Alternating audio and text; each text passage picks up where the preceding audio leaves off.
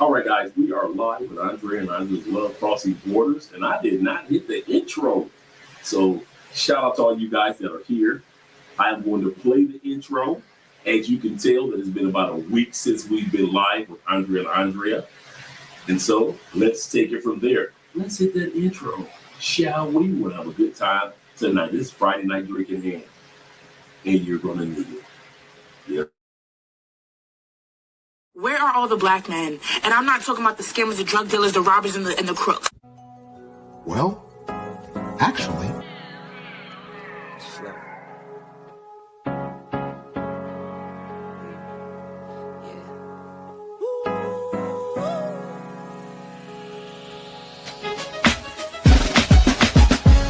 Yeah, I'm watching the rise, and I wouldn't say I'm shocked, cause I'm hardly surprised. This one's for the ride, this one's for who knew I'd make it, just needed some time. This one's for my wife, could've left 1,000 times just about my side. This one's for the grind, I knew it would have to just have the strength in my mind. It's the Travel OG, and welcome to the Black Manosphere Conclave 5.0!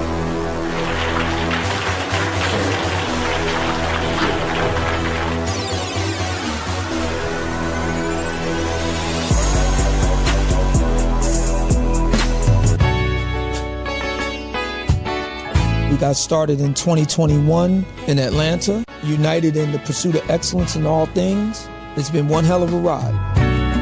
Can I tell you what's on my mind? Cause I've been thinking about it for quite some time. Hey, can you give me a moment to declare my love? Can I tell you what's on my mind? We're now focusing more on opportunities for men, in particular passport bros. Guys who go abroad, they want to have a different lifestyle, they want to have a different achievement abroad. Oh yeah, there's without a doubt the narrative has changed for us greatly. I just finished speaking and having a chance to tell individuals about how to live the American dream outside of America. And I was here to help so many men when it comes to understanding what they need to do in order to relocate. With the political climate, things that are happening worldwide, guess what? Nobody's coming to save us. So it is indicative that we all bound together, tighten up like a fist, and strike a mighty blow against everything that's fighting to stop us, man. It's nothing but good, positive people, good, positive energy with one goal in mind, and that is to make money, get the hell out the Matrix, and enjoy your life. You dig? So shout out to all of y'all. Theme music. Yo, what's going on, y'all? This is your man Marcus A. Brown, and I'm here to tell y'all that I just got done with my first consultation with the brother Andre of Love Crossing Borders. I just wanted to give him his praises. I need y'all to do two things if you haven't already. If you haven't, subscribe to his YouTube channel, Love Crossing Borders. Also, if you are going to Colombia, if you're thinking of going anywhere, traveling internationally, please consider booking a consultation with the OG Andre of Love Crossing Borders. You will not be disappointed. And y'all, get in tune with him if you haven't already. Tell him MAB sent you. Peace. Where are all the black men? And I'm not talking about the scammers, the drug dealers, the robbers, and the crooks. Well, actually.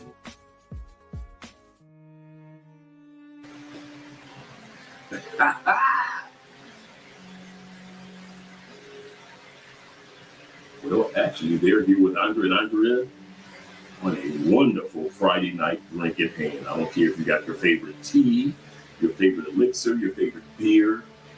I don't care if you're drinking warm milk, cold milk. I don't care if you took milk and created ice cream or butter. Whatever you want to enjoy here with Andre and Andrea's Love Crossing Borders on a wonderful Friday night. I'm so excited, I just can't hide it. I'm about to lose control. And I think I like it. We got a good one tonight. We're going to take a video of mine that went somewhat viral over the past couple of weeks, thanks to our brother, a man supporting men, AMSM. And we're going to kind of break that video down. Because I realize that before you guys leave the United States, if you keep playing games, there are 3 women that have become, or types of women that have become very, very, very expensive for you to date in the United States. Now, once upon a time, yes, these women, it was dang near free for you to date them. I know during Generation X it was, during the baby boomers era it was, but with the millennials and with this new era of social media dating, the women that you could date for absolutely free have become officially the most expensive women to date in the United States.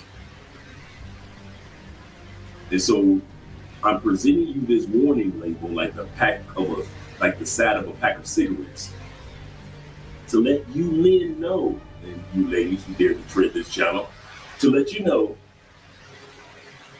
yeah, you gotta be careful out there. If you plan on relocating to another country,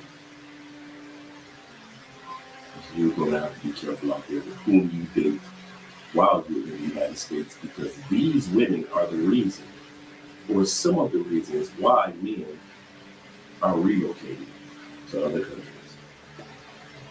Well, before we talk about that topic, let's get started with the shout outs. Oh man, it's been a few days, man. Your boy's been under the weather. I'm talking about underground under the weather. Your boy I got sick, and then your girl Andrea got sick, taking care of me when I was sick. And now that your boy is better, now I have to take care of your girl Andrea while she feels a little bit under the weather. But I'm glad that I'm back, especially on a Friday night. Shout out to all you guys that are here. We got 23 in the building. Glad to see you gentlemen here. Shout out to T-Mac with the first super chat. It is, I feel like I don't know if I've been on vacation. All I've been doing is sleeping, and more sleeping. So your boy's energy is back on track. Glad to see that you guys are here. He said, welcome back, Ray. Yes, sir. Yes, sir. He said, audio seems like it's having issues. The video also looks a little off. Does it? Let me see. See, mine over here looks great, dude. I'm looking at the same thing, and I kid you not. The video looks wonderful. Let me see. Let me check on the audio. Give me a second. Give me a second. I forgot to connect my ether cord, so that might be it. Audio sound like fishbowl. Okay, give me a second, gentlemen. Let me connect my ether cord and then make sure I double check on the audio. So let me double check right here. Let me double check the audio right now. So that should be fine. Let me go out and then I'll come back. I'm gonna leave out for a second, guys, and I'm gonna come back in.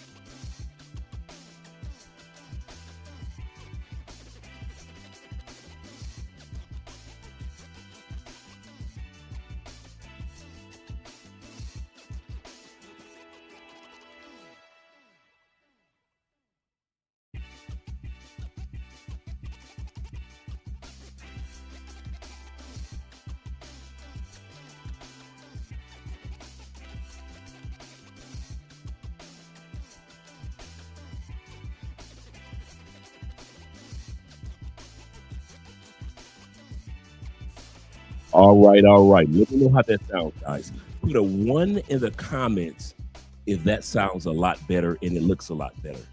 If it sounds a lot better and it looks a lot better, put a 1 in the comment section. Let me know. This is teamwork, gentlemen. I'm not doing this alone. This is teamwork. Good Friday to everyone. Let me know how I look. Let me know how it sounds. All right, a lot better, gentlemen. Shout out to Average Man in the building. Shout out to my man Don, aka Don B. JP in the building. Shout out to Makichi Man in the building. Representing. T-Mac definitely sounds better. Good looking out, T-Mac. Appreciate you, brother. Shout out to my man, LJ the Southern Vegan. Glad to see that you're here. And my brother Jay letting me know in advance that it sounds much better. Much, muy. Yes, sir. Shout out to you. Let me give shout outs once again to T-Mac being in the building. Shout out to all you guys that support the channel by way of PayPal, Cash App, Super Chats, as well as Bitcoin. Shout out to all you guys. Glad that you're here. He said, welcome back, Dre. He said, audio seems like it's having issues and video also looks a little off. So I'm glad that we got a chance to take care of that as a unit. So we're looking pretty good. Yes, sir. My brother Kenny, in other words, Kenny Peoples in the building. Good evening, Dre. Long time no see, sir. We were worried about you. Yeah, man, just caught a basic cold. Like after last Friday, I caught a cold. I was going to come on the live stream. We're going to watch good old fashioned karate movies on Saturday night. I was done. And then every time I tell myself I'm going to come back, I'm going to come back Tuesday. I was like, yeah, you aren't coming back Tuesday. No, I'll do it on Wednesday. I'm going to do a show on Wednesday. Nah, you're not coming back Wednesday. And so I just let Andrea baby me. Shout out to all of us men that have good women on our side, no matter what country you're in. I want to give a shout out to all the ladies that support us when we are in other countries. Let me turn that music down a little bit, just a little bit, because I know it's a little loud. But I do want to give a shout out to all of the ladies that we have met in other countries that take care of us. I don't care if it's a hot meal. I don't care if it's showing us around the country. I don't care if they were able to show us how to open up bank accounts. I don't care if your lady was able to negotiate your apartment or your Airbnb for you. I want to give a shout out to all the ladies that support us men that travel around the world, because I am telling you, and all you guys that got good women can attest to what I'm about to say. Boy, a good woman is worth her weight in gold. Gold, I say, when she is on your team, when you need her most. When you need her most. Some of you guys I want my woman to look like a 10. I need her to look like a Filipina 9. All that is cool. But I'm telling you, you better make sure if she's a 10 in Vietnam, that she is a woman that's going to be on your side, because it's cool to be on your side when things are thick. But when things get thin, shout out to all the women that out there support us dudes as we travel to all these countries. Let's continue on. Yes, sir. He said, and to do welfare check in. He said, kicks in the front door. From now on, you'll be Granddaddy Dre. You're a senior citizen. I will take that. I will take senior citizen Dre and flip it. You know why? Because a lot of men don't make it to this stage or this age. So I am not insecure about my stage or age of life. Yes, sir. Shout out to them because you know why? I'm one of them Detroit boys. You better back the fuck up out my face, goddammit. I'm from Detroit, Michigan. Don't play with me. I'm one of them Detroit boys like my brother Nate. Them 313 boys, you know how we act in public. You know how we act in public. He said, hey, hola, big bro Dre. You've been hiding. Hey, you know how us Detroit boys do. Every once in a while, we catch a cold. But hey, your boy is back. Shout out to you guys. And shout out to Andrea for spoiled. Dude, you'd have thought I was a 6-year-old kid the way Andrea spoiled me while I was sick. Shout out to your girl, Andrea. He said, glad to see you. Salute to you as well as the other brothers before. Shout out to you before, as well as the other brothers. My brother DC is in the building. He says this. He said, yeah, he said, non-select black men, don't waste your time. Get your passport. The brother is preaching already straight out the gate. Straight out the gate. It's not like the man is lying, gentlemen. It's not like the man is lying. And shout out to my brother Jamon being in the building. He said I was getting the squad. He said I was getting a squad together to rescue you from and bring you held for ransom. Yeah, I'm good, brothers. I am good. Y'all know I don't disappear for nothing. I don't care. We're in another country, in another city. You guys have seen us go live from France. You guys have seen us go live here in small towns. So if I don't go live, man, there is a reason behind it. The boys it's a basic cold, nothing major, just caught a cold. And this is the crazy part. Andre caught a cold first. Then I caught a cold. And now she's got a cold again. So it happened. T-Mac thought I got kidnapped too. Shout out to all you. He said about some big chicks, big girls, big girls. We gonna talk about that tonight. Shout out to my brother Shiznerville. Hope I'm pronouncing that correctly. What's good, brother? Hope you're having a great evening. I hope you're having a great evening, man. Hey, man, I hope you're having a good. Once again, let me know where you're located. I forgot where you told me where you're located from. Put in the comments. Do me a favor. Put in the comment section. Let me know where you're located. Shout out to you, brother. Shout out to my brother Don, aka the Don JP is in the building. Glad to see that you're here. He said, "Good evening and welcome back, Dre." Yes, I feel good. It feels good to see the brethren and the family. I can't lie. It feels good to be amongst the brothers and the family. Apologies, gentlemen. Apologies.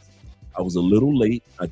One of the brothers that flew into town, I got a chance to hang with him for a couple of hours and just relax and just hang out with him. I knew he was flying out mañana, and so I figured I'd spend at least a day with him.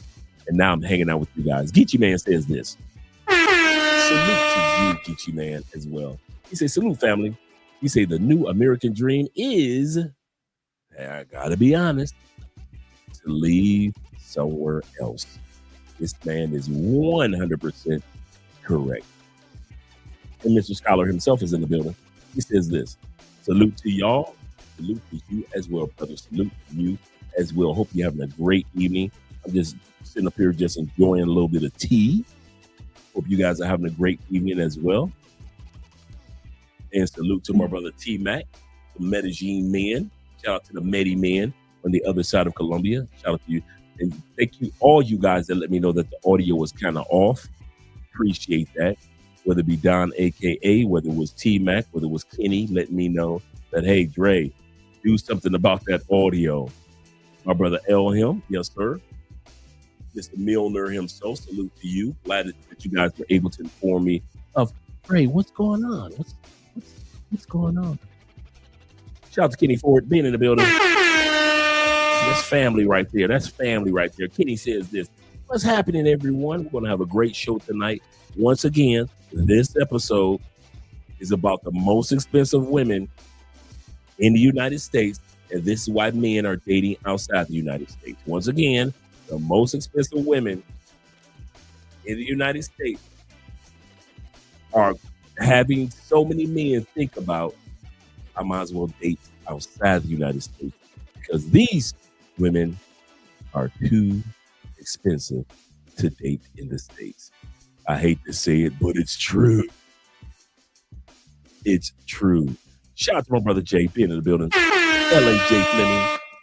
LAJ Fleming in the building. Salute to you as well, brother. Salute to you as well. Glad to see that you are here. And once again, thank you guys for supporting the channel by way of PayPal, Cash App, Super Chats, as well as Bitcoin. Appreciate you guys. And my brother can't miss out on the last but not least, my brother Jay Casey. He said 10 days countdown, and I'll be, bruh, you're going to have a great time. You are going to have a great time. Take it from me. Take it from me. You're going to have a great time. LJ, the Southern Vegan, says Dre. International Quiet Storm said that he'll be back. He's been working. Shout out to International Quiet Storm, my dude. He said he'll be back in the chat. Thank you for letting me know that. And shout out to Average Man being here as well, showing some love. Good Friday, everyone. Yes, sir. Yes, sir. Yes, sir. I'm excited, man. I miss you, brothers. I ain't gonna lie to you. I miss you. I miss you. Yes, sir, man. My dudes. Kenny says this.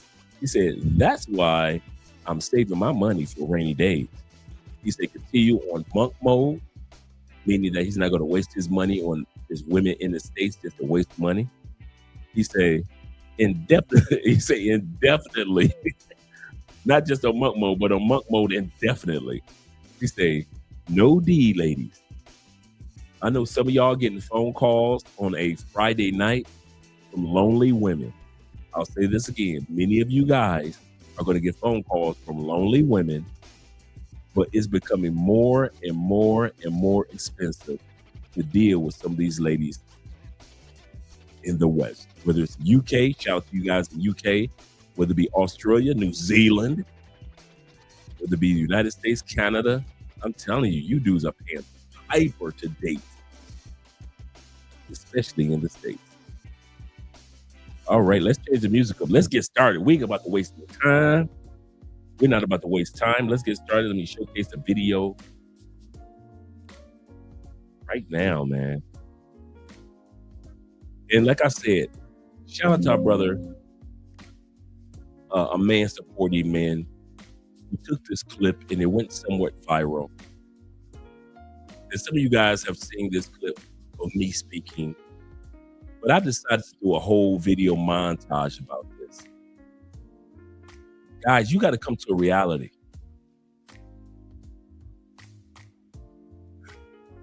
I'm not saying the juice is not worth the squeeze in the United States.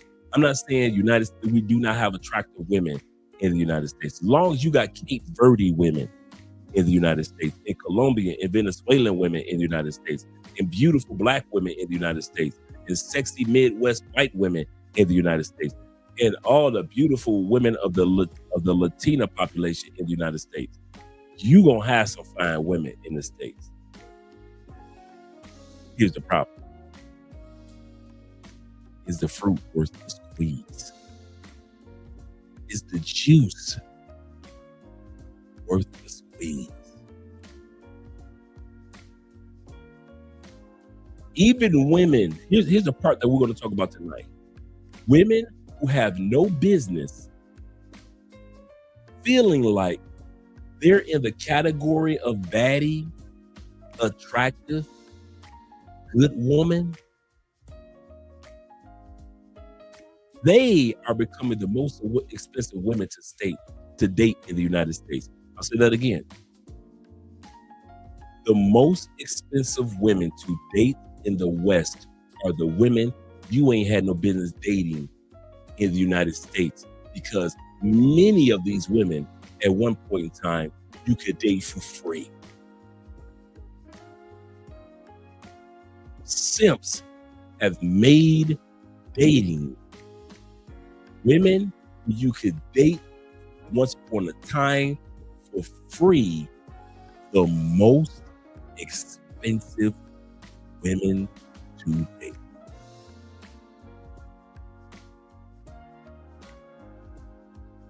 Big girls. Before we get to the video, big girls used to be once upon a time you could date a big girl when it was cuddle season in the winter and fall. You could date a big girl during tax season, but you could date a big girl when you were drunk on a Thursday night and you ain't had nobody else to smash. But you would not take her out on a date. You would not make sure you never saw her in public. If she knew your name, it was a fake name. You've been smashing that big girl for 5 years. She don't know nothing about you. She ain't never met your pastor, your sister, your cousin, your mama, your grandmama. Big girls didn't meet nobody, even though they were the sweetest. They had the prettiest face. Even though they had money, you didn't care how much money a big girl had. You didn't care how many kids she had. You did not care. Come on now. Don't tell me I'm lying, because I know it's the truth. You did not care if she had a 5-bedroom house in Atlanta. You wasn't going to be seen with her in public. Wasn't no going to the grocery stores with big girls. Wasn't no Valentine's Day cards for big girls, Christmas gifts for big girls. Big girls was dedicated to February 15th, not February 14th. Wasn't nobody taking no big girls on Valentine's Day excursions. She was February 13th. You wasn't hanging around no big girls and holding the hands of big girls on December 25th. She was December 26th. She was December 24th, Coochie. But you wasn't taking no big girls in public, and they were happy with it. I'll say that again. They were happy with it. Big girls, you wouldn't buy no Christmas gifts for. She's spending her money on you during tax season. Christmas season, you wouldn't spend no money on the damn day. Not on December 26th, you wouldn't. Not on January 2nd. Big girls were dedicated to December 31st. You wouldn't bring it in the new year with a big girl. That was just not it until December. Until entered December. And now it's expensive to the same big girl that you would smash for free, that had a cute face and a pretty smile, and she had big breasts and a big butt, but she was a big girl, but you would not take her in public. Now you got the ugly version of that, and y'all spending all type of money on big girls. Big girls on TikTok with weaves on, and they could be toxic, and they could be disrespectful, and they could talk to you crazy because simps have made big girls think you are as fine as that dime. Big girls don't have to cook no more. They ain't got to smile no more. They ain't got to be cute no more. They ain't got to do none of that no more. Big girls are like, I deserve Christmas Day. If you ain't at my house on Christmas Day, I'm leaving you. I deserve Valentine's Day. If you ain't at my house on the 14th, then you can't come over and get this coochie. Big girls like expect you to spend your tax money on big girls, when it used to be big girls spend her tax money on you. Number one most expensive woman to date in the United States is not a woman that's a debutante. Not a woman that went to Yale. The most expensive women to date in the United States are not Harvard women. One of the most expensive women to date in the United States are big girls, because you simps are paying it. Ugly chicks. Ugly chicks with decent bodies. They ain't even got to be ugly chicks that be in the gym no more. Remember when ugly chicks had bad bodies? Remember, dudes, am I lying? Come on. She could have an ugly or mid or bland face, but her body looked like Stan Lee and Jack Kirby from Marvel comic books drew her body. Dude, when I was in high school, there were some ugly chicks that had some of the baddest bodies. You be like, dang, she ain't fine, but dang, she fine. Again, she ain't fine, but she fine. Remember, ugly chicks stayed in the gym. Before there was female gym rats, before there was big girls trying to lose weight. Bruh, am I lying? Was it not ugly chicks with the baddest bodies in the gym? To where you was like, well, damn, where'd you get that body from? I don't know what's going on with my Wi-Fi. Let me know. Let me do a double check. I'm gonna come to you guys' comments. This is not a episode to tear down the big girl or the ugly chick. But I am here to tell you that ugly chick, that looks good. I'm here to tell you that chicks that are ugly, they ain't gotta go to the gym no more. Ugly girl, you ain't gotta go to the gym no more. These simps will spend thousands on you for Christmas, thousands on you for your birthday, and you ain't even gotta have your body type. I remember when I was in high school, ugly chicks had better bodies than cheerleaders. Ugly chicks wasn't even on the cheerleading squad, but that body was crazy. Ugly chicks was so fine when I was coming up that if you saw a dude with an ugly chick, you didn't even question it. You was like, hey, bruh, I can see why you with her. I can see why you with her, bruh. Now, today's ugly chicks are literally zoomorphic, animalistic, don't go to the gym, sit up there and they binge watch everything. They don't take care of themselves. They are toxic, and they are just like the big girls. They swear that they are divas and that they are a dime, and they are equivalent to all the sexy women that still go to the gym. Broke chicks. I said it. Broke chick. I don't know who said broke chicks had good coochie. I don't care who told y'all that broke chicks gave fire head.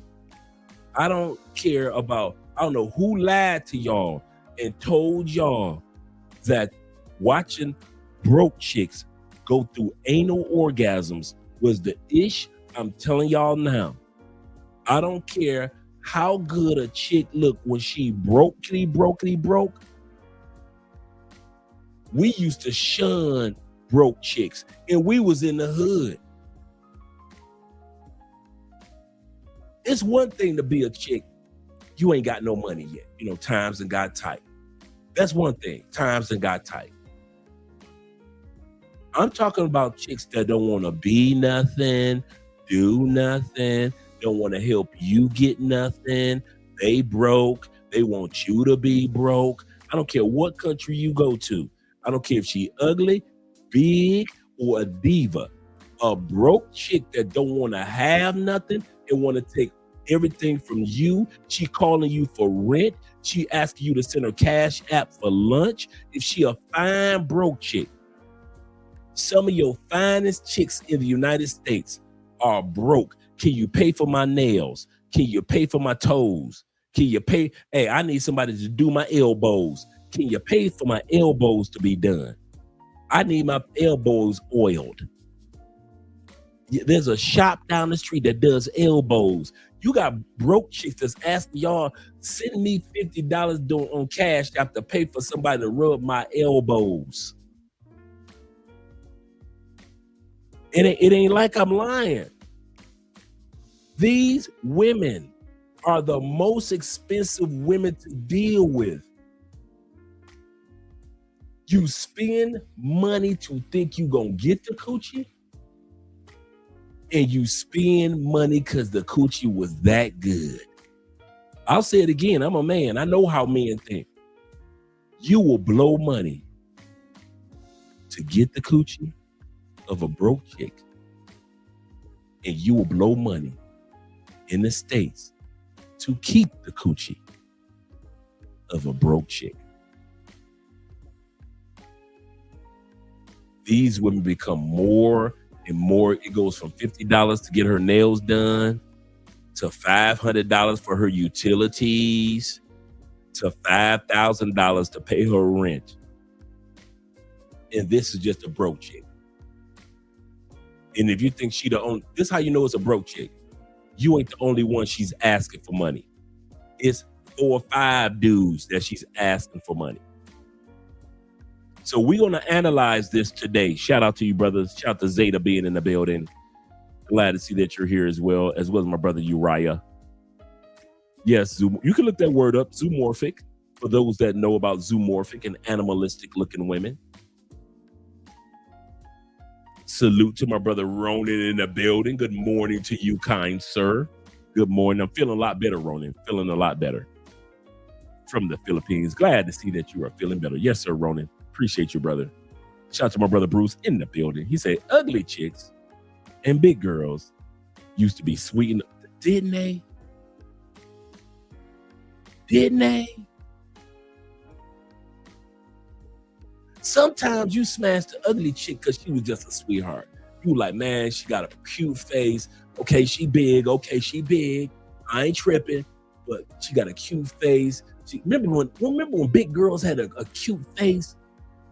She had them big cheeks and she smiled, boy, could nobody tell her nothing. She had the best sense of humor in school, whether it was college. She had the best sense of humor at the job.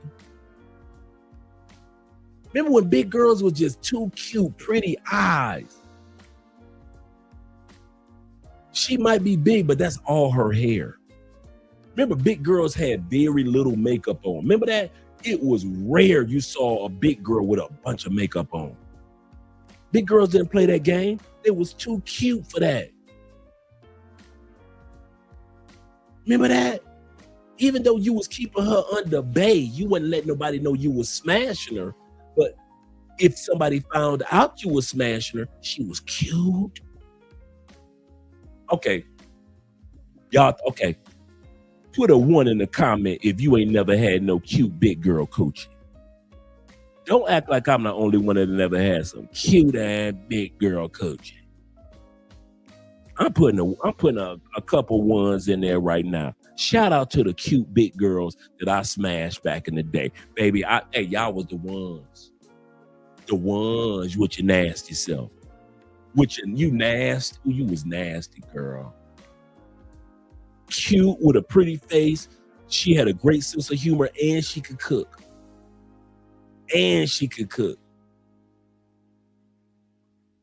Now today's big girl, she really thinks she a Slim Goody. Big girls think they tenderonis. My heart belongs to tender. Big girl, these big girls now can't cook. They sloppy. They dress trashy. They don't smile. They always in a fight after the club close. These big girls are the biggest weed heads. Remember, think about it. I'm being honest. It wasn't too many weed head big girls. Big girls ain't smoke weed like that.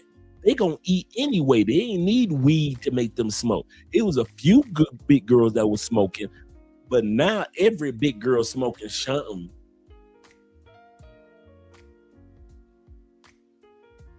Big girls didn't have to pop no Percocets to be freaky. Back in the day, big girls was just like on freak nasty. With your nasty, you are nasty. Do that again. Do that again. Today's big girl, she ain't cute. She got a bad attitude. She can't cook. She mean as hell. She swears she a 10. She been on Kevin Samuels like 15 times, Kendra G 20 times. And she swears she look as good as the female that's been in the gym for the last 4 years.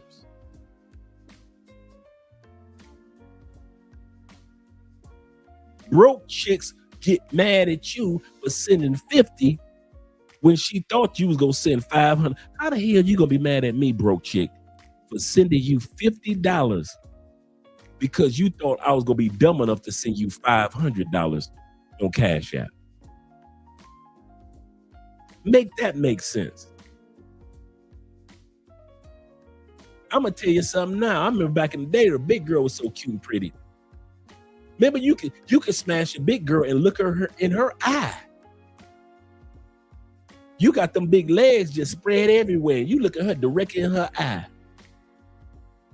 And you just dropping it in her. Just dropping loads in the big girl. Today's big girl, You be like, you turn around. I hit it from the back if I'm gonna hit it. I can't look you in your face.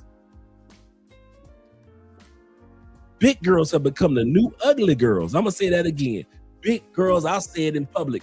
Yes, big girls, you are not who you used to be. You are the new ugly girls. Yes, you the new ugly girls. If you think that you big girls of 2026 look anything like the big girls of the 90s, you do not look as fine as them big girls. You do not look as good as the big girls of the 80s, the 70s, and the early 2000s. I'm going to tell you that now. You are so unattractive. You're nasty. You don't know how to dress. Remember big girls knew how to dress for their size? Remember big girls knew how to put on outfits that matched them? How come the 2020, from like 2020 on now, big girls dress like they are a size 10 instead of a size 20?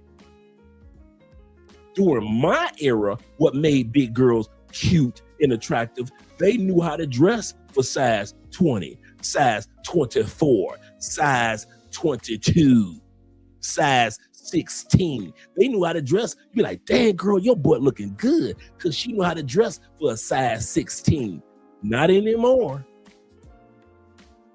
Big girls be walking around in crop tops in the States. Big girls be walking, dude, during my time, you will never see a big girl in a mini skirt. Big girls knew, my body ain't made for no mini skirt, boo. This is not what we do. I have never seen a big girl in a mini skirt until like after 2015.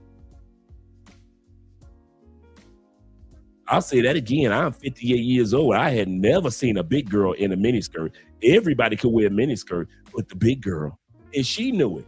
So she had her own style that made you want to smash the big girl. Big girls knew, let me get a wardrobe, let me get an outfit that makes a man attracted to me. Not now.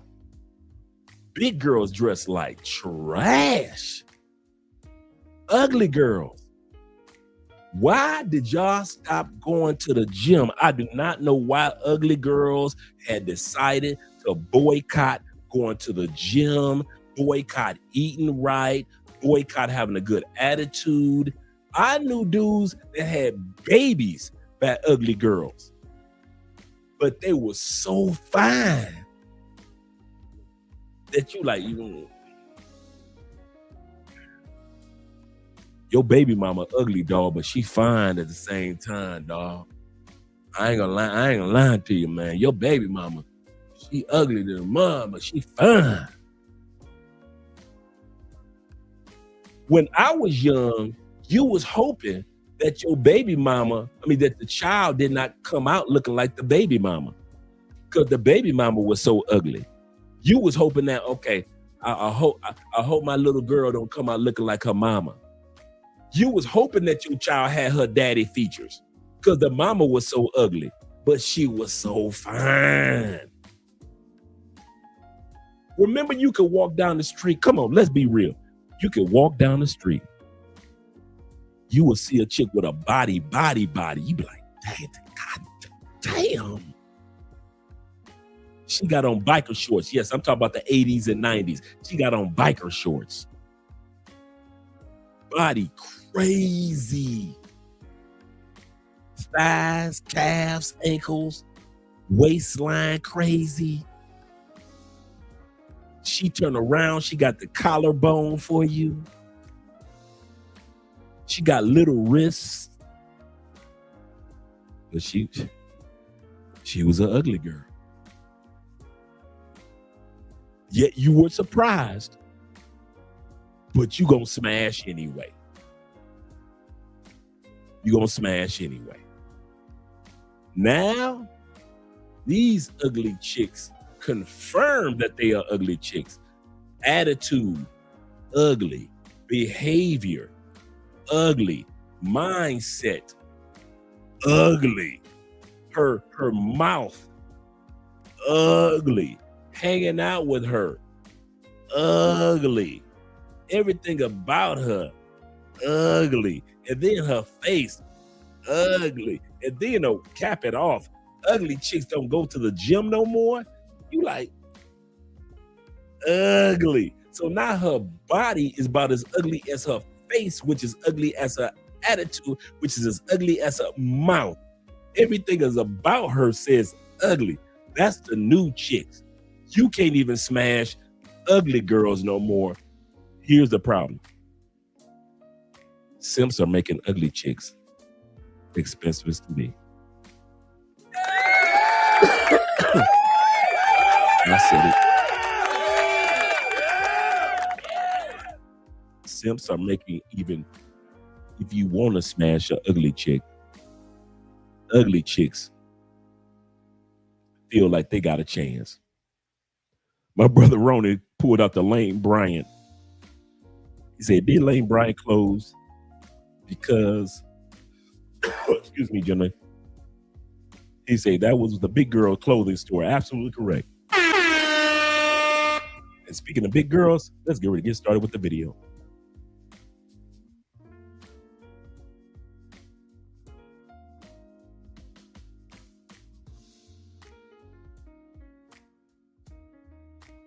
But I'm gonna get it out of the way.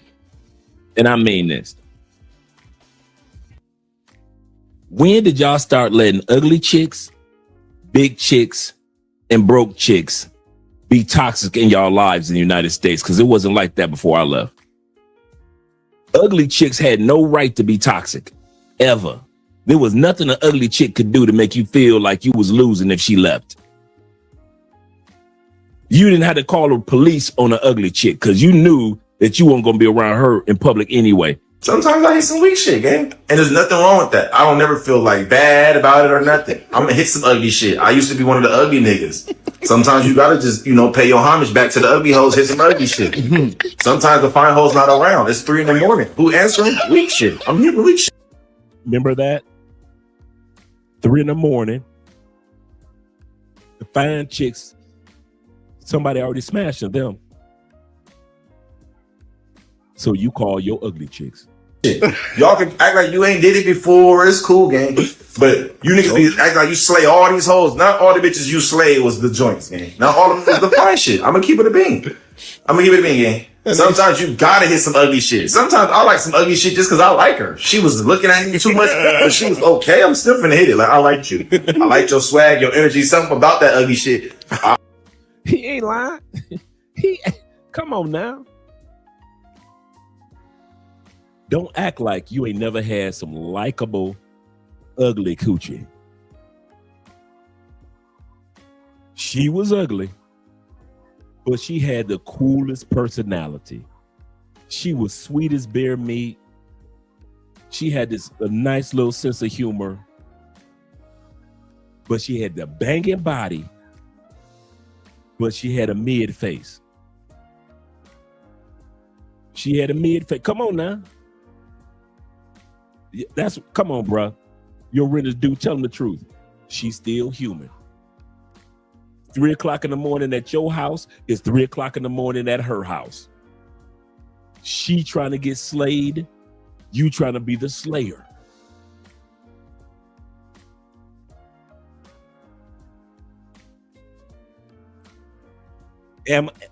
Is it just me, or did ugly chick give the most grateful head there was? You be looking at an ugly chick giving you head. She be looking grateful than a mother. You supposed to be the grateful one. She slobbing down. It's just she just throwing slob all over your thigh, all up your chest. She just slobbing everywhere. She just grateful that you called her at 3 o'clock in the morning. You looking at her while you shaking. Do it again, baby. Do it again. Don't act like I'm the only one that had the 3 a.m. fit, feminine, friendly, but not the face. Ugly chick. I'll say it again. She was fit. Check. She was feminine. Check. She was friendly. Check. She was submissive. Check. She was supportive. Check. but I could only see her at 3 o'clock in the morning because she was the ugly chick. She was the ugly chick. I ain't the only one. Yes, sir. You was her 3 a.m. blessing. From that night, bruh, you could smash an ugly chick before she had to be at choir rehearsal Sunday morning. You watching the ugly chick put her robe on before church service. She kicking you out the house because she got choir. She's in the choir, lead singer. Man, y'all gonna quit playing with me, acting like y'all ain't like. Thank you. She was fit, feminine, friendly, and non-fine, and you was cool with it. You just didn't showcase it in public.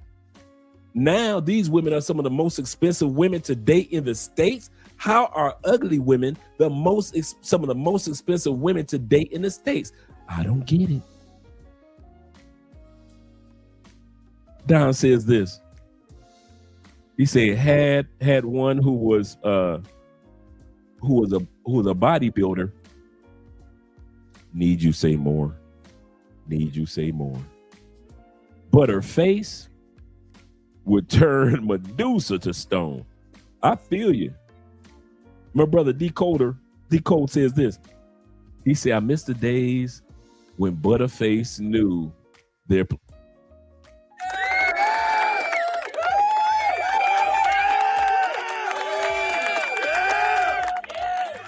It ain't like he lying. It ain't like he lying. He said, I miss the days when Butterface knew their place. Attitude was in check. He said the XEX was expected immediately. Simps got 3s. I remember those days. I remember those days when simps was not getting 10s.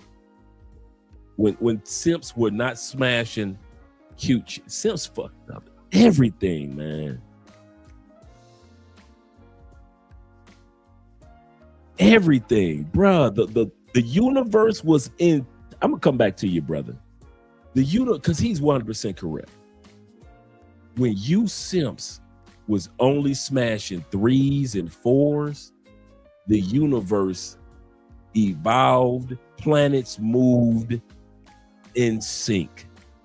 The moment that you simps got some 10s and some 7s and some 6s and some 8s, and you realize you simps, all you had to do was make money and then break money. The moment that simps discovered I could be a simp and all I had to do was make money and break money, oh, the universe fell apart in every country. I'm talking about God was looking like, why is Saturn spinning that way? Man, I kid you not, the world was good. The world was good. Very little wars, like 1 or 2 wars. Mamas and daughters got along when simps wasn't simping. Presidents were presidents when simps weren't simping. Black men and black women got along when simps were not simping. The moment you motherfuckers realize I can use my money and I don't have to have game, I don't have to have looks, charisma, sense of humor. The moment you simp got a passport, everything went to hell.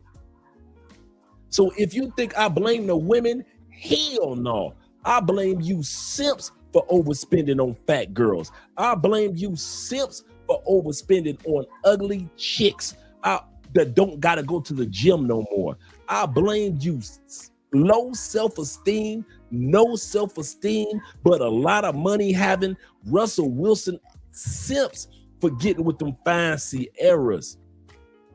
I blame you simps for getting with broke chicks and sending them Cash App money and building apps and creating the sugar daddy movement.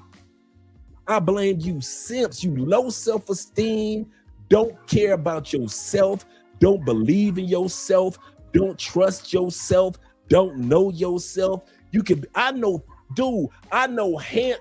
Personally, I know handsome simps. How the hell you gonna be a handsome simp?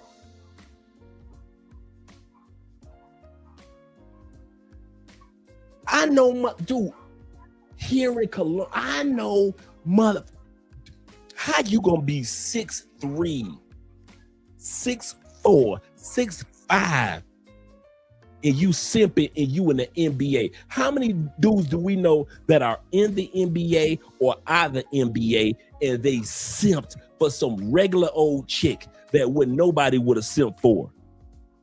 The Brittany Renners, all these other chicks, that's Instagram chicks that NBA dudes simp for. How you gonna have money, looks, how you gonna have the height? You stay in the gym, Mr. NFL, you stay in the gym, body type.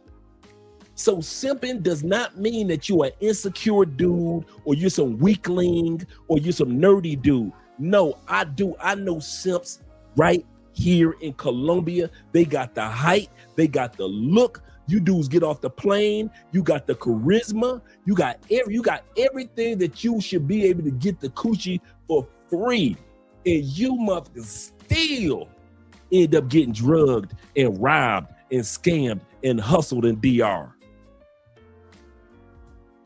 How the hell, explain that one to me. How the hell you gonna be a handsome simp?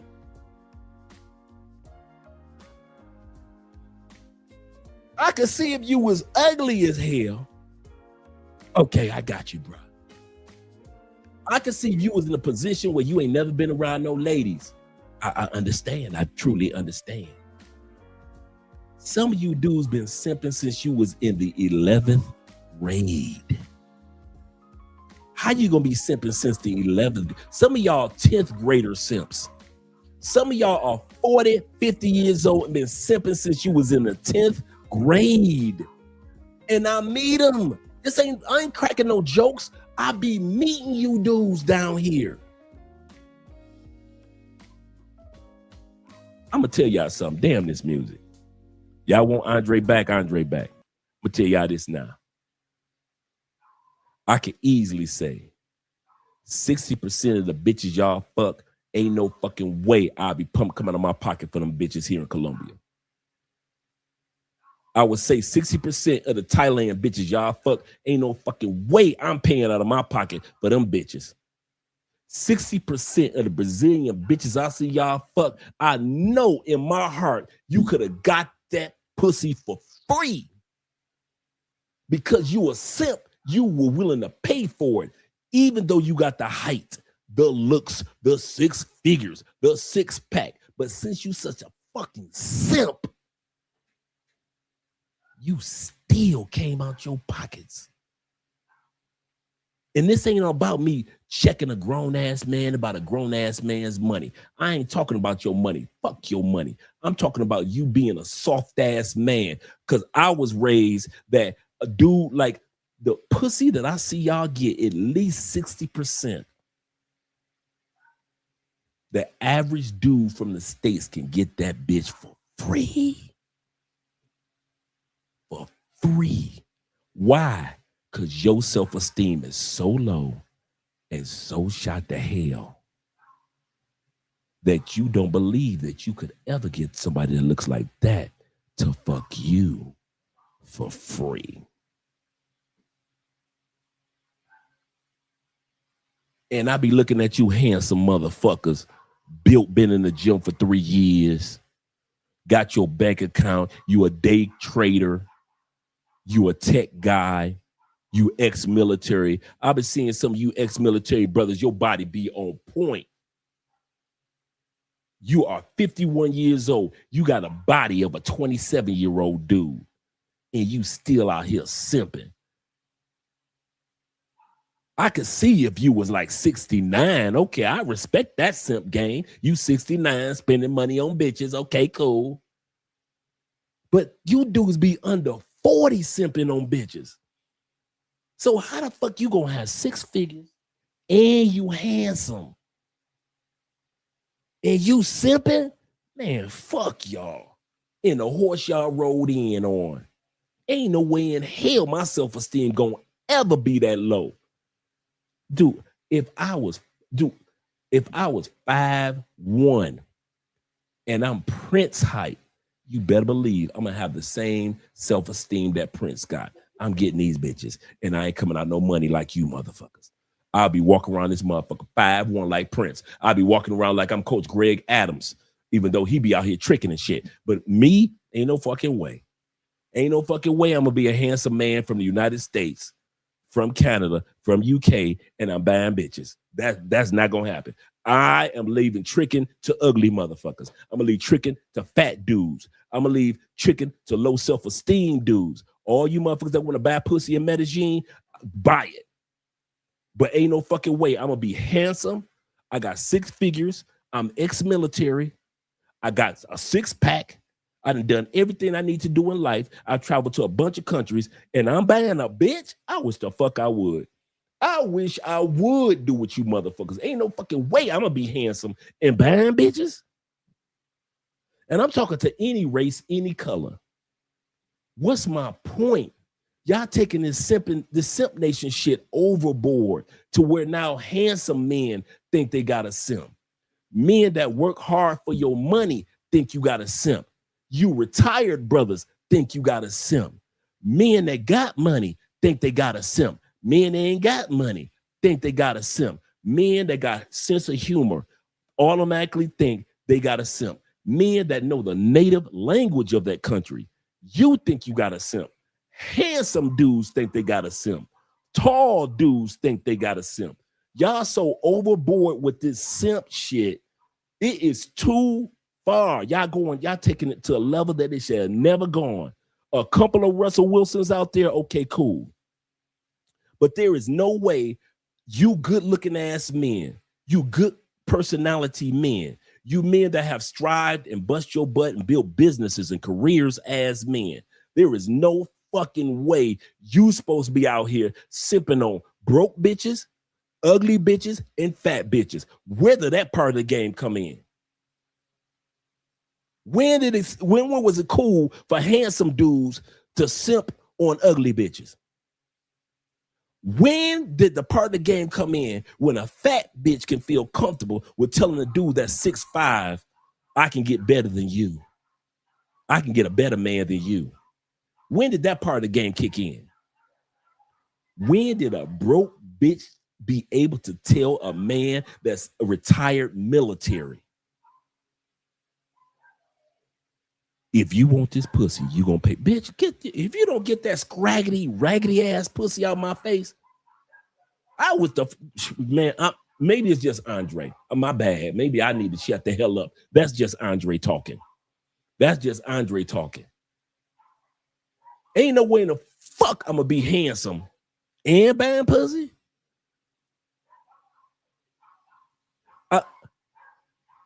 You dudes got 200,000 in a 401k. Your stock investments, you got another 25 to 40,000. Your savings account is another 10,000. You got another 17,000 in your bank account. And your self-esteem is so fucked up that you got a simp for these raggedy ass Colombian bitches. You don't see the Colombian. Okay, here you go. This is the part that gets me. I'm gonna tell y'all something for real. How the hell are you American, UK, Canadian, European men far more handsome, taller, focused, and charming than the Colombian and Venezuelan men? And these dudes ain't even coming out of that $500 paycheck a month that they make. Colombian women say that their men are built like Bugs Bunny. I'll say this again. Colombian women say about the average Colombian dude, this dude is built like Bugs Bunny. Same height, no chest or stomach. But yet these dudes who are only making $500 a month ain't tricking like you simps. Ain't nothing wrong with tricking. Just don't trick yourself in the process.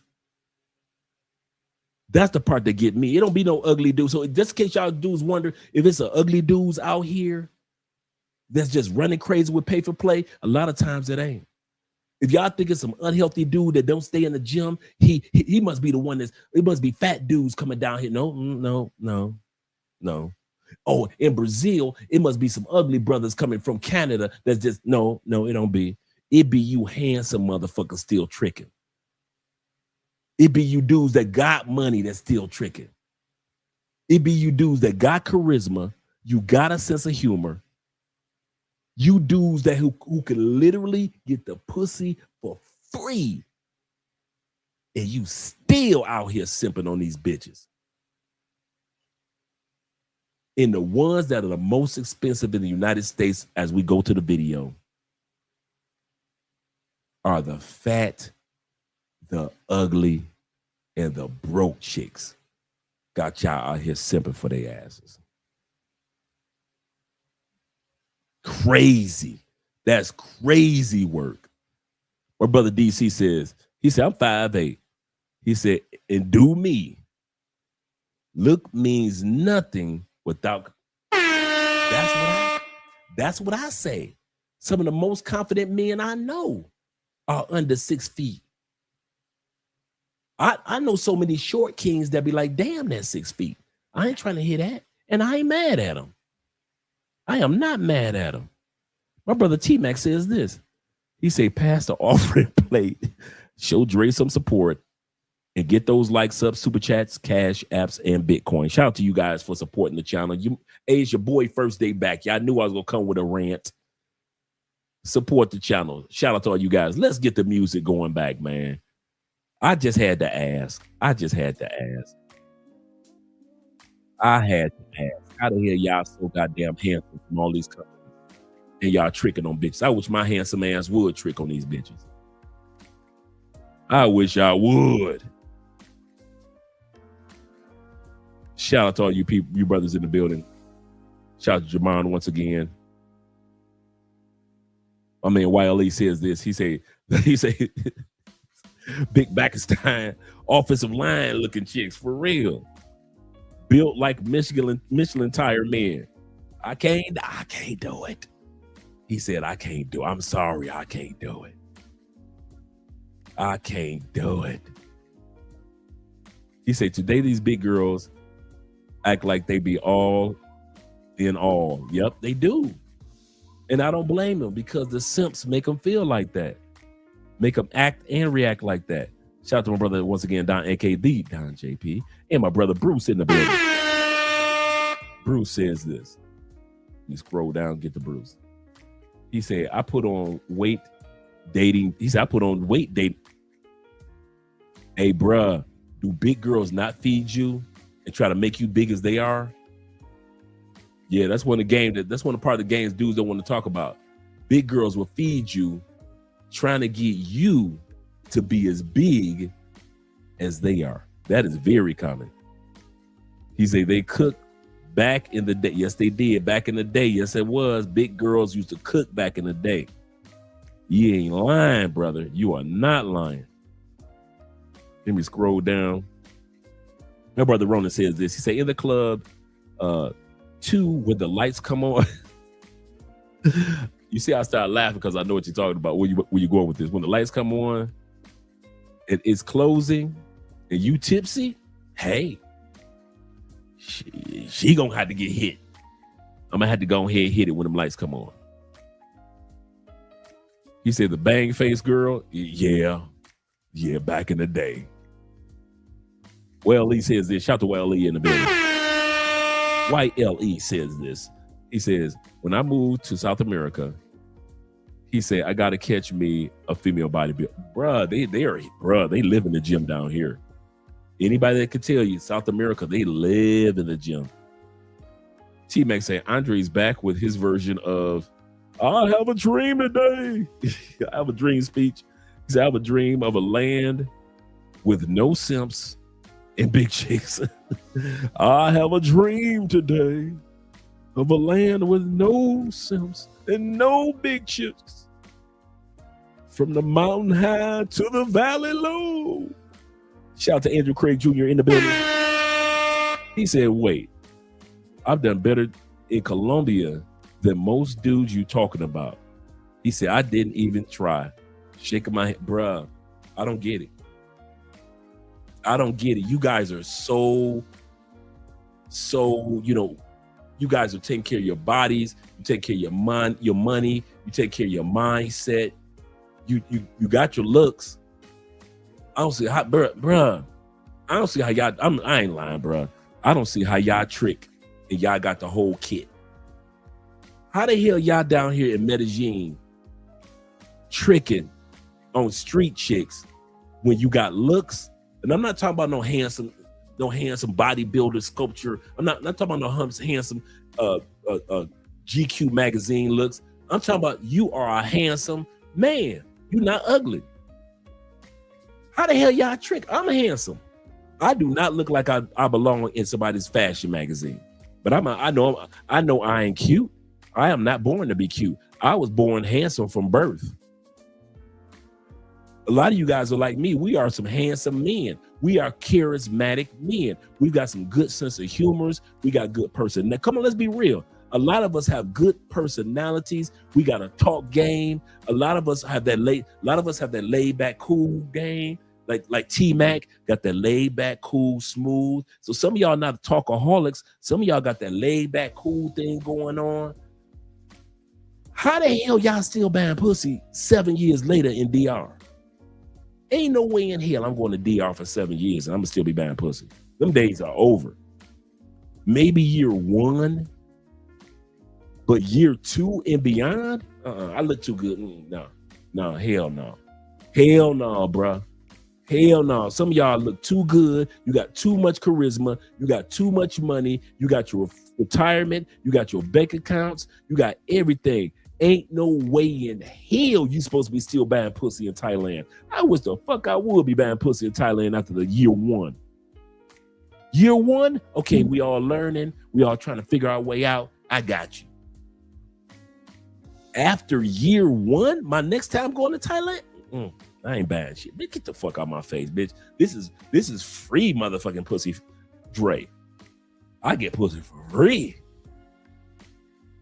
I'm in Thailand. Dre, how much you pay for her? Nothing. I'm in Colombia. Dude's gonna be Dre, how much you pay? Nothing. I'm in Brazil. Dre, how much you pay for? I ain't pay nothing. Us ain't. And you American, and you Canadian, and you from Europe. These chicks ain't even used to your type of dick.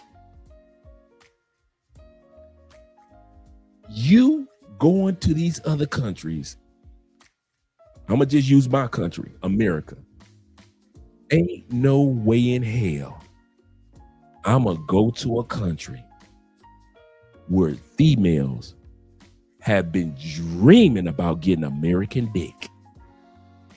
And I don't care if I'm in Medellin, I'm going to treat it like they ain't never seen American dick. Like I'm the first American dick in Medellin.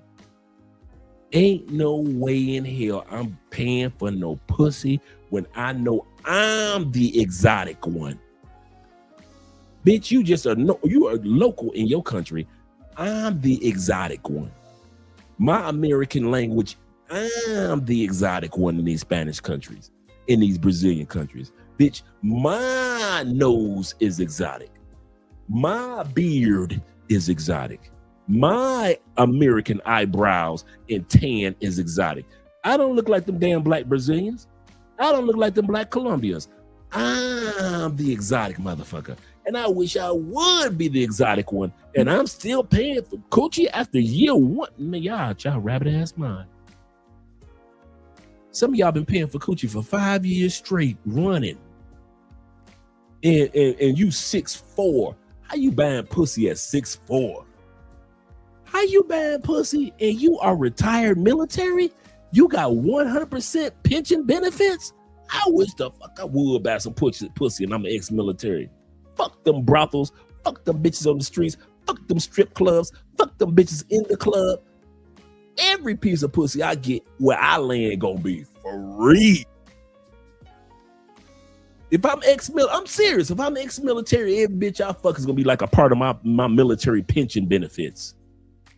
I'm gonna be fucking bitches as if I was like, it's a part of my pensions. Like, yes, I'll get my disability and I'll be able to get my GI Bill and I'll get free pussy around the world.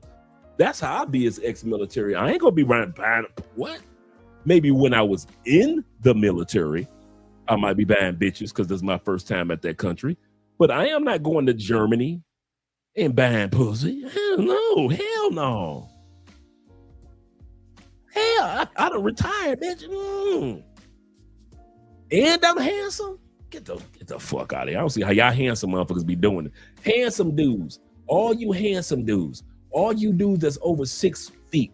All you dudes that got benefits and money in the bank account. All you dudes that got savings and investments. Explain to me how the fuck y'all still buying pussy. Explain it, tell me, put in the comments. Explain to, other than being a goddamn simp, explain to me how the fuck you gonna be handsome. You got a sense of humor. You know how to crack jokes. You that laid back cool dude like T-Mac, my Uncle Jeffrey. Excuse me. And all you other cool dudes, you know what I'm talking about? The cool dudes that's always getting the pussy. How the hell you gonna be that cool dude? Explain to I want to know how y'all paying for pussy. I could see if regular dudes paying. I got you.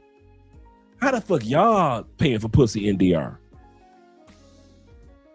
I wish the fuck I get off the if it's 5 of my partners get off the plane, all of us over 6 feet. I bet you I ain't buying no pussy because of them dumb motherfuckers bought some pussy. Bet that. You better believe that. There's no way in the hell I'm be 6'3", the way these bitches be begging for a 6-footer around the world.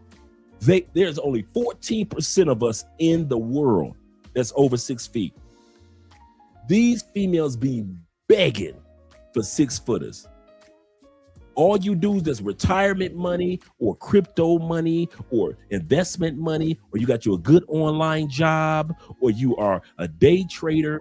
How the fuck are you paying for pussy when your ass is in demand? Because around the world, you are so rare. How the fuck you still paying for pussy? You can put that in I want to hear what y'all got to say. I'm going to the comments right now. I want to hear what you dumb motherfuckers got to say. I never understood that stupid shit. I ain't never understood how you gonna be ex-military. You was based in Vietnam. You was based in Thailand. You were based for 3 years in the Philippines. How the fuck you gonna be ex-military and you buying Philippine pussy? I wish the fuck I would be ex-military and I'm buying bitches. When I was in the military, I got it. Now that I'm out and I got my disability and I got all my other money and I got all my other benefits, I wish the fuck I would buy a bitch in the Philippines. I would date in the Philippines, build a relationship in the Philippines, but I'm not about to go to the Philippines and buy bitches like when I was a private. When I just got in the military and shit. I ain't buying no bitches like when I was a private. Like when I was Gomer Pyle and shit. Yeah, when I was Gomer Pyle, I was buying pussy. Now that I'm retired, I'm still buying bitches. What's the fuck out? Get the fuck out of my face with that one. Y'all ain't gonna never be able. Damn the comments. Y'all ain't gonna ever be able to explain that one to me. Ever. T-Mac says this. What's it? I think I read this one. Shout out to T-Mac. You ain't gonna never be able to explain that one to me. You dudes are, my point in saying this, you men are so valuable, and some of the men that simp the most are some of the most valuable men on the planet. You think valuable men is because of race. Well, he's white, so he get all the pussy. Let that one go.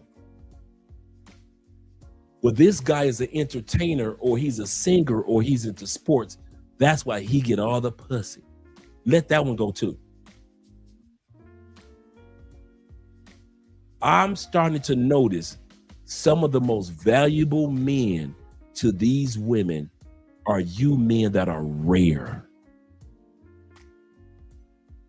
If you are American in certain countries, you are rare. If you have retirement and you have benefits, you are rare. If you are a dude that takes care of your health, you are rare. Physique, you looking good for your age, you are rare. You are handsome than a mile without being a supermodel or a pretty boy, you are rare. If you are a certain height, you are rare.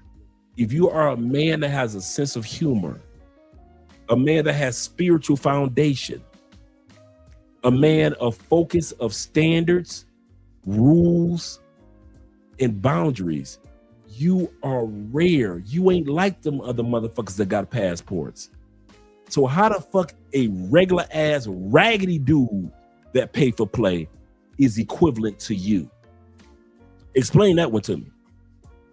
How is a passport pookie equivalent to you grown, responsible, focused men? Because them damn passport pookies pay for pussy. Why the fuck are you still paying for pussy? I never understood that one. Whatever happened to us old school dudes, I'm a talker out the panties. Remember that one? Remember that one? Remember that one? Remember you was broke in college? Did you not talk chicks out the panties? Remember you was in high school? You was broke, wasn't you? So what'd you do? You talk chicks out the panties when you got your own place. If you was going to the clubs with your boys, was you not talking chicks out the panties when you was got your first good job and you saw a couple of coworkers that you want to smash? Did you not talk chicks out the panties? You got married and you want the side chick.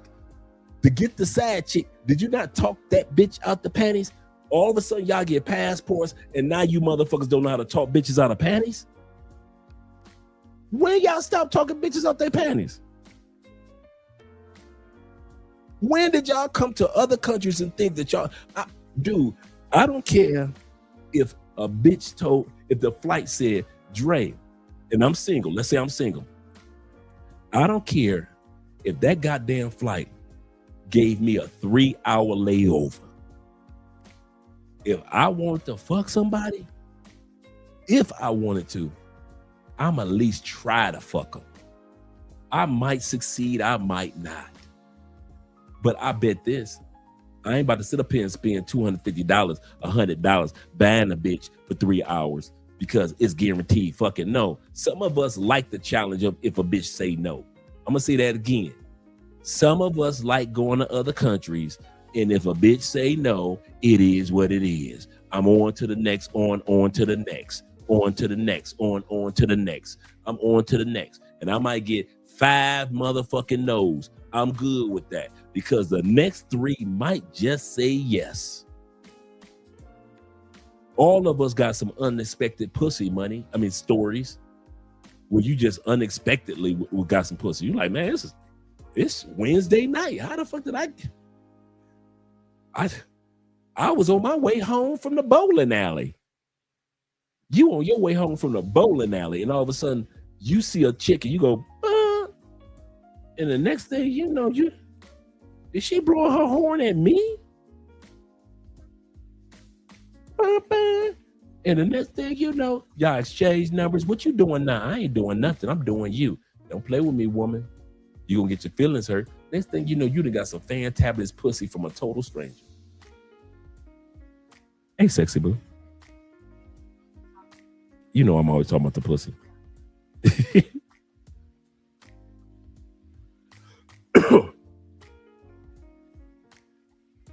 Just unexpected. Like she walking out the gym, you walking out the gym. You ain't never met her before. She ain't never met you before. Next thing you know, y'all in her motherfucking car in the parking lot.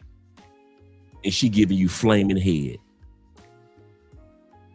You got your hands all up on her windshield and shit, just fingerprints all on her windshield because you going crazy. You be dazzled.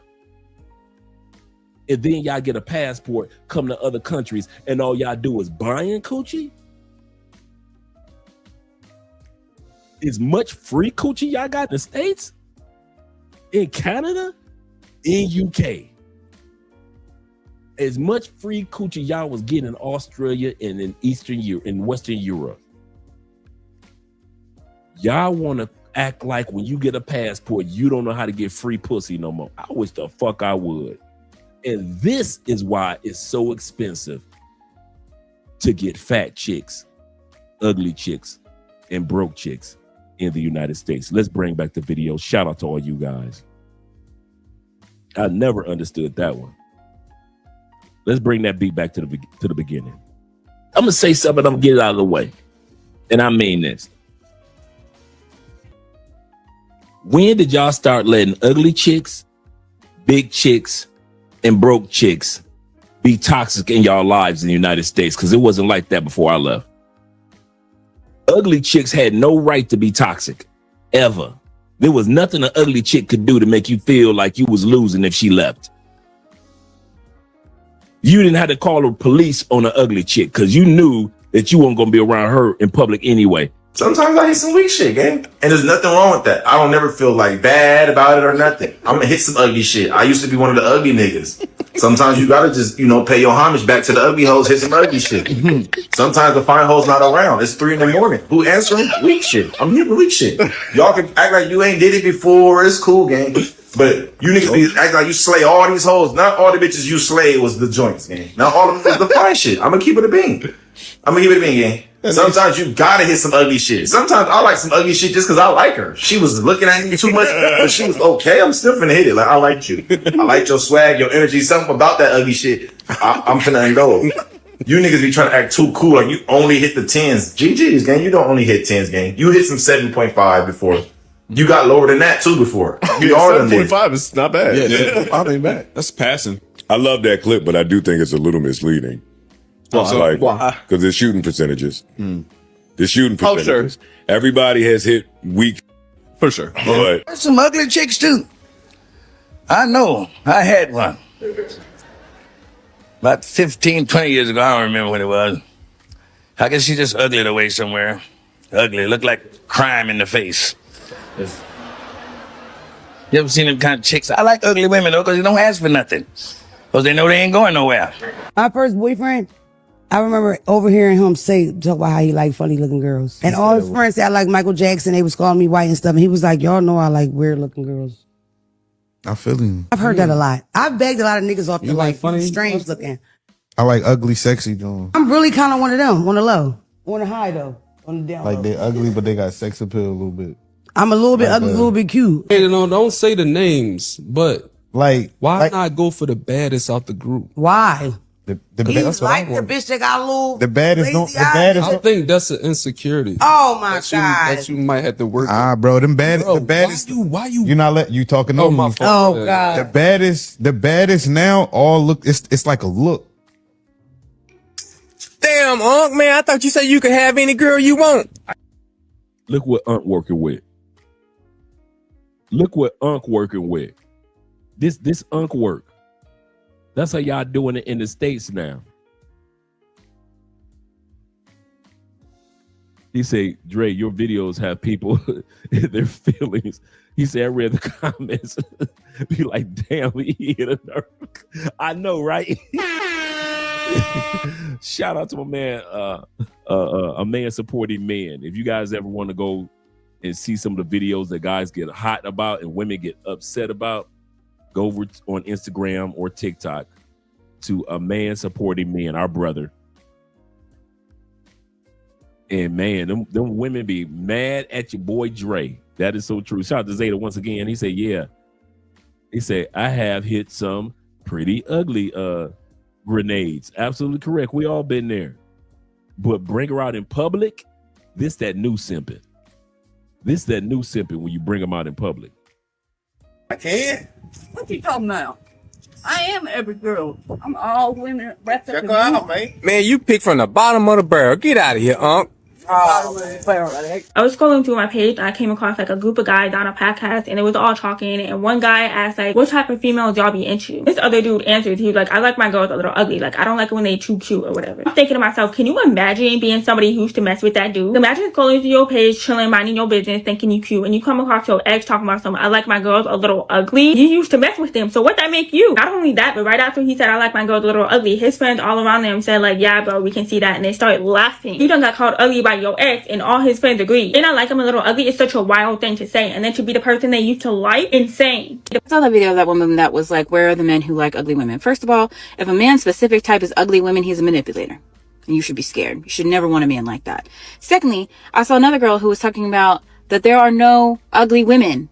Baby, confidence and upkeep. Let me show you what I looked like when I had no confidence and no upkeep. Bruh. Bruh. T-Mac, this the same chick that was just talking, bruh. This is what y'all be smashing?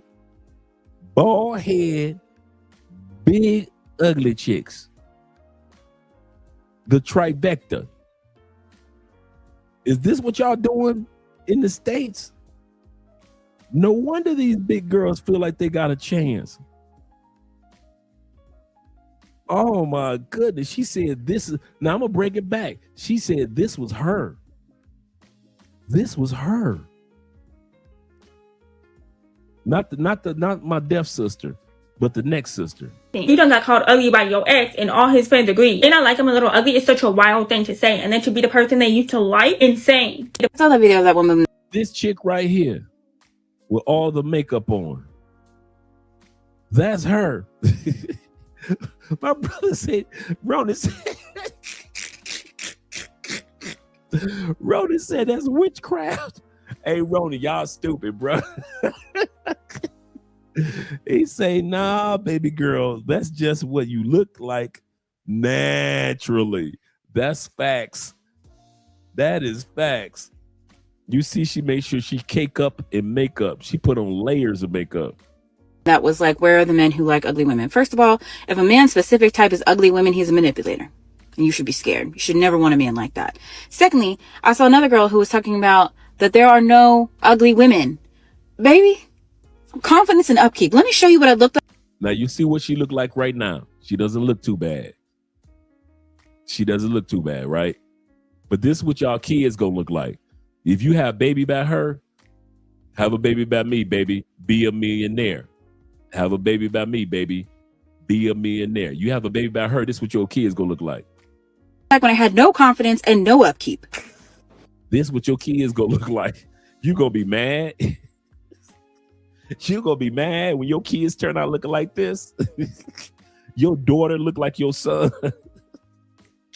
Why your daughter look like you? She should have been born a son. Oh my gosh.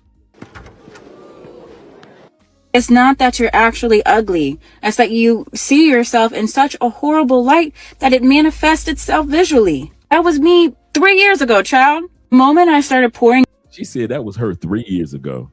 Shout out to her. I ain't mad at her.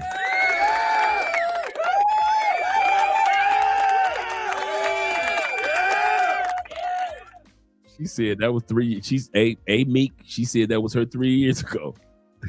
Zeta said she had the cake up for the face, put hair helmet. Yep, she had to put the hair helmet on to perform that witchcraft. Absolutely correct. I'm just saying, it ain't like Meek lying. It's not like Meek is lying. Shout out to Meek. Into me, pouring into my appearance, pouring into my soul, my heart, doing the inner work that I need to do, baby, I became pretty. I did. When did ugly chicks in you? I'm asking, and I'm serious. Put in the comments. When did y'all start letting ugly chicks become toxic? Broke chicks. Maybe I've been gone too long. When did y'all start letting broke chicks from the hood become toxic? Dating a broke woman is 100% a liability. A woman that comes with nothing is also a woman that has nothing to lose. Find a woman that has her own money, that has her own goals, that has her own reputation to protect, because she will move different. Never let a woman's beauty distract you from your own stability. A woman with nothing invested can walk away from destruction like nothing ever happened. Choose your woman wisely, King. So let me tell you something. I have dated some broke chicks, and there ain't nothing worse than somebody broke sitting there screaming and bitching. Jeez. I'm just calling it like it is. It's way easy. It's just as easy to find one with money than it is to find a broke one. Red flag. It's interesting that broke women don't see themselves as broke. They just think they don't have the right man to extort. Red flag. I got 7 kids. I'm their daddy now. I don't like to clean. I love dirty bitches. I smack the shit out you. We gon' fight. I'm a hoe. I'm a pimp. I'm broke. I got bread. I'm homeless. You can live with me. One of the worst things a man can do is get yourself stuck with a broke ass chick. And what I mean by that is the women that are so entitled that they make minimum wage, but they expect you to make over $100,000 a year and pay for her hair, her nails, her outfit for a first date. These are the types of women that think Cheesecake Factory is below them when they cannot even afford Cheesecake Factory for themselves. These are the women that are going to complain that he didn't pay her rent or her cell phone bill after a month of dating. Like, y'all don't even know each other and you have your hand out like you're freaking panhandling. I am so tired of these women having this sense of entitlement that they are expected to be given everything and give nothing in return. You don't want to cook. You don't want to clean. You don't want to take care of a household. You don't want to take care of a man. You don't want to do anything but exist. And most of y'all are lazy, mean, rude, and selfish. And I don't understand why any man would want to put up with that. Bro, you know what's wild? Girls will ignore you, the person with a car, a job, a home, like you live in a nice apartment that don't have roaches, like you got furniture, you got everything, you got all the amenities, you got all the subscriptions, you got literally clean clothes, laundry detergent, you got a dishwasher, you got in-house laundry, like actual machines in your apartment. And girls will say no to you, say you're giving broke energy, and they live in a trailer park. A trailer park, bro. Are you serious? You live in a trailer park. A trailer park. I've never lived in a trailer park before, and I can tell you what the experience is without living there. And we're not even talking about nice trailer parks. They live in the ran down ones. The ones where the building is about to fall in on themselves. And they think that because guys run through them at clubs and stuff like that, the high value guys, the guys with the money and everything, they think that those guys care about them. I have a question. Please explain to me how come a broke man don't deserve no love, but a broke bitch do? Confused. I'm talking about chicks that don't want no job. They got 3 or 4 baby daddies and 5 or 6 kids. Look, y'all.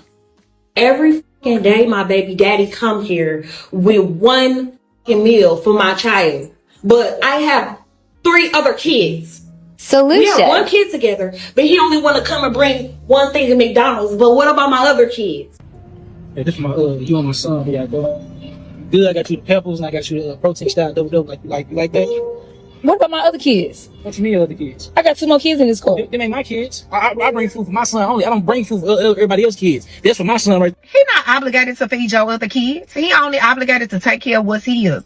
So the food that he gave you, split it with your other kids. What's up? Here, What is this?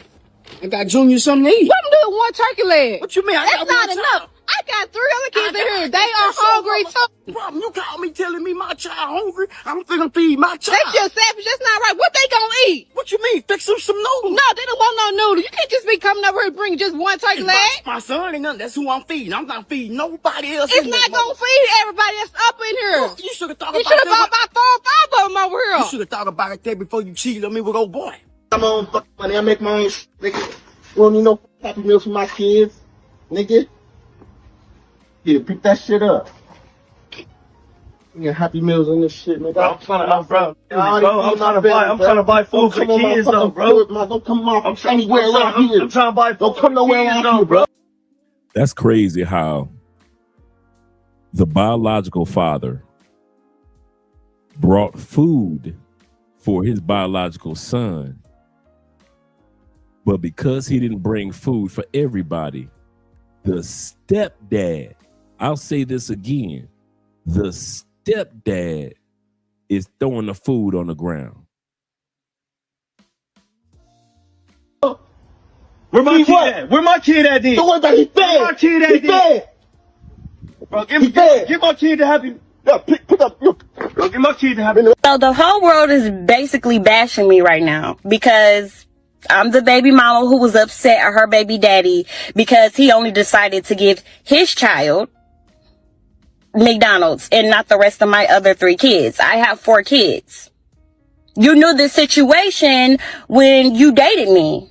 Our child is the youngest child.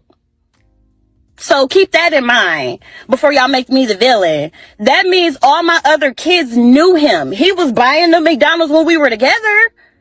My kids have to go through a transition of our breakup as well. Like, yeah, me and you broke up, but my kids got to feel it too. So now my kids have to see only one of their siblings get McDonald's and not the rest of them. Women are so entitled. Why do you think that man has to feed all 4 of your kids when he only had 1 with you? And why is food even a debate? If you couldn't have fed all 4 of your kids, you should not have had 4 kids.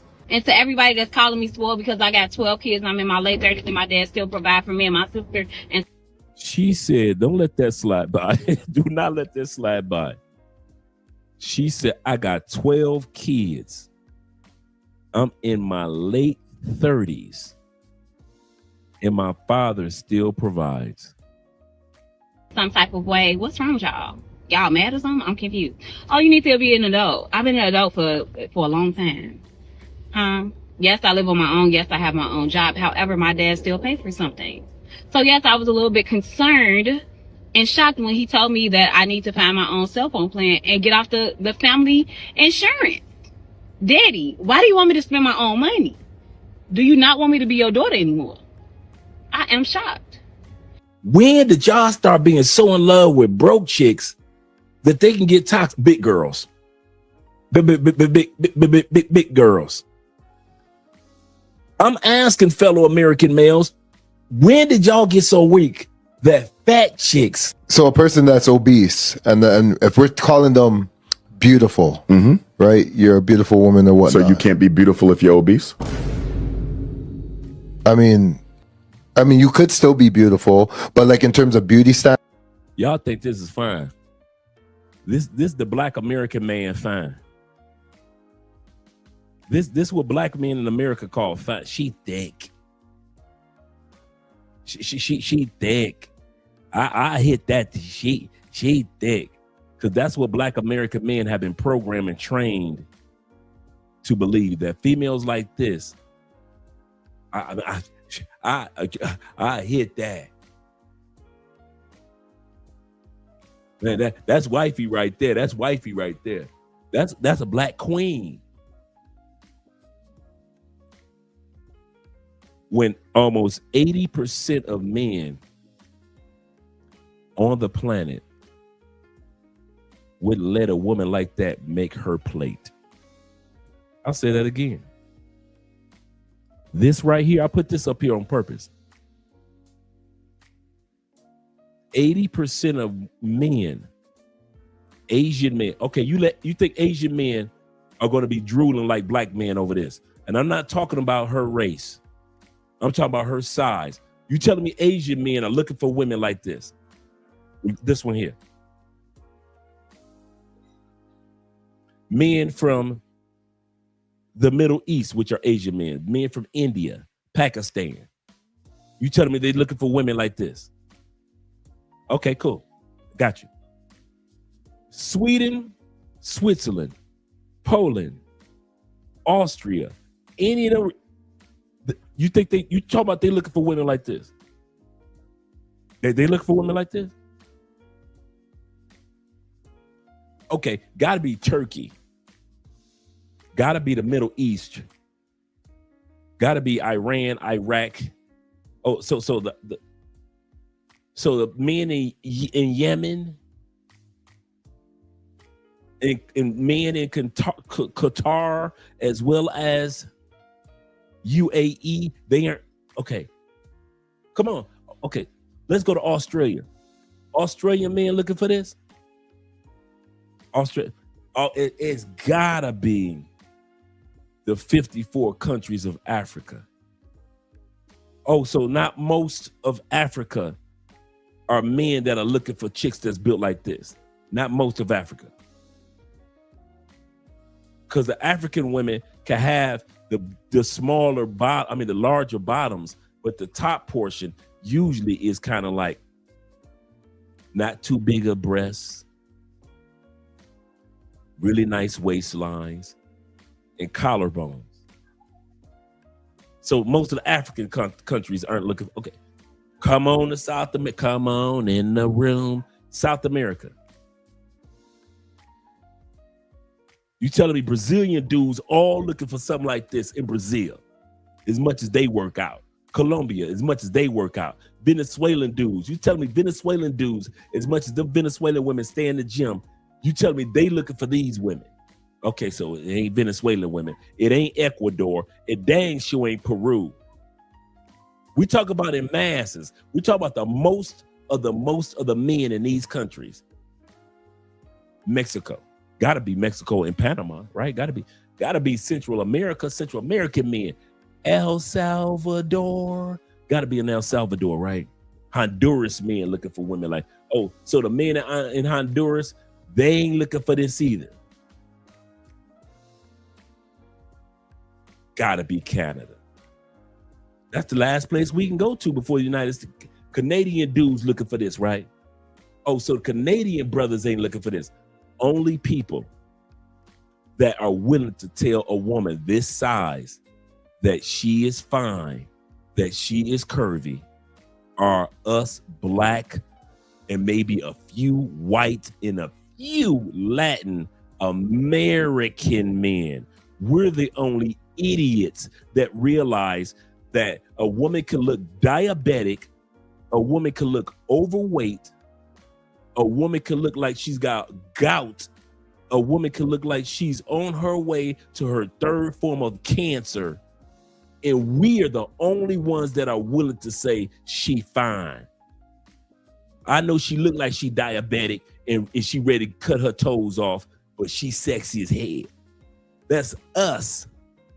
We're the only ones that are programmed to be dumb enough to believe that our women don't have to be healthy.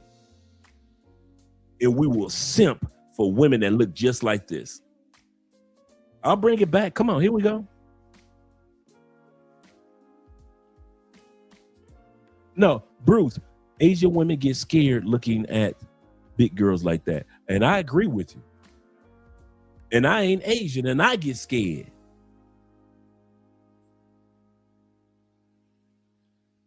Only in our country, bro. Only us black folks are we expected to not have a black men.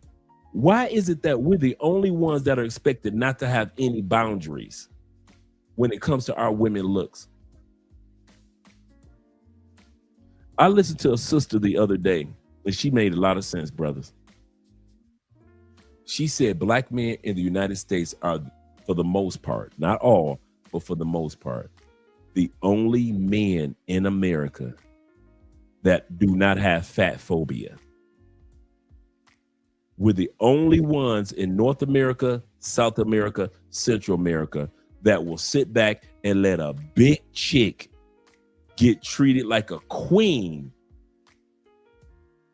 equivalent to a woman that takes care of her health. We will treat a healthy woman and a big chick the exact same way. Only black men in America.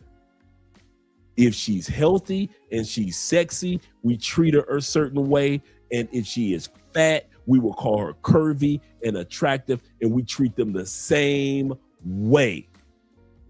That's why fat chicks talk to us greasy, and sexy chicks know they can get away with certain stuff, but fat chicks feel like they can get away with it only in the black community, even fat white girls. White girls know if ain't nobody gonna love me, ain't nobody gonna want to smash me, ain't nobody gonna want me to be their baby mama. If I am white and I am fat, I can get me an American black man to not only love me, give me kids, spend his money on me, and even in some cases marry me. And all she had to be was white and fat. And black men in the United States, you know that you have been famous for the last 30 years for smashing and marrying fat white girls. So it ain't just the sisters. It ain't just the sisters. And y'all will call women like this, she thick. Oh my God, ooh.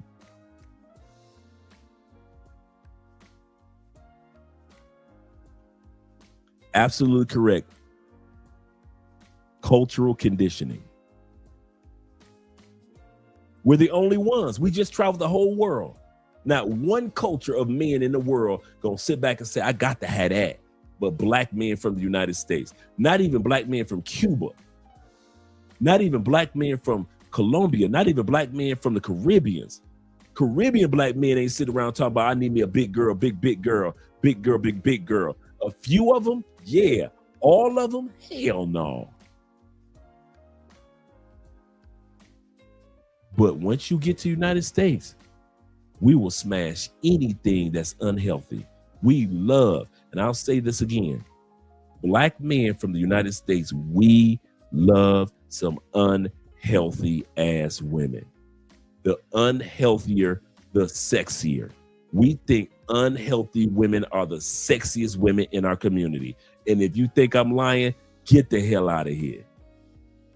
You know I'm telling the truth. If she looks anywhere near. See, what makes this woman unhealthy is this. Not how she looks now. We know, if you've ever dated women like this, you know in a year, those breasts are going to drop to the floor, right? You know, come on, all you dudes that have smashed a big chick. Let's not lie. Let's be real. We being real. You know, once she takes them jeans off, ain't nothing but selenite, and blue and purple veins going down her calves. Let's be real. You know, when she take them jeans off, her ankles are about as big as your wrists put together. You know, when she take them jeans off, she got club feet, looking like Barney Rubble feet. Let's be real. You know, them jeans looking good now, ain't they? Take them jeans off. And she got grandmama panties on. It ain't too many times you gonna come. I'm being real. I'm not being facetious. I'm being real. How many times that you done smashed a big chick and she was in a thong when she took the panties off? Oh, she wasn't.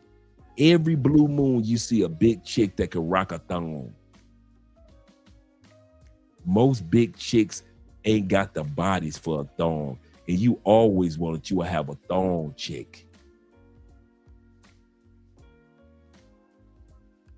Once she take that bra off, you know, and I know her nipples gonna be facing to the floor. You know it and I know it. Black men in America love unhealthy women.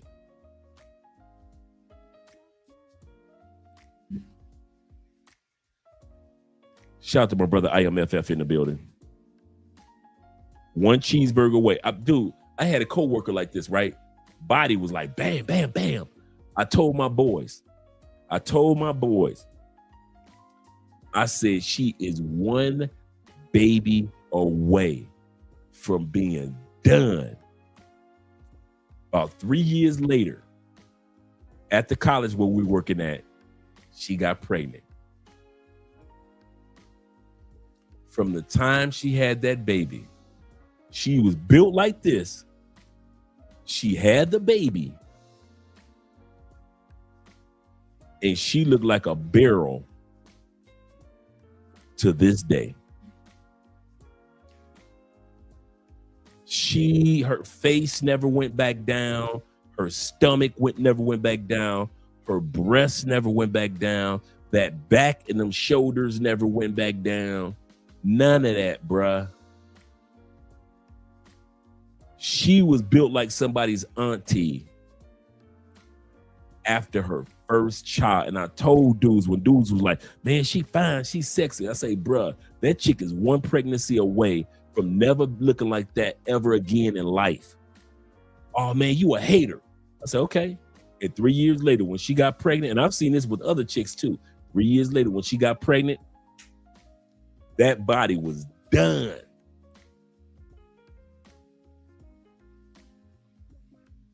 You know who's another one that don't nobody want to talk about? That everybody be talking about she a baddie. I never thought she was a baddie like that. Beyonce. Oh, we ain't gonna be honest.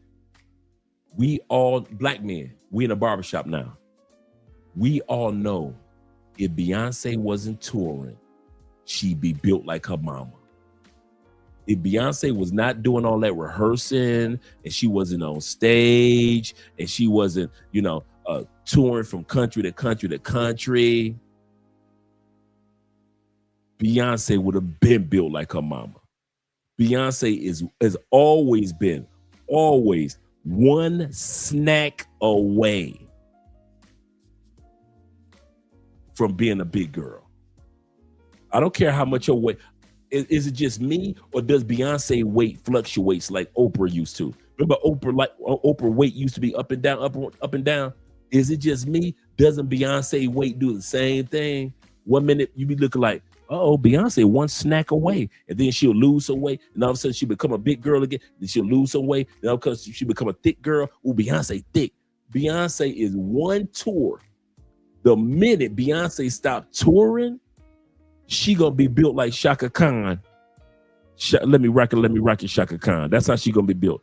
Like, let me rock it, Shaka Khan. Don't nobody ever want to say that. One snack away. She ain't Kelly. That's why I used to love me some Kelly.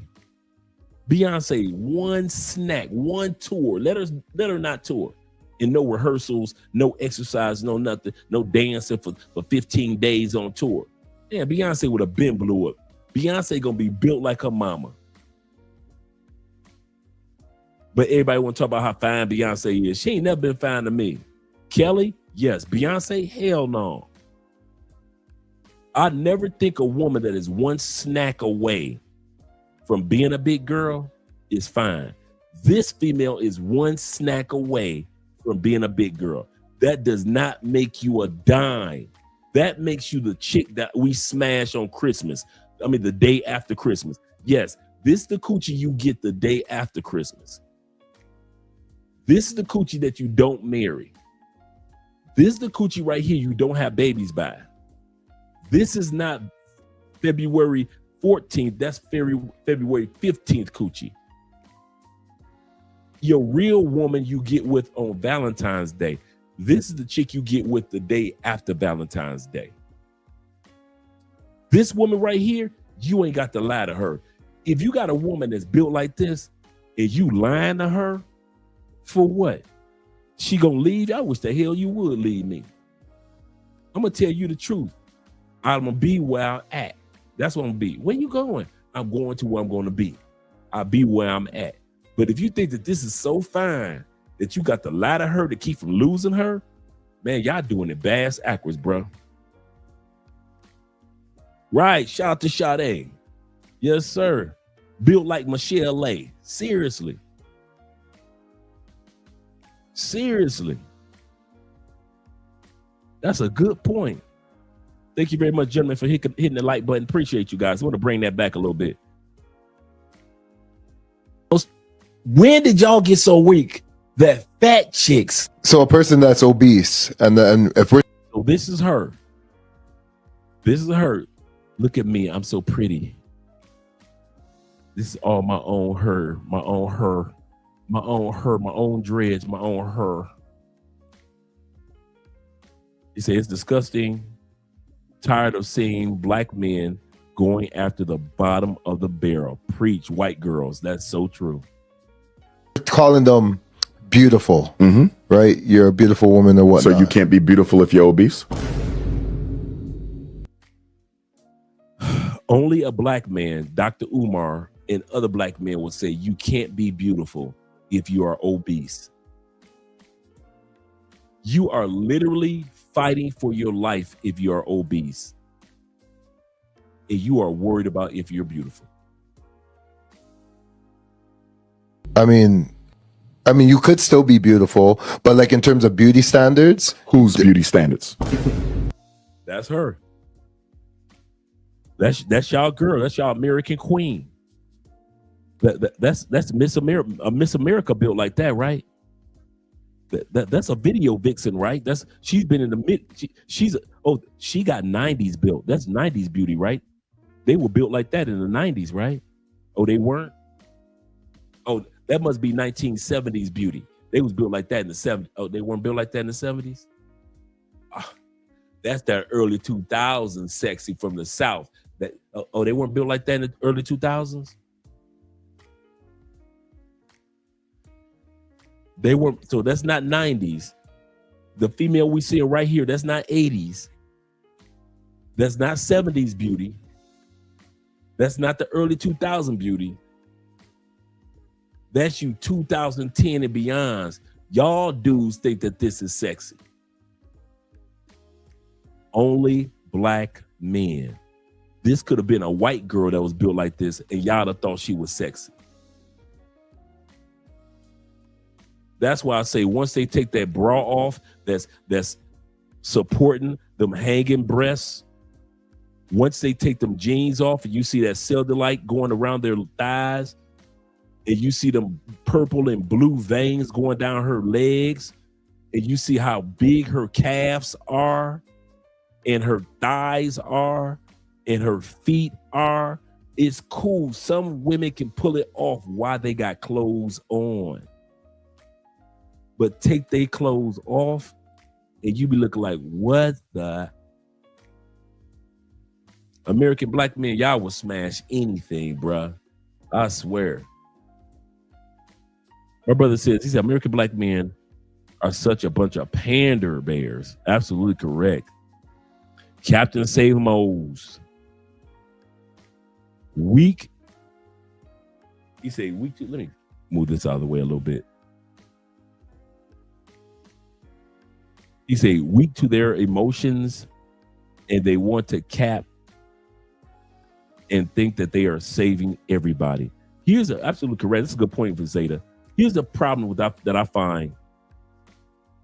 Shout out to Mike T. Yes, those ankles. Here's the problem that I find with us brothers, man. I kid you not.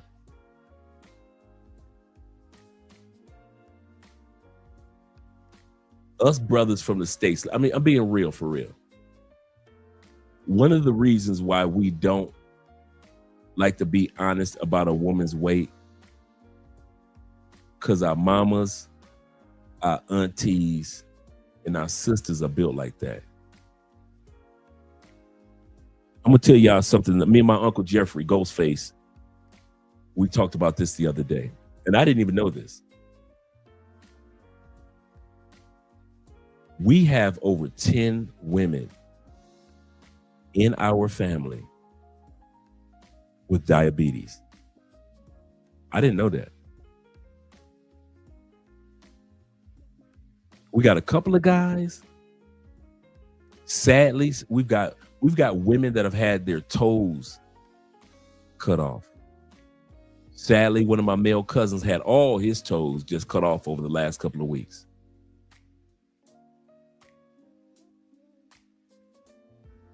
But diabetes, that ain't nothing that runs in the family. Bad choices when it comes to diets run in my family. I'll say this again. There is no diabetes that runs through my family. What runs through my family is bad recipes, bad soul food recipes. Nothing wrong with soul food recipes. Periodically. Like if you're in the mood for some macaroni and cheese, yeah, periodically. If you're in the mood for some pork or some ham sandwiches, periodically. Ain't nothing wrong with periodically. We don't eat it like that. We eat soul food for breakfast, lunch, dinner, snack.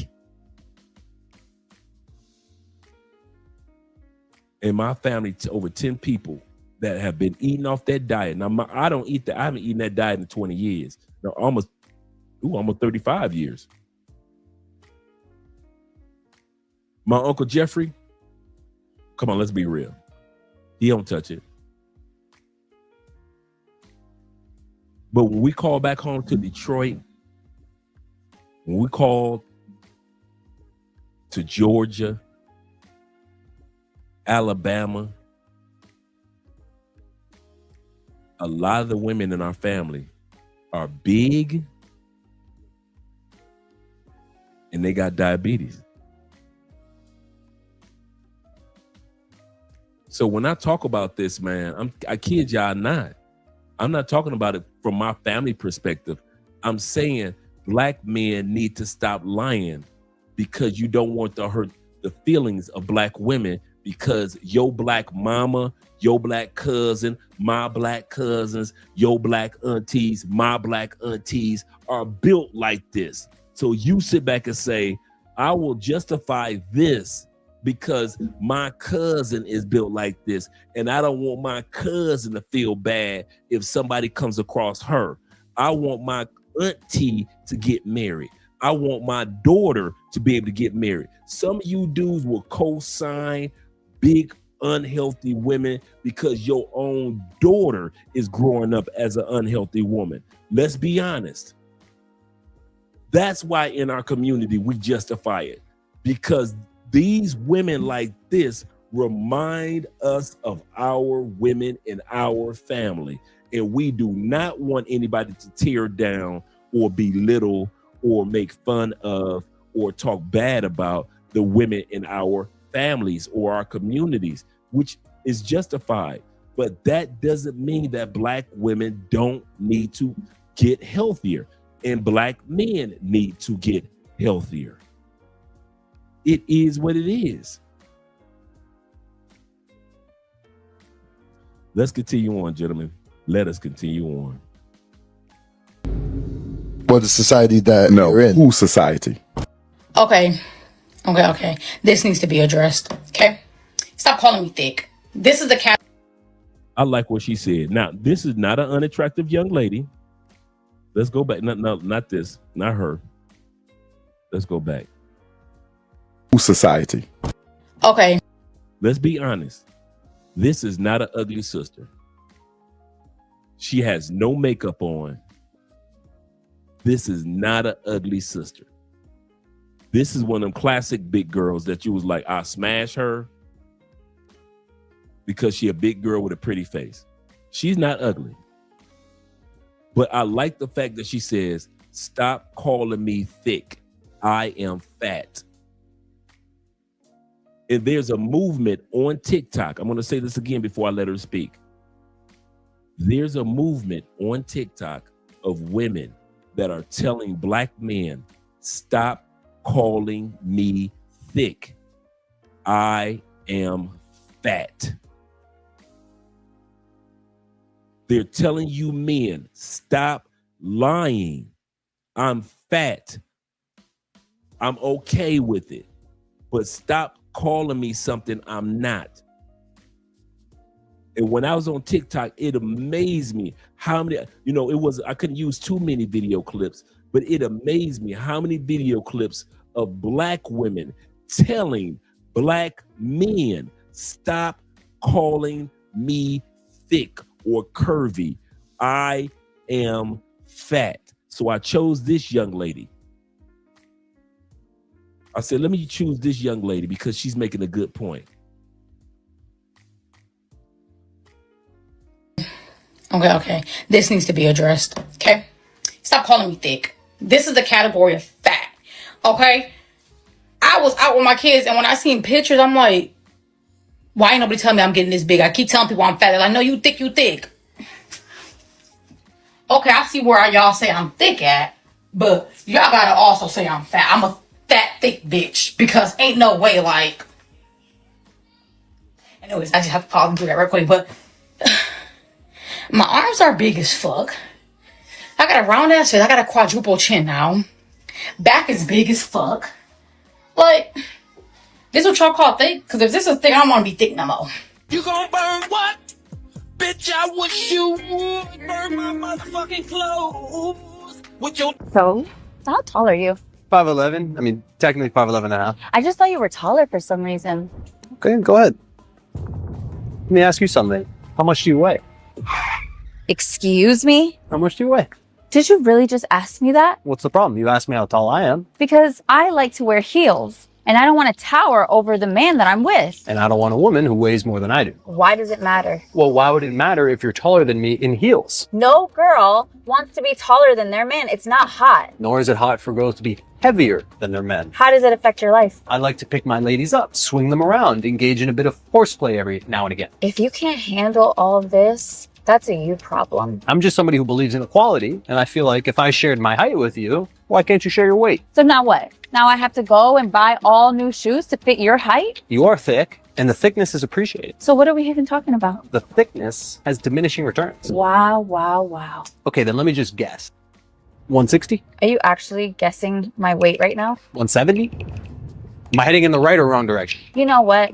You can't handle a big, thick woman. You strike.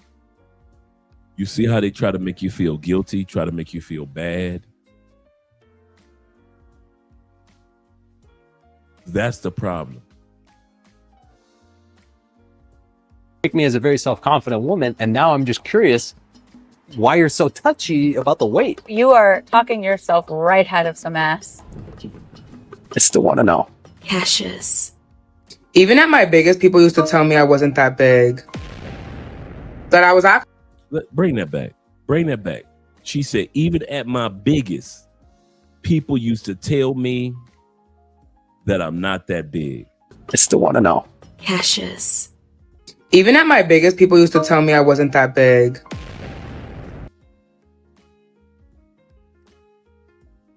You American men need y'all ass whooped. Y'all need y'all ass whooped. This woman said, even at my biggest, y'all used to tell her you are not that big. The one light-skinned sister just said, I am fat. I do not know why y'all keep calling me thick. Nope. That is a bullshit excuse. The older you get, the harder it is to lose weight. That just means that instead of being in the gym for a certain amount of days, you just got to be in there a couple more days. Instead of being in there for 45 minutes, you might have to be in there for an hour or an hour and a half. Age is no excuse. There are plenty, and I mean plenty of us over 40 that have lost weight. Plenty of us. Plenty over 50. Plenty of people over 60. That is no excuse when it comes to losing weight. Age. I don't care if it's my mama age before she passed on. I don't care if it's my age. There is no excuse for black folks to be fat folks. Why do we always got to be at the bottom of the barrel for every goddamn thing? Other than sports and entertainment and dance and music, we at the bottom for everything, especially stuff that we can control. Your mama, my mama, your aunties, my aunties are not too late and too old to get their weight under control. Let that shit go. Let that lie die in the pits of hell. Don't ever share that story again or that statement again with nobody else. Asian women don't think that. Middle Eastern women don't think that. South American women, they be you. If you here in South America, you know they don't give a fuck about no age.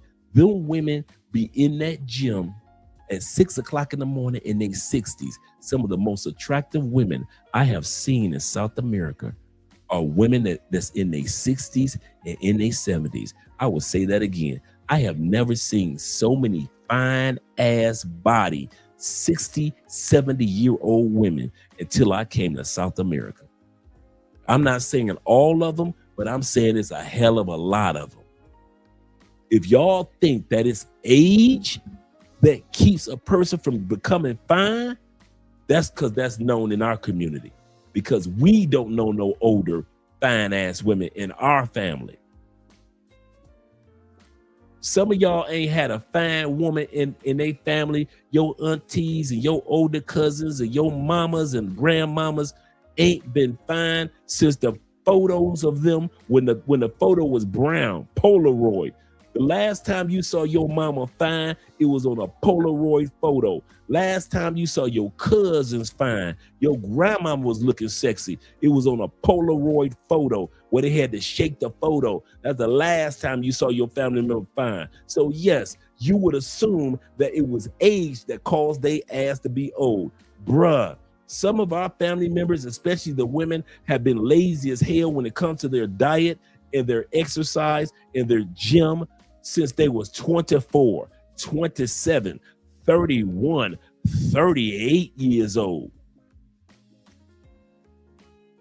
That's why the black community full of fat ass women, because they've been lazy when they was young. And even though it's not too late, all these other cultures got women in the gym.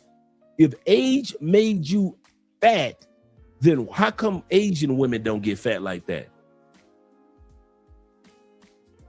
If aging made you fat and it's just too late to do, how come women from the southern parts and the northern parts of India, they don't become fat? How come Middle Eastern women, they don't just all of a sudden blow up like a balloon? If aging made you fat, how come it's still some slim, sexy, tall ass European women out there? They might have old ass faces, but they still got some nice body. How come aging don't make them fat? Only our community will say some shit like, hey, when you get too old to lose it, the older you get, the harder it get. No, it ain't. No, it ain't. It may take a little bit longer, but it ain't hard. It may take longer, but it ain't hard. All you brothers that's in your 50s, I'm going to tell you now, all of our asses, me, you, and all y'all asses, get your ass to somebody's gym. Start working out. Get a proper diet. Start getting some sleep. Start drinking water in your 50s so we can look at these dudes in their 40s and tell them, what's your excuse now? I'm going to say this again. All us dudes in our 50s, go ahead, get our weight on track by the end of the year so we can tell and show these young people that it ain't got a damn thing to do with the fact that we're older, the fact that we lost weight. Let them young people under 40 think that shit. I'm serious. We got to start admitting that our community is just lazy, not focused, not disciplined. And until we admit to ourselves what we're doing to ourselves, This is another area where we're at the bottom of the barrel, and we always got excuse for everything. For everything. Women told her that she wasn't that big. No, men too. Let's stop lying, fellas. Tonight, can we just talk as brothers in a barbershop? I'm being serious. We know a lot of dudes in our community tell big girls it ain't that bad. Girl, you ain't that big. Don't let nobody talk you out of. You still sexy to me. That's all that matters. It ain't just black women that tell big girls that you a 10. Black men got a bad habit of telling big girls, you thick, you curvy, you sexy. Even though our high blood pressure is high than a motherfucker. A woman can have high blood pressure in the black community and you will still call her a baddie.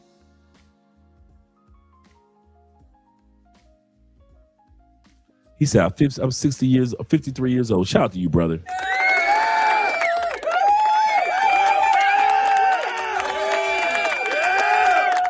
KPC, I'm 53. I lost 60 pounds and it's the diet. My Uncle Jeffrey was 230, 240 like me. In our 50s, mid 50s at that time period. Ghostface, that's always on the show.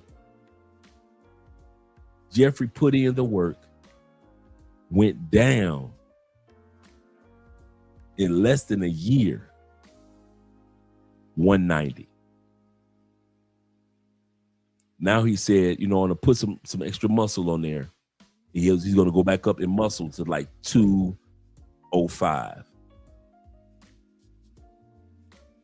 When I saw my uncle, who was built like me, always around me, my circle as far as age, and I saw him lose that, I was like, ain't no way in here I'm supposed to be this big. Let me go and get back down to where I belong, Dre. Let me go ahead and get back down there. Y'all, I'll let y'all use age as an excuse as men. But I'm going to tell you, ain't no way in here we're supposed to be telling this sister right here on this screen. Shout out to Corporal ST in the building and all you brothers that are watching from Andrea's channel. Shout out to Bruce. Ain't no way in here we're supposed to be telling our sisters who we love that they are sexy. And then when they get their toes cut off from diabetes, then we don't want to talk to them anymore. We don't think they're sexy anymore. Then when they're on high blood pressure medication, then we don't want to talk to them anymore. But as long as she was big and she wasn't on high blood pressure medication or she didn't have gout, we're the main ones that's telling black women you are sexy no matter what size you are. When around the world, that is not historically true.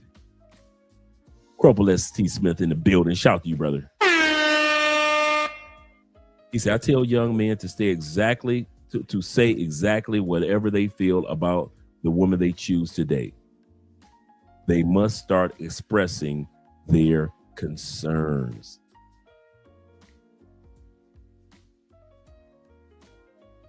This is the funny part. Us black men are the only groups that will co-sign big women, but will be in the mall looking at the women with the big behind and the thick thighs that stay in the gym. We'll see a sister. Come on, let's be real. We'll see a sister and she is wearing those painted on jeans. And yet we will still tell big girls that they're sexy too. Shout out to you, 2 Goodness a Habit in the building.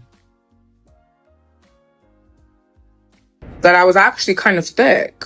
That at least I had curves. This is her. This is her, and black men justify it. And she realizes you guys are liars. There are a lot of black women that are now realizing black men lied to me. Me being 300 pounds is not sexy. Me being 230 pounds is not sexy. Women are waking up to you dudes are freaking liars. They are waking up to the fact that that is not attractive. You told me I was sexy. Truthfully, I'm dying. My body is falling apart. And listening to you black men, you got me at 300 pounds because you said it was sexy. And so I thought, okay, I ain't got to lose weight. So, but now a lot of women I'm coming across on TikTok are not listening to that BS anymore from black men. And I mean that. I mean that one for the body. And I'm so proud of them. I'm so proud of sisters like this one that's starting to realize, stop listening to black men when it comes to your size, because black men are liars. They will have you out of shape, obese, unhealthy, full of diseases, and don't care about how you look, because they will tell you you are curvy, you are thick, you are sexy. But you notice the one thing that black men never call these women? Healthy. I ain't never seen a black dude walk up to a thick chick, a fat chick, and talk about, damn girl, you healthy than a mother. And sisters are starting to catch on to the fact that black men have been lying to them all these years. And I love it. I love the fact that sisters ain't listen to that con that we put on them. Were you guys just being nice, or were you secretly trying to humble me? No woman has ever said, I can't wait to be fat. No woman wants to be the fat mom in the room. No woman wants to be the fat wife. No woman wants to be the one covering up at a pool party or at the beach while your husband stares off at women who are in shape. No woman likes looking fat in pictures. Not a single woman likes being fat. No, you don't like being fat. Stop pretending and lying to yourself that you're okay being fat. You're just accepting it because you don't want to do the work to get unfat. Fat chicks. Fat chicks. With a capital F. And once you understand, people stare at you for one of two reasons: because you look a mess or you look amazing. Always make sure it's because you look amazing. Go to the gym. For every mom that works out, the goal is to not look like a mom. That's a good statement. For every mom that works out, the goal is to not look like a mom. I always say to all the older men that date younger men, to all the older men that date younger ladies or women, just because you're the age of her daddy don't mean you need to be built like her daddy. I'm gonna say that one again. Just because you like younger women in any country and you are her daddy's age, there is no freaking way we're supposed to be built like their daddy. And I don't care how much money you got. Some of y'all spend money on the younger women because you too damn lazy to get your ass in that gym and stop being built like her daddy. And you know it, and I know it. Some of y'all do pay for play. Can I be real? Some of us men do pay for play because we too damn lazy to get our bodies together. So we like, hey, my money will justify my fatness. I'll go ahead and spend this money on this chick. and she ain't gonna trip on the fact that I'm too damn lazy to get my ass in somebody's gym in whatever country I'm in. Uncalled for. Uncalled for. Once again, just because you're as old as her daddy, Andrea's dad is only a year older than me. No, not a year, a couple years older than me. Just because you her daddy's age does not mean you need to be built like her damn daddy. Get your old ass in somebody's gym. You got that sexy young woman with you on your arm. She looking good. She looking delicious. And your ass built like a box of cereal.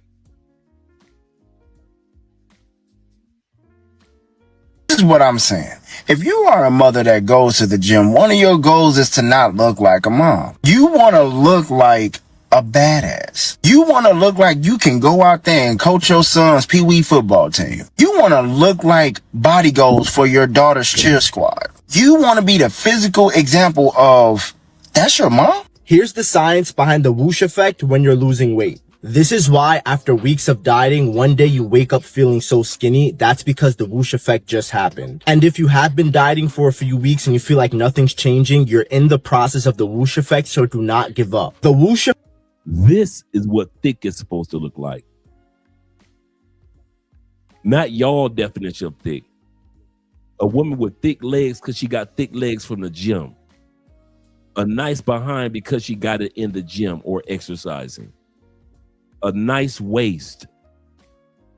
A face that does not look humongous. This is what thick or curvy is supposed to look like. Effect is your body having a standoff to see who will give up first, you or your fat cells. Let me explain. It's called the whoosh effect because your Come on now. Shout out to Lil Mama. Body looks the same until one day you just wake up smaller. In the beginning, your cells are filled with fat. When you're losing weight, your fat cells start to die gradually, and as they're dying, they fill that empty space with water. The reason why your body fills that empty cell with water because your body's expecting that fat to return into the cell. Your body's literally betting on you to get fat again. Once you win that standoff between your fat cells is gonna completely be filled with water and one day just die. It's gonna give up and you're gonna wake up the next day literally being skinny. Girl, you go to the gym, you're gonna have to eat like a lot. Okay, I'm gonna show you what my glutes look like without this. Hold on. Now she looked like she about 5'1". She's about 5'1". She put in the work for her calves to look like that. She put in the work for her behind to look like that. That is curvy. That is thick. A chick that ain't never been to a gym, but she got a flat stomach, that does not mean that she is curvy. This woman put in the work. There we go. So yeah, you are going to have to eat a ton. I personally eat, well, I'm gonna this is my whole meal plan. Like, this is everything I. So she shows the meal plan in regards to her fish and her chicken and so forth that she takes. She's got her trainer and she stays disciplined. Meek says this. He say, wow. He say, yo, Dre. He say, you got me here with a smile showing sexy curvy chick. Right. I wanted dudes to see that there's a difference between the two of what most black men consider curvy and sexy and what real curvy and sexy looks like, such as this young lady. I eat from breakfast to dinner. And I meal prep. I don't stop meal prepping. I eat the meal prep even when I'm tired of it. Like, I don't change it. I don't switch it up. This was provided to me by my coach, so this is what is currently working for me for my gains. As of right now, I am 155 pounds with a goal of losing body fat while keeping. You know what, Meek? I found her on Instagram, and I'll find out what her Instagram is. I'll get that for you. My muscle definition. I worked very hard on my glutes I want to keep the muscle mass, and clearly she's staying. So, yeah. Bye. Do not allow anyone on your weight loss journey to convince you that you're losing too much weight. Actually, it's a sign that you're looking good, you're losing weight, and you are on the right track. People will start to say slick comments like, girl, you're losing too much weight. Girl, you're disappearing. Girl, your face looks sunken in. Girl, you're looking old. Oh, girl, you don't have to do all of that. A meal, like, why do you have to order that? Why do you only want to eat a salad? You think you're better than me? They will say all kind of slick remarks to throw you off track. Do not allow them to get into your head or convince you that you're not doing what you need to do. So this post says, my husband's birthday wish is for me to lose weight. So this is day one, right? Great. That is great for her. Okay. Go to the comments. What are the comments saying? Leave him. He needs to love you how you are. This is why they always say that single women keep women single, because what the fuck do you... That is her name. You're absolutely correct. She's a model too. She's a model. If you guys go to the Patreon, I actually have videos of her in the Patreon. Okay, I'll give you a perfect example. Let me show you where she... Let me pull up her on Patreon. Let me pull her up on Patreon.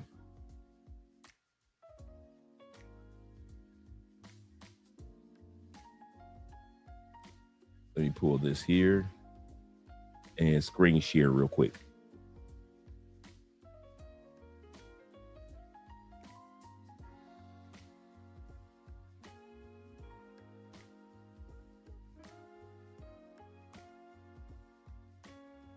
Let's see if I can pull her up here.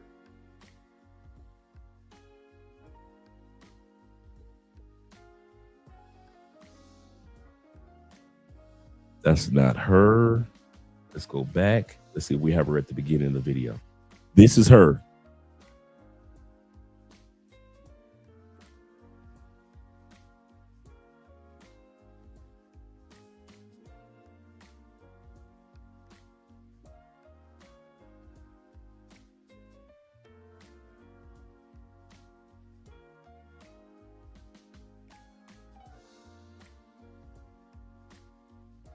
So she put in the work. So any of you guys want to check out the videos on Patreon, let me drop the link for you guys. I think this is the only one. We got a few of them on here with different videos of the ladies.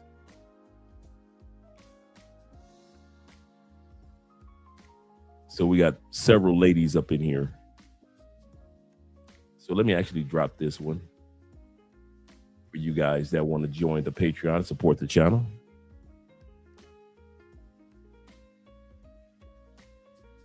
Yep. Beautiful demeanor. Just a beautiful demeanor.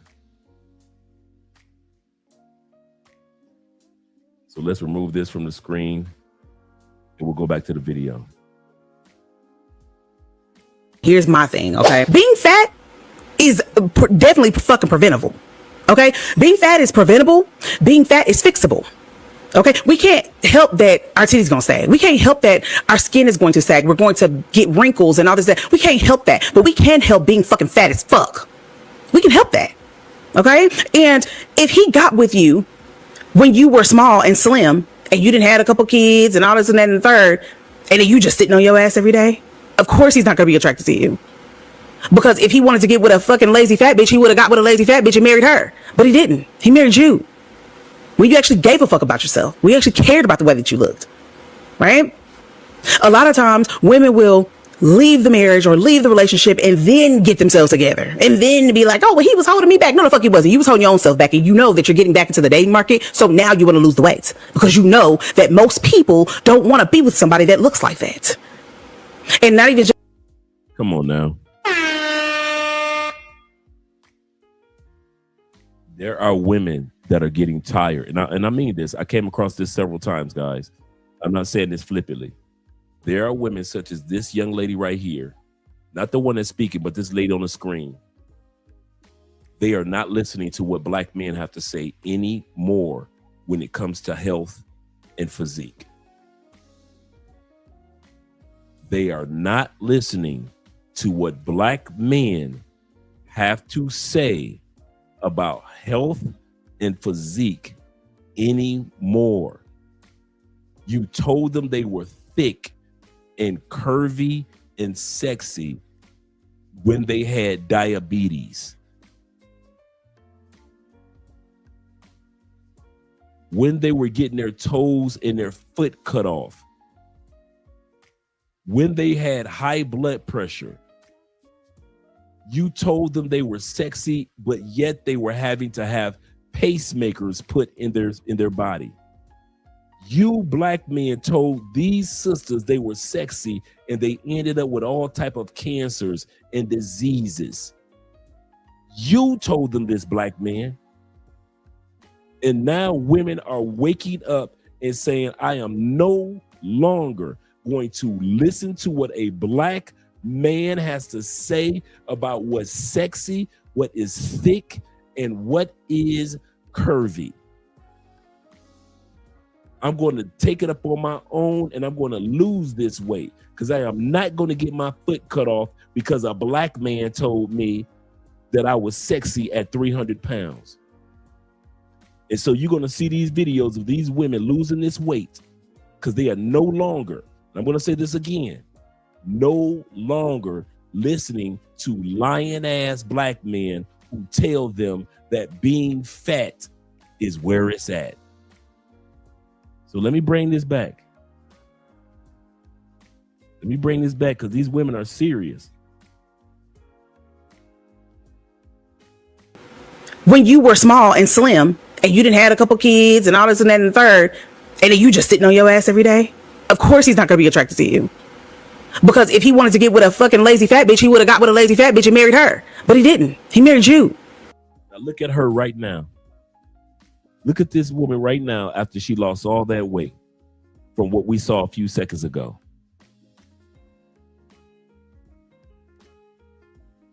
When you actually gave a fuck about yourself. We actually cared about the way that you looked. Right? A lot of times women will leave the marriage or leave the relationship and then get themselves together. And then be like, oh, well, he was holding me back. No, the fuck he wasn't. You was holding your own self back. And you know that you're getting back into the dating market. So now you want to lose the weight. Because you know that most... Y'all tell these sisters right here, ooh, you thick. Ooh, you curvy. People don't want to be with somebody that looks like that. And not even just saying that, being thicker or whatever. They don't want to be with somebody that does not take care of themselves. Most people, majority of people, the quality of man that you're going to get if you don't take care of yourself is going to be low. Okay?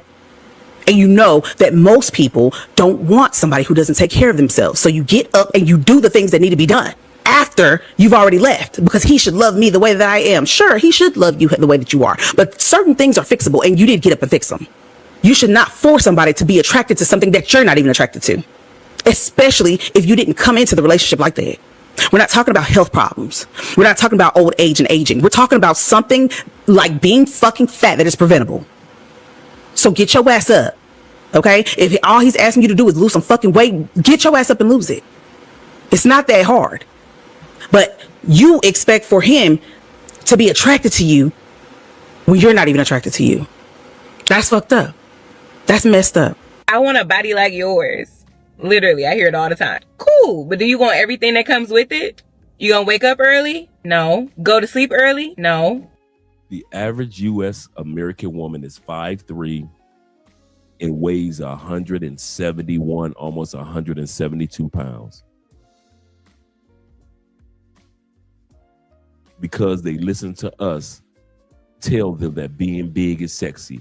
We will tell white girls being big is sexy. We will tell Asian girls being big is sexy. We will tell Latin women being big is sexy. And we dang sure will tell a black woman, it's okay, baby, you curvy, you thick.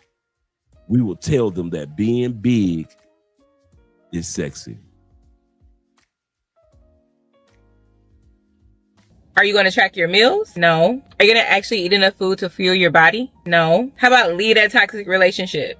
No. Are you going to cut back on your drinking? No. Working on your mental health? No. Are you going to stand firm in your Y'all think this is sexy right here. She thick. She thick. Boundaries? No. Regulating your emotions? Y'all would tell her here, black men, she lost too much weight. She is fit. She is feminine. She can be friendly. But y'all would tell her she lost too much weight. No. Getting out of your comfort zone? No. Going to work? Look at this right here. That ain't bad, man. She ain't too big, man. She not a big girl. She not that big. Okay. Y'all would take her like this as black men. With yourself when the motivation runs. And a white man would take her from you once she starts looking like this. You see the difference? I showed you her as a black man's toy. And then I just showed you here's the same woman as the toy for everybody else.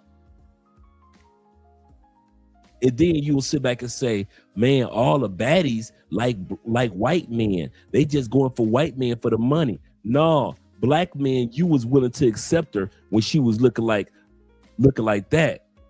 Are you going to cut back on your drinking? No. Working on your mental health? No. Are you going to stand firm in your boundaries? No. Regulating your emotions? No. Getting out of your comfort zone? No. See, as long as she look like that, black men will sleep with her. Now I know she got her hair pulled up. She has t-shirts and shorts. That's not my point. I know she at home just chilling. That's not my point. My point is that built her frame, not what she's wearing, her frame. Black men will smash that all day long, 2 times on Sunday. But as soon as she get herself up to par and a white man want to be with her, y'all want to call her, oh, she just doing that for the money. She was doing that for the white man. She's doing that and she's dating a white dude now because you were willing to compromise and let her be out of shape and not encourage her to get in shape. And now she with the white man. When she wanted to be with the brother, it's the same sister right here. Want to war with yourself when the motivation runs out? Same sister. I want that to sink in. That's the exact same sister. I showed you the black man's delight and the white man's delight. Because black men have convinced ourselves that fat is where it's at. No. How about stick to the plan when you don't start seeing those results immediately? No. Oh. So see, y'all tell y'all, ooh, look at this one. She think, that's me right there. That's my way. So you want the body, but you don't want the life that helps. Now she healthier. Black men gonna tell her she lost too much weight. She too skinny now. She's still thick and curvy at the bottom. She lost her stomach. She looks healthier than ever. But y'all would rather have her being a big girl in the blue. To build it. Got it. I say this all the time. The body is literally just a receipt. The work happens everywhere else. So when you're ready, and I mean actually ready, you know where to find me. And I will never be one of those women who cover up their bodies during the summer because I actually look good. See, y'all would tell this sister the same thing. Ooh, she thick. That's me right there. That's my work player. I like them just like that. And it makes other people. But y'all won't take the same sister. This is the exact same sister. Y'all won't take her when she's healthy. When her liver, her lungs, her intestines, her skin is clear, her jawline, her collarbone. Y'all want black men, they go take them like this. Y'all don't want black women like this. Y'all want her when she was like that. Y'all want her when she was overweight. But you don't want the life that helps to build it. Got it. I say this all the time. The body is literally just a receipt. The work happens everywhere else. So when you're ready, and I mean actually ready, you know where to find me. And I will never be one of those women who cover up their bodies during the summer because See, y'all take her like this. Ooh, that's me right there. That's my work. That's my work right there. Actually look good, and it makes other people. When the same woman gets healthy, Black men can't stand to see a healthy black woman. I'll say this again. I'll say it out loud. Black men cannot stand when black women get healthy. Uncomfortable. No, because when I was grinding, you was grubbing. So sit with how you feel. I look good. You can also look good, but you chose not to. You don't want to work. You don't want to sacrifice. You don't want to go to the gym and steward your body. So it's going to reflect your bad habits and your bad choices. While mine reflect my good habits, my good choices, and the fact that I respect myself. Baby, those are your feelings. Do as you please, and I will do the same. You recommend BMI? Just look in the mirror. The mirror will tell you if you're fat or not. So when the mirror confirms, yes, you're the biggest of them all, then move on. I'm 900 pounds. What should I do? Talk to Jesus. You'll be seeing him soon. Good. What if I'm not a big eater? Then how are you a big person? Take it easy on us. Why? You didn't take it easy on Chick-fil-A when you went up there and you almost beat that girl up when she didn't give you all of your Chick-fil-A sauce. And I will never be one of those women who cover up their bodies during the summer because I actually look good and it makes other people uncomfortable. Now, this is the sister that's talking. No, because when I was grinding, you was grubbing. So sit with how you feel. I look good. You can also look good, but you chose not to. You don't want to work. You don't want to sacrifice. You don't want to go to the gym and steward your body. So it's going to reflect your bad habits and your bad choices. While mine reflect my good habits, my good choices, and the fact that I respect myself. Baby, those are your feelings. Do as you please, and I will do the same. If you want to be taken serious, you need to get fit. You need to get into the gym. You need to start Pilates. You need to clean up your diet. Because when someone sees a fit person, there is this automatic connection to discipline. Being fit is something you cannot fake. So in return, they're going to take everything that's coming out of your mouth serious because you take yourself serious. I'm at the airport in Barcelona right now, and in the span of 5 minutes, the woman in front of me asked if I was here for a high rocks competition this weekend, and the man behind me asked if I was a bodybuilder. I have never met either of these people, but they looked at me and they made assumptions. And here's what you have to understand. Your body is your calling card. When people look at you, they are going to make assumptions about you.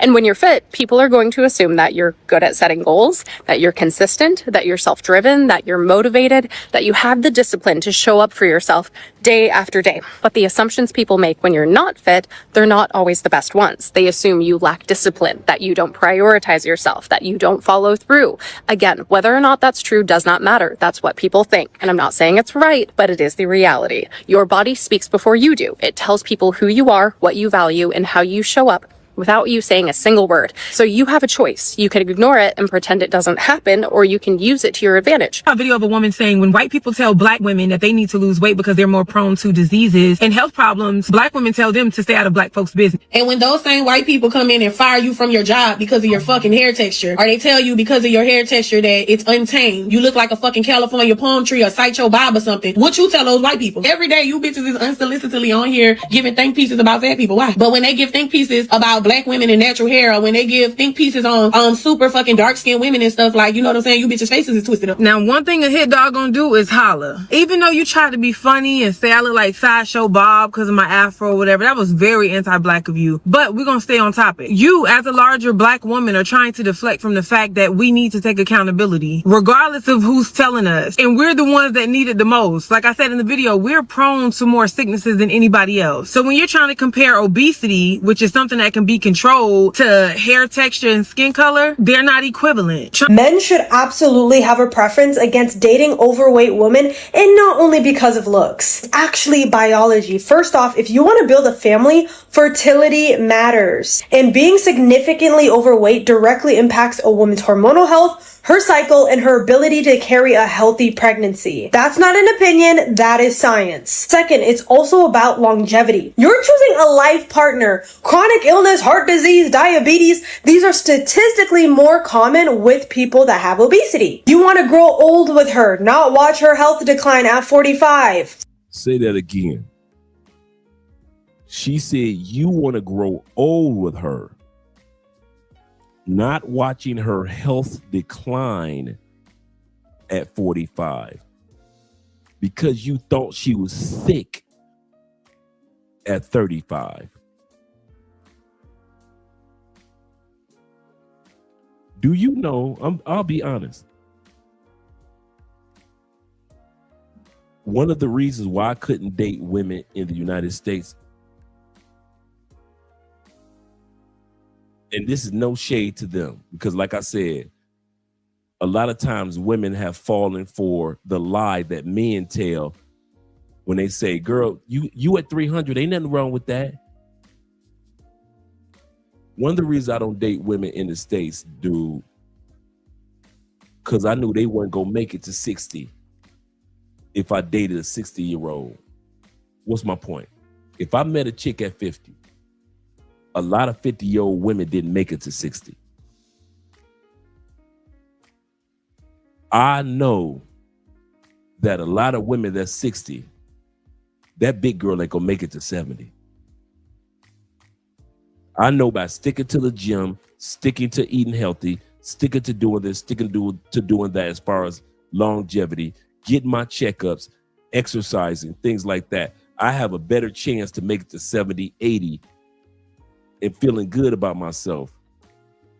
But I did not want a woman on my side where her body falling apart and she got diabetes. I had no plan. I'm telling y'all something for real. I don't want to fall in love with a diabetic. I didn't want to fall in love with a woman that's got gout and her foot get cut off. I didn't want to fall in love with a woman with thyroid issues. Every woman got something going on with her body. I understand that. But I'm talking about as far as obesity and being overweight, the impact of that. I didn't want that. I didn't want to be with a woman that's got high blood pressure because she's eating menus and foods and fast foods that does not work out, does not parallel to what we need to look like when we are 60, 70, 80 years old. That's one of the number one reasons why I did not want to mess with American women anymore, because American food is unhealthy, American water, American drinks are unhealthy. So no matter how hard you try, you got to put in extra work because American food is just so trashy. And I did not want to be the dude. I'm 70 years old. She's 70 years old, but she's in a wheelchair with her foot cut off because she listened to you Negroes when she was young and you told her she was thick. When I told her she was fat and we need to get in the gym together. But she didn't listen to me. She listened to you, all her ex-black men who told her she was thick, told her she was curvy, told her she was sexy. Before I met her, I told her she was fat. You told her this other stuff, so she never went to the gym. Now we're both 70 years old, and she's in one of those Walmart electric carts riding around Walmart. So I said, okay, cool. I ain't gonna even mess with those women. Because yes, they still have little cute faces and everything right now. But I am a guy that thinks about the big picture. I don't think about how fine a woman is today. I'm gonna tell you that now. I've always been like that. I do not care how fine your woman is today. Can she keep it with longevity? Is she gonna be a woman that can exercise in her 60s, 70s, and 80s? Does she know how to put together a proper diet today to help me and to help her have a good life? I don't care how fine your woman, some of y'all so caught up on showing me how fine your woman is today. Can that fine woman take care of you, help you get checkups while you in Colombia? Make sure that you get your body checked out while you're in Brazil. Does she make sure that you are taken care of with good diet, proper exercise, drinking water, good sleep while you're in Thailand and the Philippines? I don't care how fine your woman is today, because some of y'all got some fine women that's going to be looking trashy in 10 years because you as a man did not encourage her to get checkups like she wanted to go to the gym like she wanted to drink water and have proper sleep like she wanted to. You kept telling her that she all right, that she's still cool, she's sexy. Some of y'all going, boy, in 10 years, watch how y'all see what me and Andrea look like. You guys see me and Andrea right now. I'll show y'all the photos of us, and it look like we ain't aged a day. Some of y'all, we gonna see some photos of you and your woman in 10 years. And she gonna look like somebody's grandmama at the age of 40. Because you keep trying to tell her, you too fine, you too sexy right now. You don't need to go to the gym. She telling you, baby, I'm sexy right now, but I still got a lot of life to live. I need to go to the gym. No, girl, you fine right now. What you going to the gym for? Why you drinking water? What do you mean you need to go on that you need to exercise and that you want to meditate? Why you meditating, baby? You only 27. Some of y'all gonna regret not taking care of your fine 24, 25, 26, 29-year-old woman.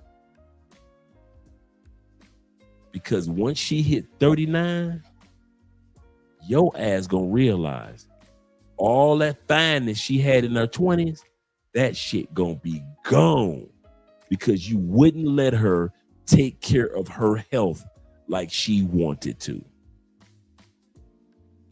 She does not want to learn them unhealthy ass American soul food recipes. Stop trying to force her into cooking fried chicken the way that you cook fried chicken. Stop trying to force your Thai girlfriend into making macaroni and cheese the way your grandmama made it. When you know your grandmama got her foot cut off eating that damn macaroni and cheese.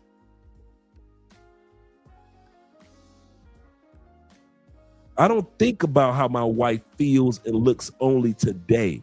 I think about and I care about my wife's health and future.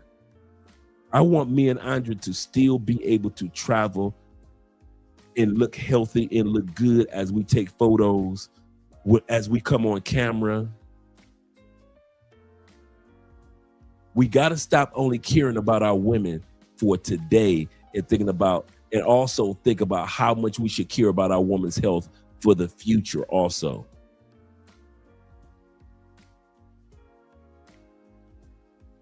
That's a good way of putting it, Casual. He say thirsty dudes are a curse to women. Third, a man's standards reflects his sense of either strong or weak leadership. If you are letting the woman in your life stay in a state that is actively harming her body and calling it love, that is not love. That is just comfort disguised as acceptance. Absolutely correct. She said right. She said, if you are not telling your woman, I'm paraphrasing, if you are not a man, if you're not man enough to tell your woman, baby, you are out of shape, but we're going to work on it together. We're going to work on it together. Then you doing her a disservice. And you supposed to be her man. When did y'all get so weak in the United States as men when fat chicks, broke chicks, and ugly chicks can be toxic? And don't let it be a 3-for-1. We got a 3-for-1 and y'all love them. Broke, fat, and ugly. You know what? I'm so tired of my ratchet ass baby daddy coming bringing McDonald's knowing he got to feed one person. I'm about to expose him today, son. Keep that camera rolling. Here he come. I'm tired of this. I ain't doing this shit no more after today. His ass come right now. Make sure you record me. What you recording for? Because how you gonna constantly come and bring McDonald's? That bag little as hell. I know you ain't got but one burger up in there, one little bitty ass McFlurry with 2 pieces of Oreos. All my kids, you know I got a lot of kids. Bring my son out here. Man, he ain't coming nowhere because every time you do this, and I'm not standing for it no more. You telling me a fat, broke, ugly chick in the United States can drive you dudes crazy where y'all got it? Well, she got y'all on restraining orders. Y'all can't go out, hang out with y'all boys no more. You got to bring your paycheck directly to her deposit. You got to make sure that you take care of her. When did ugly, fat, and broke chicks become a thing? I can't stand a nigga that get on social media and say he don't fuck with BBWs. Nigga, you fucking gay. Gay, gay, gay, gay. This man called other men gay for not sleeping with big girls. That's how passionate black men are too many, I won't say all, too many black men are passionate about being with fat, out of shape, unhealthy women. You will call another black man or any man gay for not dating or wanting to date an unhealthy woman. This is sad. This is black men on a whole nother level. Y'all really love y'all fat chicks, black men. Y'all will call other men gay for not sleeping with fat chicks.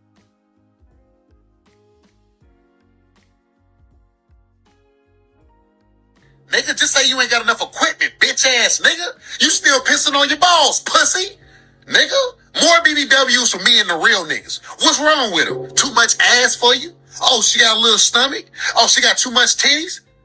Nigga, go get some dick then, bitch ass nigga. Now, Mo, all of a sudden, you being this fat black woman, it ain't a problem.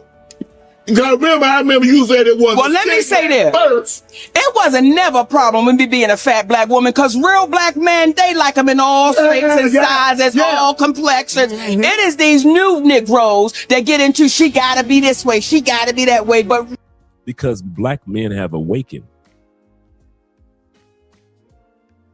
She said real black men will take a woman. Real. You know how they hit the guilt on you.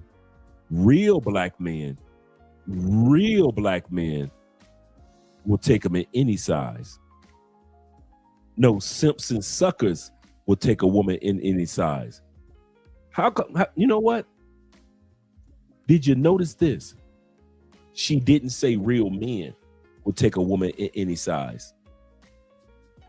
Did you catch that? Monique did not say real men take them in any size. She said that you, black men, are the only ones that are stupid enough. And I'm paraphrasing in my mind. Only us black men are stupid enough to take these women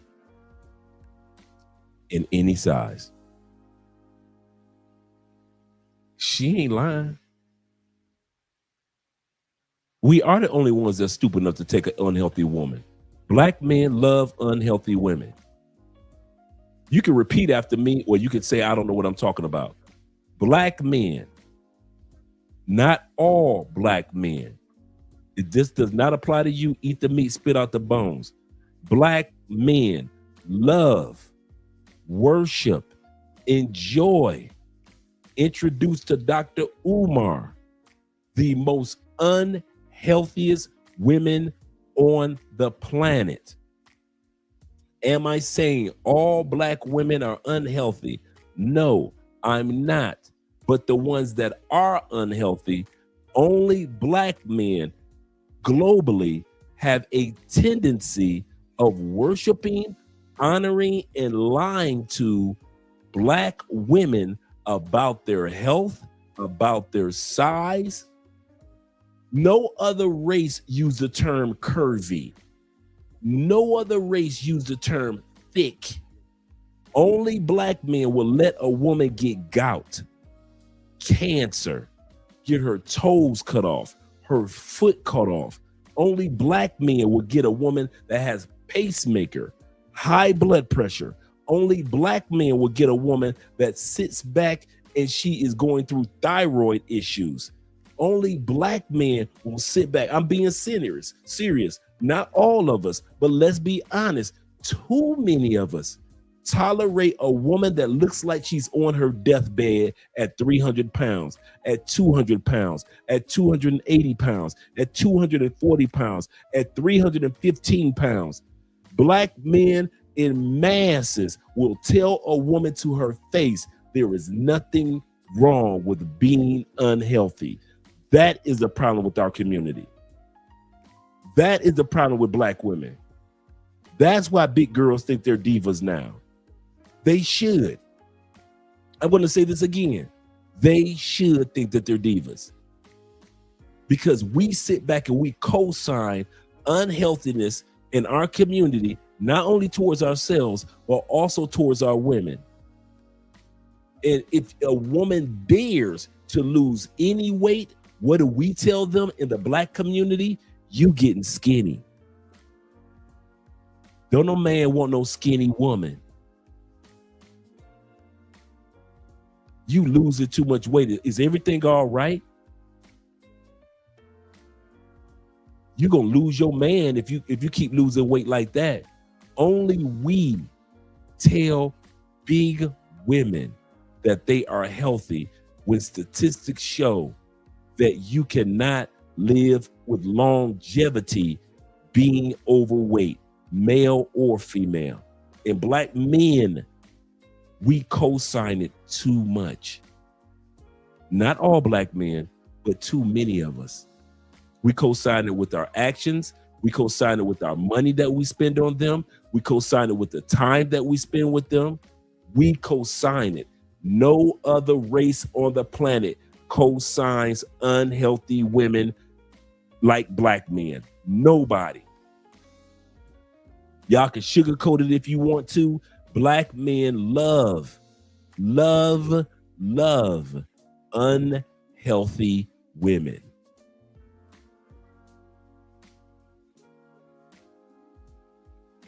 Shout out to International Quiet Storm in the building.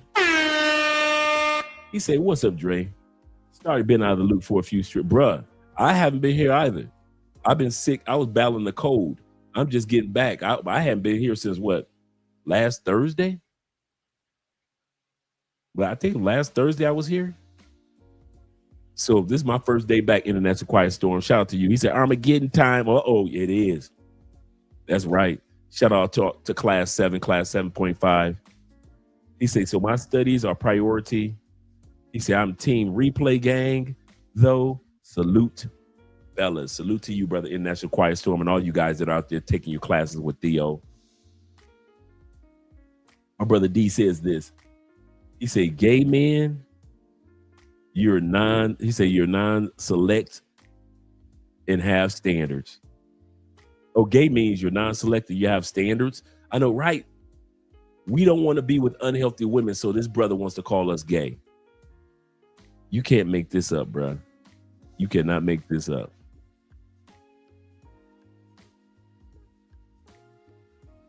Real black men, if you can bake a pound cake naked.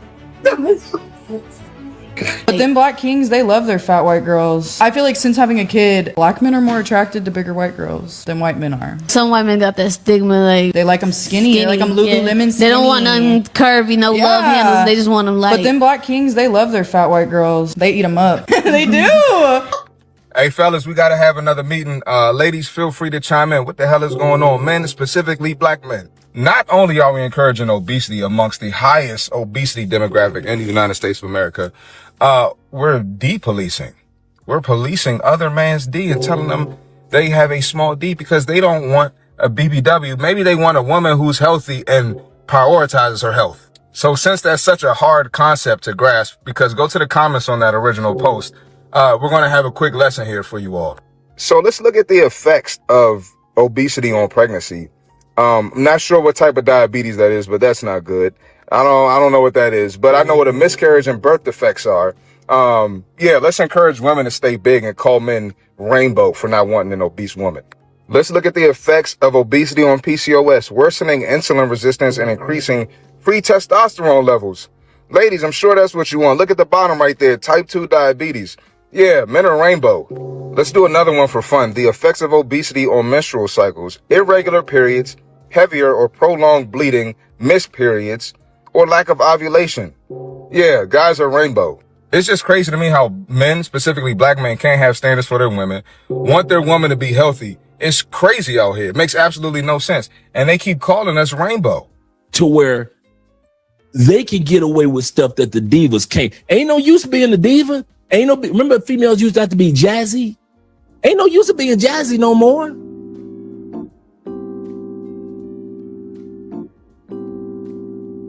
Shout out to the women that are jazzy. Shout out to the women that know how to dress like the women in the 90s and the 80s, the jazzy women. Remember when females used to be jazzy? fashion. It wasn't about the brand. It was about the fashion. They didn't care if they got their outfit from Nordstrom's or the thrift store.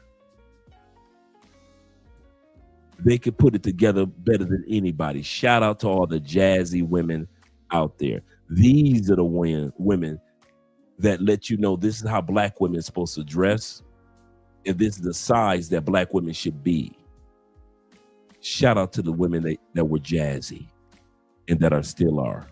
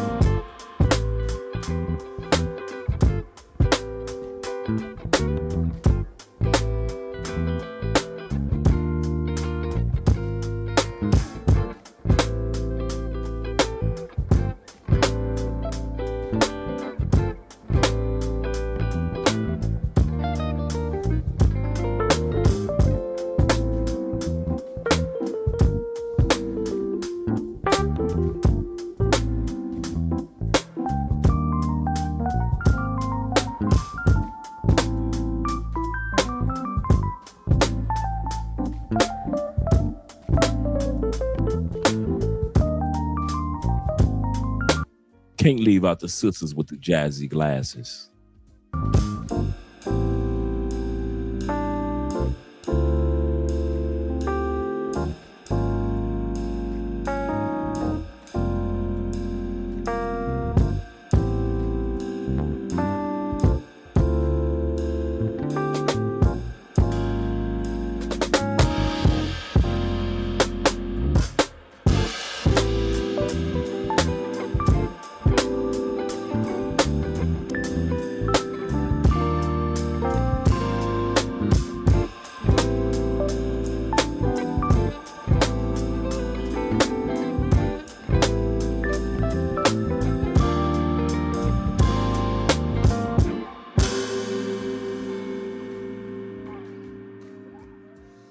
Ladies, hey ladies, hear me out.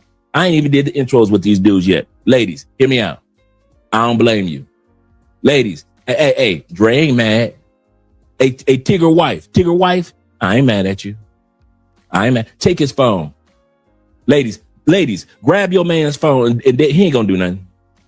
He ain't gonna do nothing. These American men. Ladies, these American men. Ladies, American born and bred men. They ain't gonna do nothing. I'm about to ask something crazy. Are you ready? Yeah. Can I see your phone? Yeah, sure. What's the passcode? That it should be that easy. I got nothing to hide. Check out the state. I was expecting to see some raunchy things, and this is what I'm seeing instead. And I will always fully support going through a man's phone, definitely before an engagement and especially before marriage. To me, that's like signing a contract without reading the fine print. Like, we have to do our due diligence, ladies. Going through your man's phone and finding something you didn't like. One thing about me, I be telling my sister. It depends on what it is. Yeah, that's not what I found too. Because sometimes, like, you might want to take that to the grave. Because if it's too right, don't look bad on your part too. It's like, I don't know if I want to tell anybody. And you girls think you're doing yourselves a favor being like, oh, I don't go through my man's phone. Bitch, I go through my husband's phone. The only reason why I married the man is because I went through that phone a couple times. He didn't know when, he didn't know where, he didn't know how. He didn't know. He doesn't need to know. All he needs to know is that he passed the fucking test. And I'm still going to continuously check that shit, okay? Be fucking smart. That's how people get exposed. They gonna cry, get my phone. You gonna call the police on them, but they coming back. They ain't gonna do nothing. American men ain't going nowhere. Ladies, hear me out. Whatever y'all do, American men ain't going nowhere. I will never leave America. This is my country. I was born and raised here. I'm going to fight for it. This is my land. I'm going to fight for it. I would never leave America to a foreign country. I may talk a little trash about America every now and then, I'll admit. But if them folks ever said shut up or go to Mexico, I'll cry. I love this country. With America, I'm not leaving. Going back to Africa, tell your ass, I'm staying here. I ain't no Chick-fil-A's over there. The World Cup is a reminder that America is the best. Sure, Europeans have free healthcare, but Americans have ranch. The only angle that you would ever get me to leave the United States for is like to see something historic, like the Vatican, something old, like a castle or something that America doesn't have. A lot of people that are like, oh my God, Jamaica is so beautiful. Is it more beautiful than like the Florida Keys? Like geographically speaking, there's really nothing America doesn't have. We got beaches, we got skiing. We have every type of terrain except for like a rainforest, but I don't know anybody's going on vacation to chill in a rainforest. It's raining forever. Sweet. They are soft, they are weak, and they are simps. And if this does not apply to you, let it fly.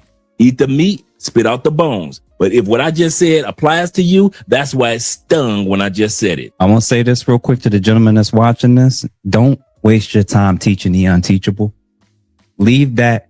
Don't do that in your real everyday life. Let me waste my time on these platforms trying this shit. Right. Okay? If you're not a therapist, if you're not a life coach, if you're not a consultant, don't waste your time. All y'all fellas on all these panels arguing and going back and forth, it ain't going nowhere. You said you are what you attract. Did you say that? That is true. And and the man you attracted, were they good men or bad men? Am I wounded feminine? Yes, bad men. Yes, ma'am. So, ma'am, until you find the masculine, divine masculine, you're a horrible person, according to your words. You are still. I can follow that logic. Let me finish. Matter of fact, you shouldn't teach no woman until you get that man. You still demonstrating in your words that you're a wounded. Let me finish. You're a wounded feminine until you get the masculine. I didn't tell you guys. I didn't get a chance to tell you guys. I received a invitation in my DMs from a panel like this, and I'd seen the channel before, and it was one of those like Anton Daniels or this type of panel, and they said, we've seen some of your videos, man. We'd love to have you on our panel. And this is probably the second one, and I was like, nah. I don't like going on panels where nobody's really trying to learn anything. I don't like going on panels like I feel like I'm wasting my time. Like Ask a Brother just said, don't go on those, don't be wasting your time. That's why a lot of times you guys don't see me on panels. What for? I don't want to be on a panel with a bunch of emotional people. Like there's certain content creators I'll do panels with, right? But not everybody. Not on topics like this, on relationships and all that stuff. They can have it. And so I basically turned the channel down. I just don't do that arguing back. That's not me, bro. Shout out to Alabama being in the house. My brother. Divine masculine, that's what you told us. Not fatty words, not Ali words. So until you get your man, you shouldn't coach not a damn person. If Jesus can't save these hoes, why are you trying? What make you think you greater than Jesus, nigga? Been given. So that is already no. Hey, Carmaya, can I say something? A lot of y'all and I ain't gonna say the one on the panel because never on the panel, it's some garbage mothers, man. It don't make sense at all. You wanted a husband, you wanted a family, you wanted to be a mother. Now you have kids that desire you and love you more than anything, but you complaining about spending too much time with them and you need help with them.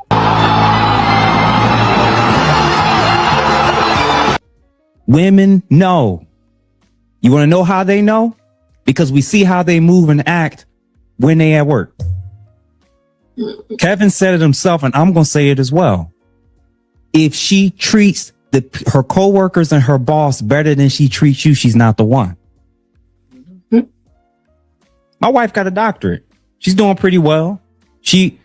I promise you, she does not treat them better than she treats me. I did not know this at 21. I didn't know this at 24. Thank God I learned this lesson around 30. So the warning I'm going to give to black women and to American women, period, because this is a noticeable issue in Westernized culture. When men wake up and realize their worth and value, they're going to stop wasting time with you. That's actually what's going to happen. That's a great point. When men wake up and we learn our worth and our value, we are going to stop wasting time.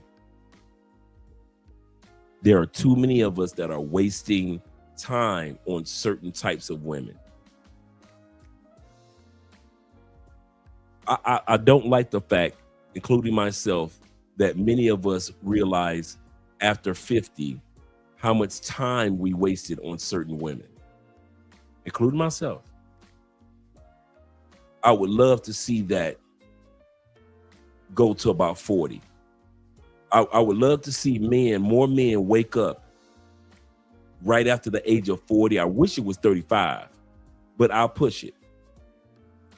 I wish that there were more men that would wake up after the age of 40. Once you hit 40, you start to realize I'm not about to burn my time on just any woman like I used to in my 30s and my 20s. A lot of us wake up to that, but we in our 50s. And it's not that we're old, it's the fact that we're wiser when it comes to women. I kid you not. A lot of us, you sit back, you see us, we kind of chill, and people think that, oh, he must out there, he can't keep it up like he used to. He can't do, no. It ain't about the fact that we can't keep it up or not. It's about the older we get, we start to realize, man, am I wasting my time smashing these 5 chicks? I smashed 5 chicks in one weekend when I was 35, when I was 25. Do I want to do this again at 55? So you start to look at what you could be doing with your time and with your money and with your attention compared to how anybody can get your time, your money, and your attention when you were 35. So I hope that the number goes down to 40, where us men start to wake up and realize I'm not about to sit up here and waste my time with fat chicks, ugly chicks, and big chicks and treat them like they super queens when in the grand scheme of things, they aren't. You cannot, okay, how many of y'all can take a big girl to a business meeting or a fundraiser? You know, the mayor is having a fundraiser dinner. You've received a invitation. It's going to be all type of networking with politicians and businessmen, the chambers of commerce events. How many of y'all could take y'all big ass wives and girlfriends to a chambers of commerce black tie event? I don't see that. I'll see it maybe like at the NAACP event dinners. I've been to a lot of black tie dinners, guys. Take it from me. The NAACP ones, yeah, because that's just black people with black people. Okay, cool. The teacher of the year celebrations, you ain't gonna see no fat wives in there. Networking with other guys. You are not gonna see a bunch of fat dudes, a bunch of fat women that are the wives of these businessmen at the chambers of commerce events. You're not going to see that. The governor's celebration, the governor's dinner, Invitation only. You are not going to see a bunch of fat women, whether it be black, white, or you're not going to see it. In other words, I'm about to say something, and I hope you guys take it in a way that I'm not trying to be offensive.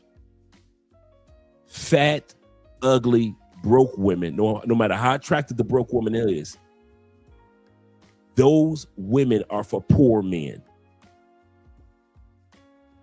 You could have a sexy broke chick on your arm, but if she cannot blend in with the other wives or girlfriends while you men are over here networking, it's going to show itself. Your girl who's physically sexy, I'm serious. Your girl who is physically attractive, as soon as the governor's wife says something, your girl can't relate to nothing that she's talking about. The other wives of businessmen are talking about, the other wives of the mayor's wives and other those.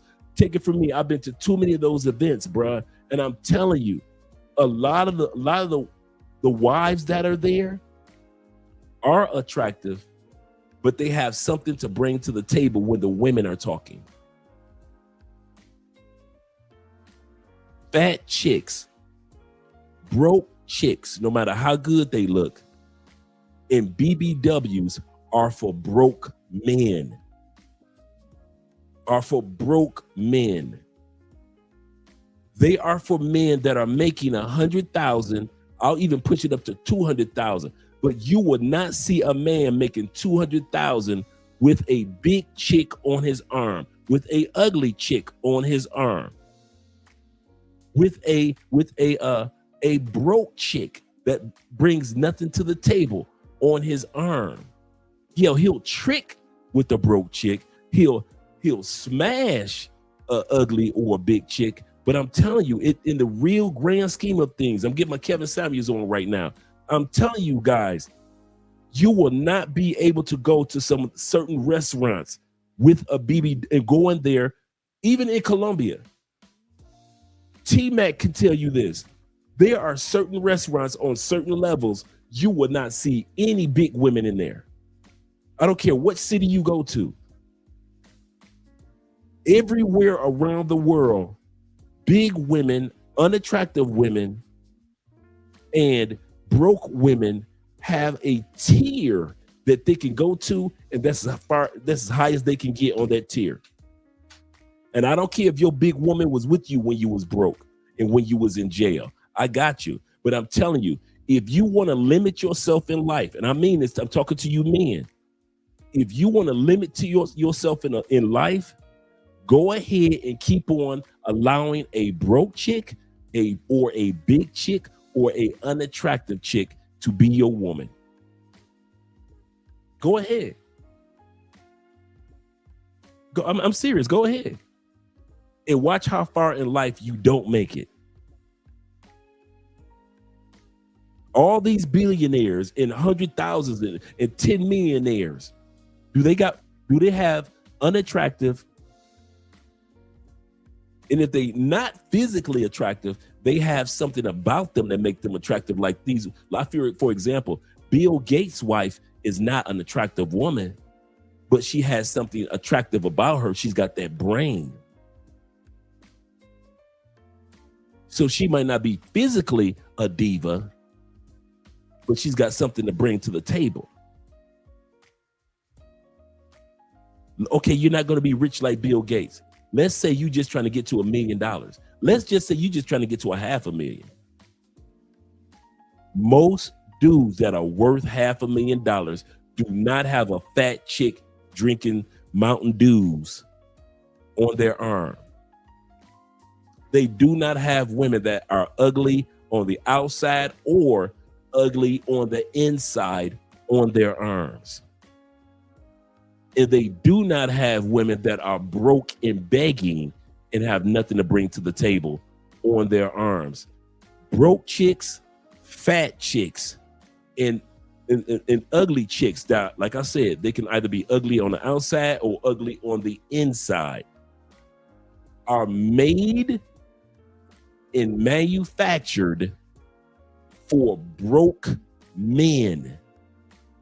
If you ever, let's be honest, if you ever looked around and see who, I don't care about my mom and my daddy, so my uncle, my aunt, I don't care. Let's be honest. Your dad is not worth more than $200,000, is he? Is he? Except for, the investment that they put in the house and equity and all that stuff. I'm talking about real life. Nobody's looking at your dad to invite him to the fundraiser with your mom. My mom, my aunties, my big cousins. So I'm not just talking about I'm not just talking about in the wind. I'm talking about us as black men in our community. Let's be honest. Well, my dad's a truck driver and he makes blah, blah, blah, blah. And he was able to say, oh, that sounds good on paper. But these are all anomalies. In other words, rare cases. Yes, you are going to find a rare case where a black man makes over $200,000. He has a big woman on his arm. But yeah, they have been together for like 35, 40 years. In those cases, yes. But on average, big women, unattractive women, whether it be outside or inside of her unattractive, and brokey women are made and manufactured for broke men. So if you want to network in any country on a higher level in any country, you cannot come to Thailand getting a broke chick that's broke in her mindset, a ugly chick that she might be attractive on the outside, but she ugly as hell on the inside, or she's ugly on the outside, and get a big chick in China.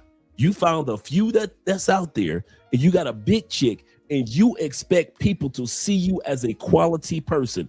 It's not going to happen in any country. In any country, it doesn't work like that. You might find a few countries in Africa it works like that, but for the most part, globally, it just does not work. So yes, your dad is a truck driver, or your dad worked for the foundry, or your dad worked for Chrysler GM, or your dad started this little small business, and your mom and dad been together for 35 years. In those cases, which are rare, yes, that work. So dad is big and mom is big, but they've been together since they were small. I got mom and dad. I understand that one. But I'm talking about in general, no, black men. One of the tools or things that black men are going to have to start doing, stop lying to black women about our attraction or our desire to see them out of shape and overweight. Stop telling black women that they thick when they are fat. Number two, stop thinking that a rich man, that you're going to become a rich man with a fat or a ugly or a brokey chick on your arm. You aren't. I'll say this again. You will never, or at least in rare cases, become a millionaire. And we have rarely heard it, that a man became a millionaire with a fat or a ugly or a broke chick on his arm during his whole journey. That does not happen. Those women are made for men that have decided to be average, or decided to don't go higher in their lives, or just decide to be just straight broke in the hood. Yes, fat women are made for those. Yes, if you want to be average, unattractive women that are ugly on the inside or ugly on the outside, yes, you can be with them because you want to be average for the rest of your life.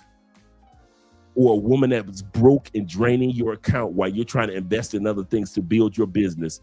Yes, those women are made for dudes that don't want to do anything with their lives. Yes, a broke woman draining everything that you have is perfect for your life, bro. I kid you not. I kid you not.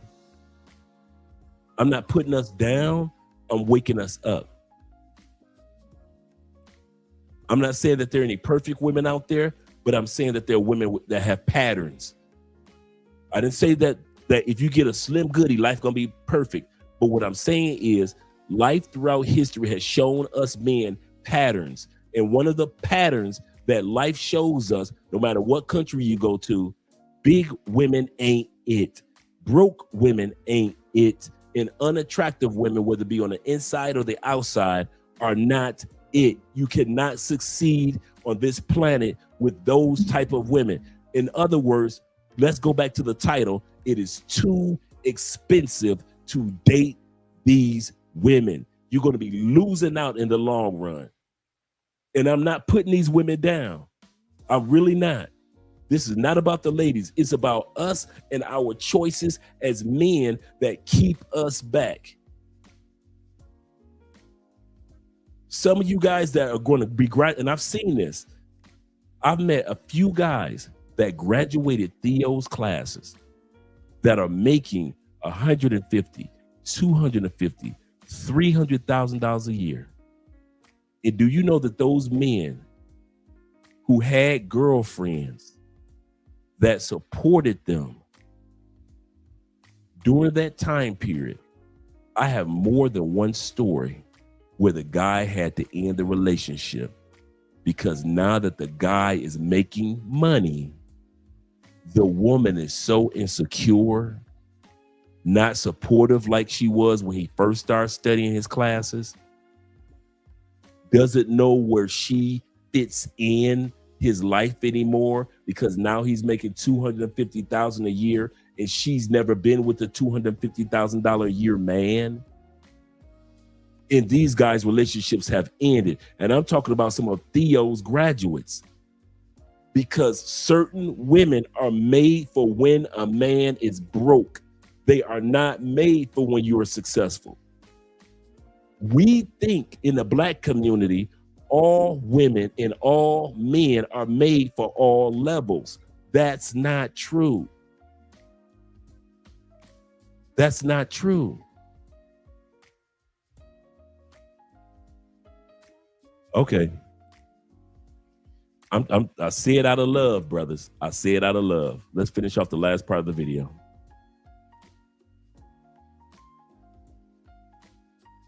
Doing the microphone, going back and forth with an overweight Black woman that's sassy and got a bad attitude. She's already eliminated before she even opened her mouth. She's eliminated. All right, that's the last part of that video.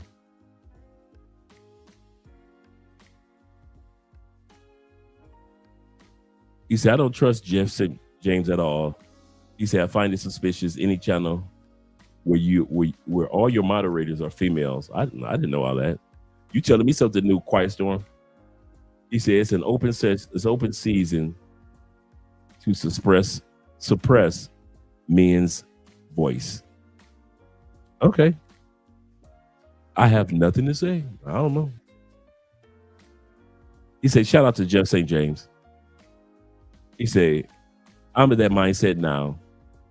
Felt that around 33 and I'm 39 yet now. Shout out to you and all you guys aging gracefully. Elham said that he doesn't know anything else. I don't know. Hugh says this. He said, real talk. He said, we've been there and done that. He said, I'm 54 years old. He said, and I believe in nothing. I believe in not settling for the sake of it. He said, there's nothing wrong with going monk mode and traveling abroad. We deserve better, y'all. He's 100% correct.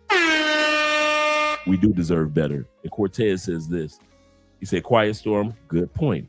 Any man who trusts Keisha like that can't be trusted. Plum, plum, plum. He said, Melinda Gates is a man. I wouldn't know. So I try to stay out of, if I don't know something, I just don't know. I just keep my mouth shut about certain topics. But I kid you not, guys. I came across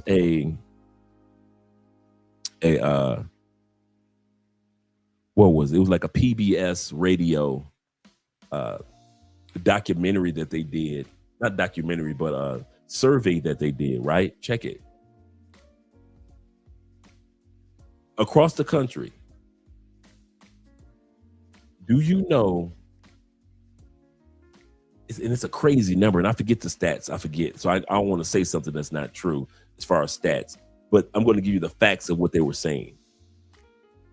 That there is a huge pool of salespeople that are not overweight, whether it be male or female. Whether it be male or female, it really doesn't really matter about the product.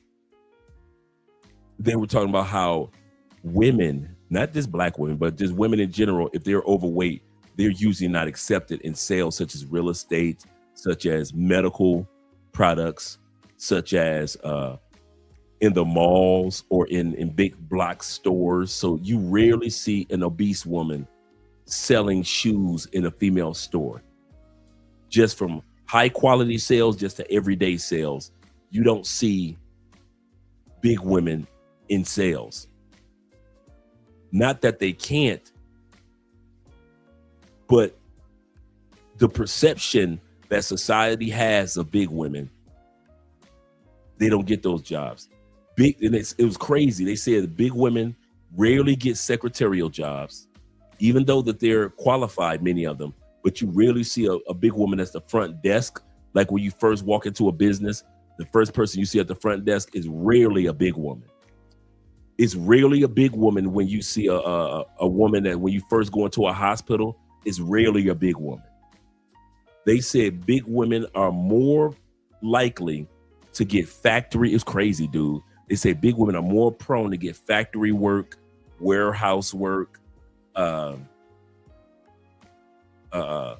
nursing aid work, nursing home work. So working in nursing homes and in hospices, things like that they need them to be big to be able to lift these people up off the beds and things like that. It was kind of a sad commentary. Like I said, it wasn't about race. It was about the fact that these are just societal norms that will be around and have been around. And so we in the black community don't realize being big and out of shape, whether you're a man and a female, is just male or female, is just not acceptable, because you don't give off a sense of caring about yourself, caring about your diet, caring about your longevity. So my brother says this, them Alabama men. He said, Andre, my coworker is thinking about letting his bipolar 300-pound lady friend move back in with him because the Lord has been telling him to. Lord didn't tell him that. There is no scripture in the Bible that says for you to do something like that. However, it's easy for him to, okay, we talked about this tonight. If your friend wasn't black, would he think that the Lord, statistically, would he think the Lord told him that? Would statistically a white dude in the United States let a fat 300-pound chick in his crib? Statistically, no. Has it happened? Yes. For the most part, no. Latin men. If your boy was Latin, would God tell him to let a 300-pound woman live in his house again? Has there been cases like that? Yes. Is it the norm? No. East Indian men. If your boy was born East Indian, would he say that God told him to allow a fat 300-pound woman? You see where I'm going with this? Only with black men do we justify and even use God as a tool to justify why we allow obesity to come even under our roofs. You know why I keep saying this, and I'm going to harp on this. The reason why is because, not because God told him, but because his subconscious, you can clip this. We had 3 hours and 48 minutes. 3 hours and 48 minutes. You can show your boy this. The reason that you are willing to let that woman back in your house is not what God telling you. is but because what your community has programmed you to think. We are surrounded by obesity so much and overweight women so much in our community as Black men, it is the norm. So that's what makes so easy for you to convince yourself that God is telling you this, my Christian brother, where there is no scripture behind it. Nowhere does God tell you to bring a problematic woman who has a problem with her weight into your home.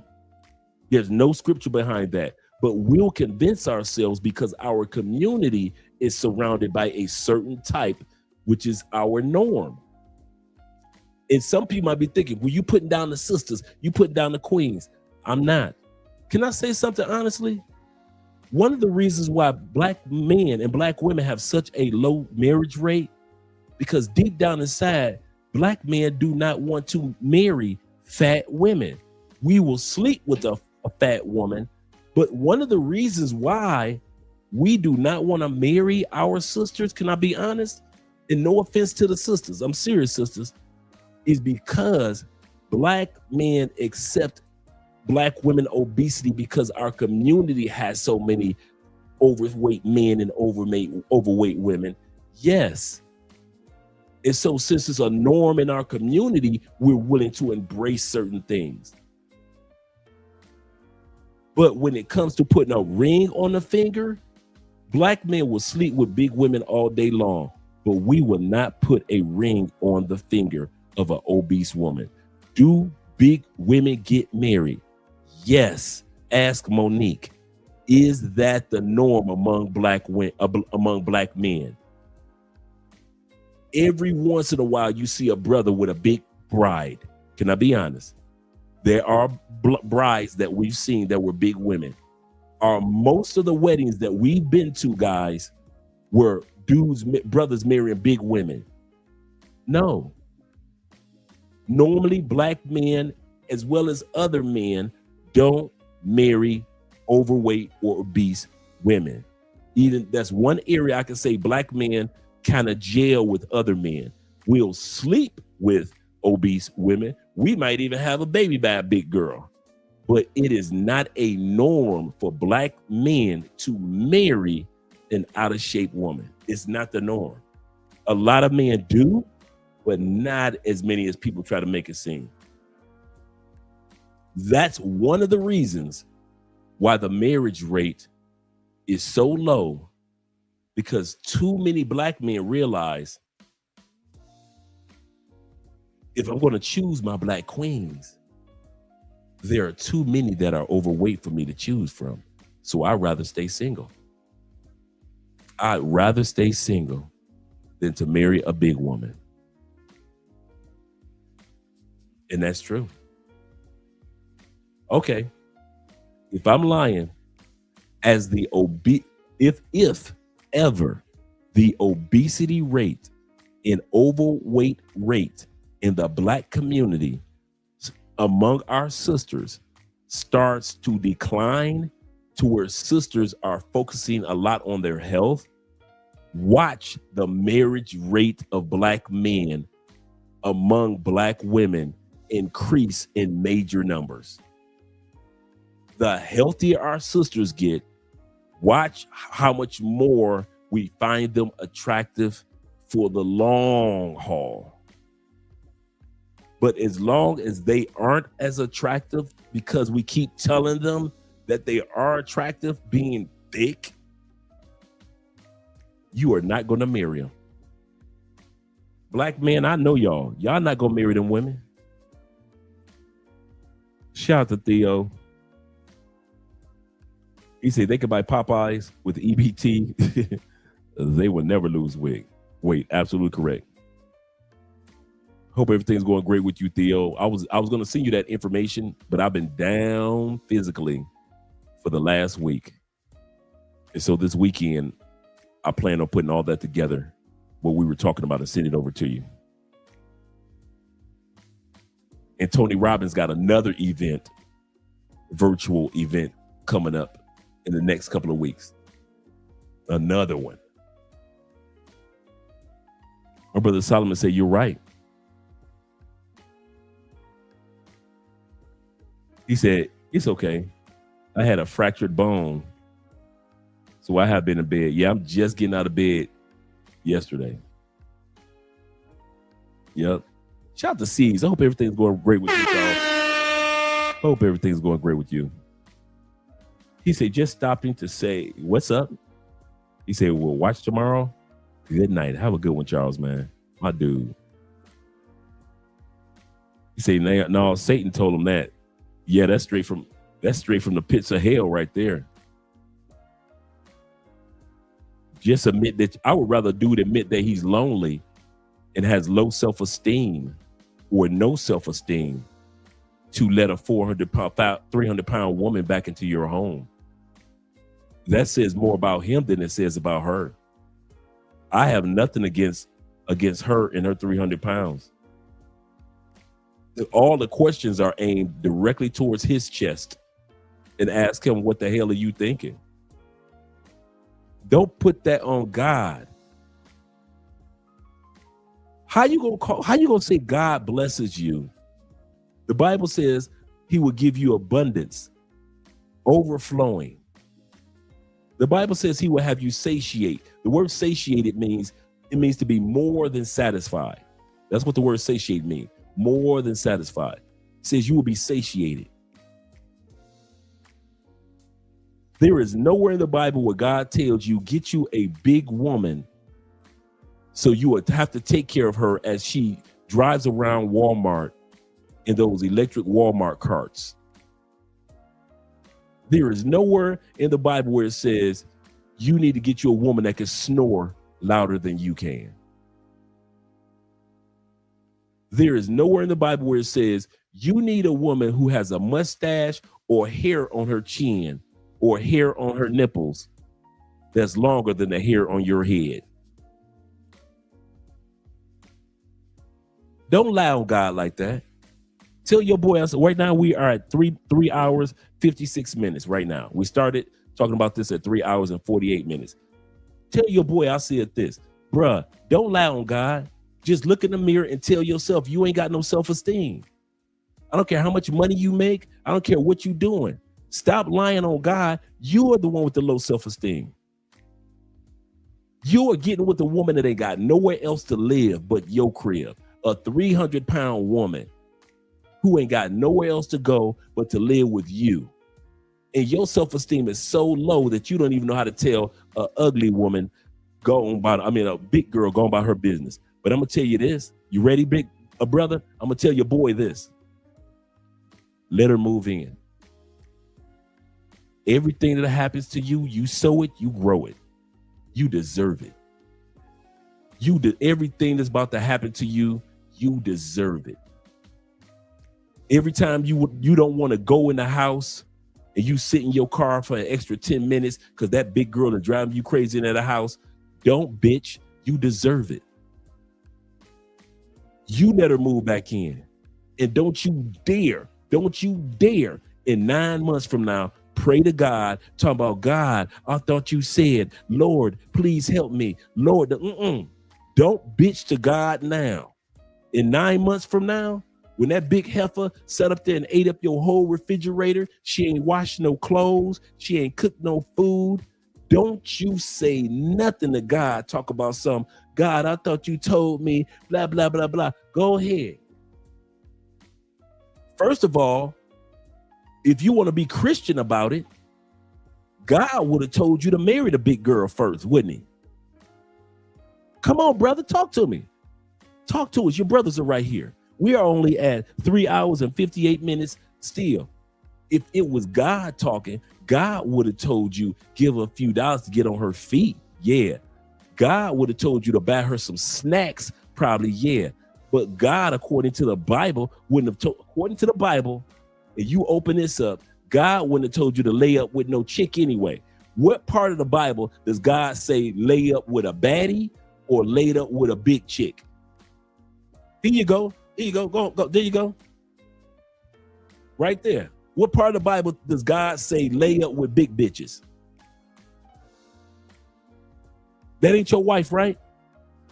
So you just laying up with her, right? So what part of the Bible does God say lay up with big bitches? or any chick. So for you to sit up there and say, God told you that, God told you to do something opposite of his word. When God says in his Bible, there's only two things he can't do. God says, I can't deny myself. I am God, I am here, and I'm not going to pretend like I'm not. Number two, he says, I don't lie. So if I told you this is going to happen, I'm not going to lie to you. I'm God. I ain't got no reason to lie to you. I'm not going to deny myself, and I'm not going to lie to you. Next thing, how the hell, bruh, how the hell is a 300-pound chick a blessing? You need to text me that. Here's a pen, bruh. I need for you to write down, how the hell can you say a 300-pound heifer stomping around your apartment, taking away the peace that you already have without her in your life? What peace is that big girl gonna bring to you? There you go. I want to hear this one. I want to hear what you can. Just, you ain't got to give me 10 reasons. Give me 3. Give me 3 reasons. There has never been in the history of big girls 3 reasons why a man needs to have an unhealthy woman in his life. And that goes for all of us who like big girls. There is no reason why we should be having big women in our lives, just like there is no reason for us to keep lying to black women and telling them that they are sexy when they are not as big women. When you can't go to another race and do that. If you walked in as a white dude and you tell a white dude could tell a white woman, your ass is fat and I don't want you, and ain't nobody gonna say nothing.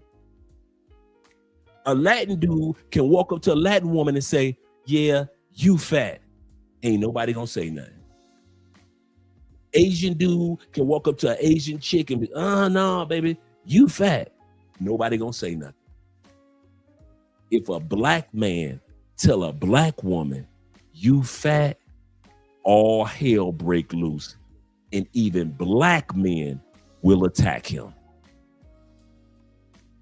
We're the only ones that's been programmed because our mamas and our aunties are big, because our sisters and our daughters are big in the United States, because our female coworkers are big, because our female best friends are big in the United States, because our pastor wife is fat in the United States.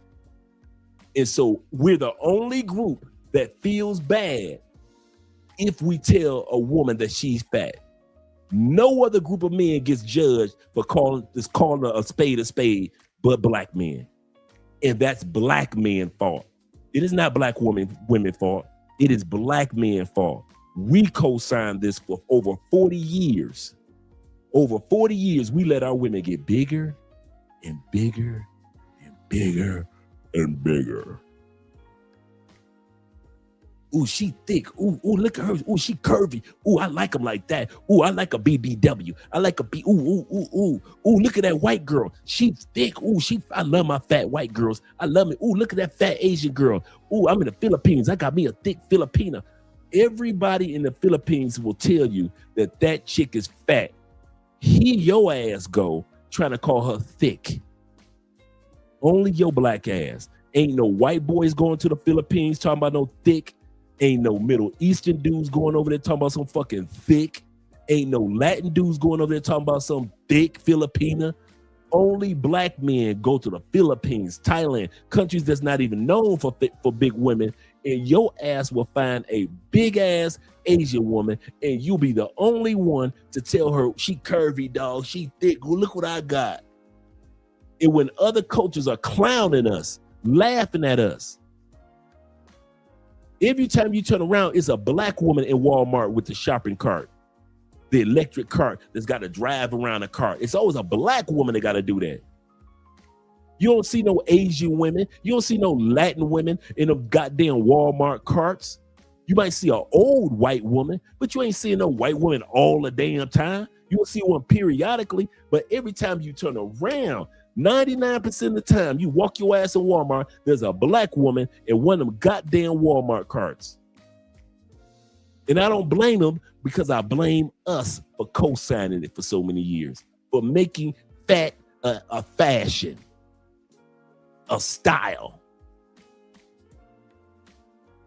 So So for this dude, this friend of yours, to think that God told him to get with a 300-pound fat chick, asked his ass if he was born in another race, would God tell him to do that shit? Hell no. God would never tell a white man to get with a 300-pound woman. He'll never tell an Asian man to get with a 300-pound woman. He'll never tell a Latin man, a Middle Eastern man, most of the dudes on the continent of Africa. But he was sure damn all of a sudden he would damn sure tell your black ass to get with a fat woman. That's how brainwashed we are. And some of y'all think I'm attacking our aunties and our family members and our cousins and our mamas and our grandmamas. I'm not. I'm talking about black men need to stop doing that shit. I'm talking about us. The whole night I've been talking about us as men. Stop lying to women, telling them that being overweight is attractive when globally and historically, it has not been the case. In some countries, in some eras, yes, there was an era where the queen was a big girl. But in most cases, no. No. We keep putting out this narrative that fat is where it's at as black men. Y'all ain't gonna be satisfied till black women just start keeling over and passing out dead. There may be black women that start waking up and stop listening to y'all. That's one of the things that if we have a daughter, I promise you this, I would let my daughter know, don't you ever let a black man convince you to be fat. Don't you ever let these motherfucking black men, I don't care what country, don't you ever let a black man convince you that fat is where it's at. Don't you ever let a black man tell you you getting too skinny. You need to put on some weight. You built like a white woman. Don't you ever let black men, and I'll tell her the truth, because if you listen to a black man, you'll be fat, you will have diabetes, you will have hormonal issues, your period will be off course, you'll have gout, you'll lose your toes, you might end up losing a goddamn arm. Listening to black men when it comes to black women being out of shape. Y'all don't give a fuck about black women in their shape. If you did, you wouldn't keep telling them, oh, you need to be thick. Oh, you losing too much weight for a brother like me. And you will stop co-signing obesity. Ain't no way in hell I'm gonna let a 300-pound woman move into my house again. Brother, your self-esteem is so shot to hell. No matter if Jesus was talking to you, if Jesus came down from the heavens and told you, my son, leave that big woman alone. As soon as Jesus walked away, you are so programmed as a black man, you will move that 300-pound black woman into your house anyway. Even if Jesus told y'all not to do it. That's how programmed black men are when it comes to obesity and fat chicks. And when this live stream is over and years go by, y'all still gonna be culling up with fat chicks, and y'all gonna still co-sign and having black women become fat. That's why I love that I'm starting to see the movement of black women telling black men, kiss my ass, I'm going to the gym. I love it. I love that black women are finally stopped listening to you niggas that keep trying to tell them that fat is where it's at. I love to see that now black women are starting to lose some of this weight and say no to some of this obesity. At least some of them. And the number one thing that they did, nothing different before they went to the gym. Here's the crazy part. Number one thing for a lot of black women to lose weight, they went on a diet. That was one of them. They started drinking more water. That was another one. They went to the gym. That's another one too. Number one thing they did, they stopped listening to black men. One of the number one thing that I've noticed on all these streams I'm doing my homework on, black women have finally realized I cannot listen to black men when it comes to whether I need to be healthy or not, because black men have been programmed to lie to black women about their weight. You got niggas like Umar right now will call a black woman out of shape a queen. No other race of men are going to call a fat woman a queen. Only black men in the United States gonna do some stupid shit like that.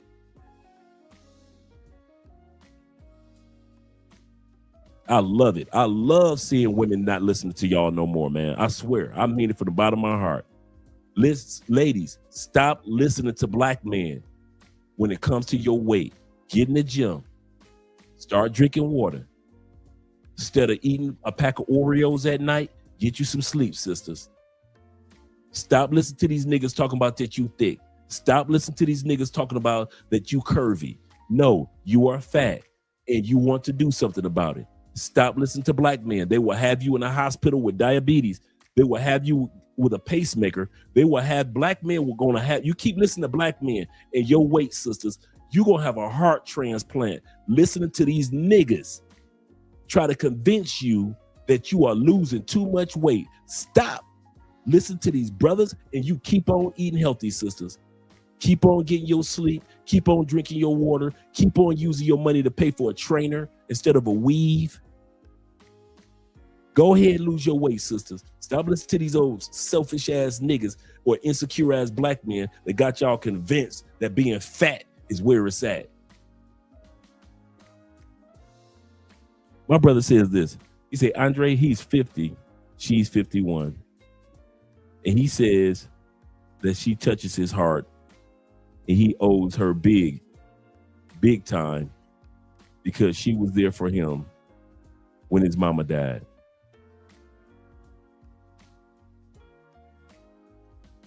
Only black men say some stupid shit like that.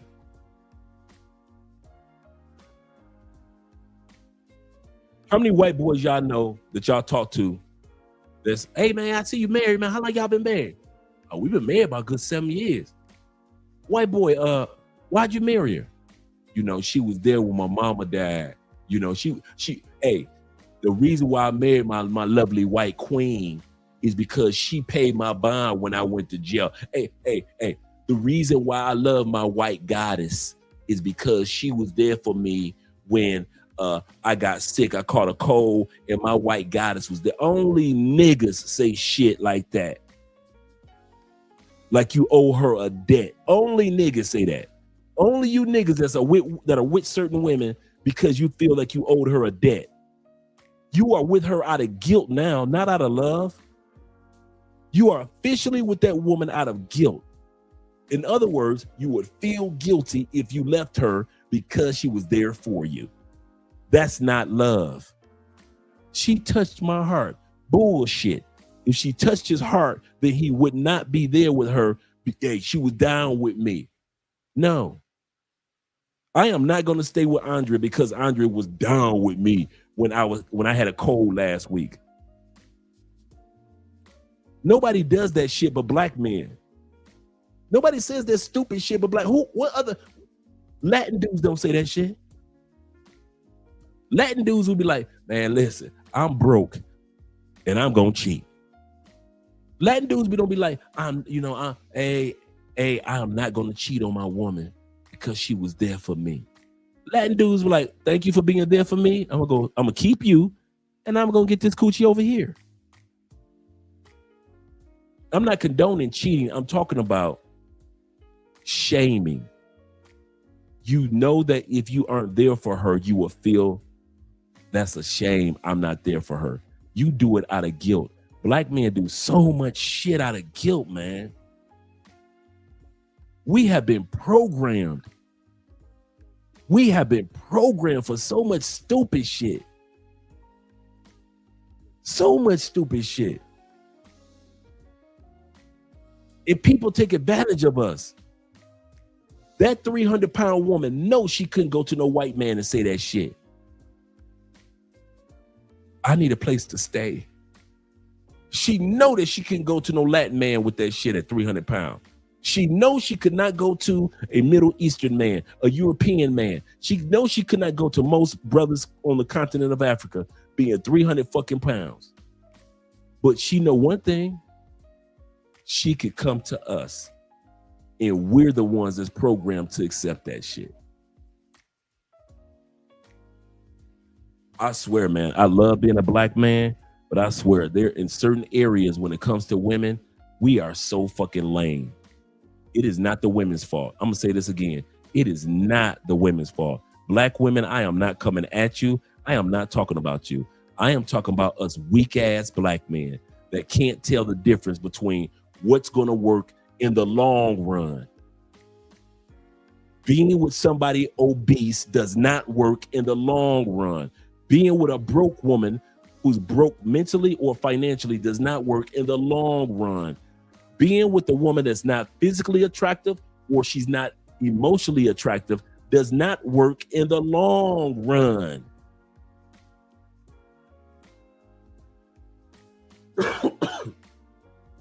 That's absolutely correct. That's the only reason he's doing it, out of a guilt trip. And then this is the funny part. You ready for the epilogue? The end of it? How that story is going to end is he's going to kick her ass out. Tell your boy I said this right now. What are we? 4 hours and 15 minutes. Bruh, I know you're going to kick that bitch out. You're going to kick her ass out 6 months, 3 months later. I won't even give it 6 months. You know why? Because all she going to do is remind you why you kicked her ass out the first time. And I'm going to be honest. This is the last thing I'm going to talk about tonight, guys, for us men. We have to stop allowing a certain level of woman in our lives. Let me put a disclaimer. Guys under 50, sit back. Just hear me out. This has nothing to do with you. Guys under 50, sit back. Get you some popcorn, cold drink. This has nothing to do with you. So everything I'm saying is not for you guys. I'm talking to you adult ass men. We have to stop.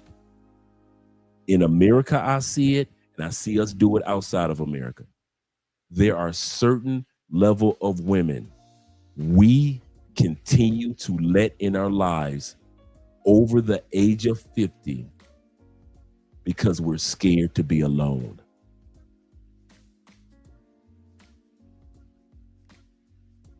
A lot of you guys are over 50 and you let Keisha in your life because you think that's the only woman that I don't know what it is, but men in general of all races, but I'm going to talk to the brothers only right now. We have a bad habit of hitting 50 and the clock start ticking, and we have a really bad habit of letting certain type of women in and out of our lives. Certain women have access to our time, our money, and our attention, and most of it is due to we're scared to die alone. We're scared to be alone. So we tolerate stuff that we wouldn't have tolerated when we were under 50. Some of you guys are tolerating certain women that if you were 45, that bitch couldn't get 30 seconds of your time. If you were 25, that bitch couldn't glance at you. But because you're 50 plus and you're afraid, and you don't know if you're going to get another chance at a decent woman, and this one right here, she treats you all right, you tolerate her. To where everybody else under 50 look at her like, what the hell? But because you're over 50 and age is catching up with you, you get scared. And I see a lot of you dudes do it. I see a lot of you dudes do it. I see white dudes do it in the Philippines. I see white dudes do it in Thailand. Y'all get what y'all get. Y'all hold on tight. Y'all get that one woman and she is no good. She brings nothing to the table, but you refuse to die by yourself. And I'm not saying we're all going to die by ourselves. And I'm not saying that you shouldn't have anybody, but you should have a quality woman. But some of y'all like, damn quality. I got money. I'm 53 years old. I got 500,000 in my bank account. I got 200,000 in my investments over here, and I get my ex-military pension coming through as well. I can't take none of this money with me, and so I'm going to get a raggedy bitch to be in my life in Thailand. Yes, she drives me crazy. Yes, she keeps emptying my bank account. No, she doesn't fuck me, but she got a boyfriend on the other side. Yes, she cooks for me. Yes, she lies to me. Yes, she goes out and party when I'm in the house. But Andre, I don't want to die alone. Bro, I'm scared. And so anybody that shows me attention, I might not marry her, man, but I'm going to treat her like she made of gold. And a lot of ain't shit women can get away with treating you like trash because you are over 50, and they know if you was 45 or 35 or 25, your ass wouldn't be tolerating that bullshit. You 25, you ain't gonna tolerate no 300-pound bitch. You 45, you ain't gonna tolerate no 300-pound bitch, but you are now over 50 and you scared because your mortality has, the fact that you are mortal has kicked in. And so you will tolerate a 300-pound bitch and blame it on God. And blame it on God. And I watch it happen all the time. Some of you older men are so fucking lonely. You would allow any type of woman in your life, not realizing if you wouldn't have allowed this woman in your life, God would have brought the right woman in your life. Because I met a lot of guys such as myself over 50 that have met the right women of all different ages and all different stages of life. There are many of us over 50 that have met quality women. How did you do that? By not accepting the raggedy bitches. But you lonely and scared dudes, you accept the raggedy bitches, and then you wonder how dudes like me and Ronan and Richie Mack and all these other and El Guapo and all the rest of us that are over 50 years old, how the fuck y'all get these good quality women? Because we did not leave room, because we left room by eliminating the raggedy bitches. So I've always wanted to say this to older men. Older men, stop dating with fear. Stop dating afraid. If I let her go, I might not meet another one. I might not do. I have always wanted to have this conversation with men. There are so many men that are mentally in fear. I'm talking about real panics. Guys, all you guys under 50, I'm telling you now, do not follow some of these dudes that's over 50. Don't follow what the fuck they doing. Such as your boy with the 300-pound chick. A lot of dudes will let a woman in. Yes, she was with me when I was going through some issues. Truth be told, he only having her in his home because he lonely. There's only so many conversations I can have with that dog. There's only so many times I can talk to that damn goldfish. There's only so many times I can call my boys and we can play some poker or go fishing.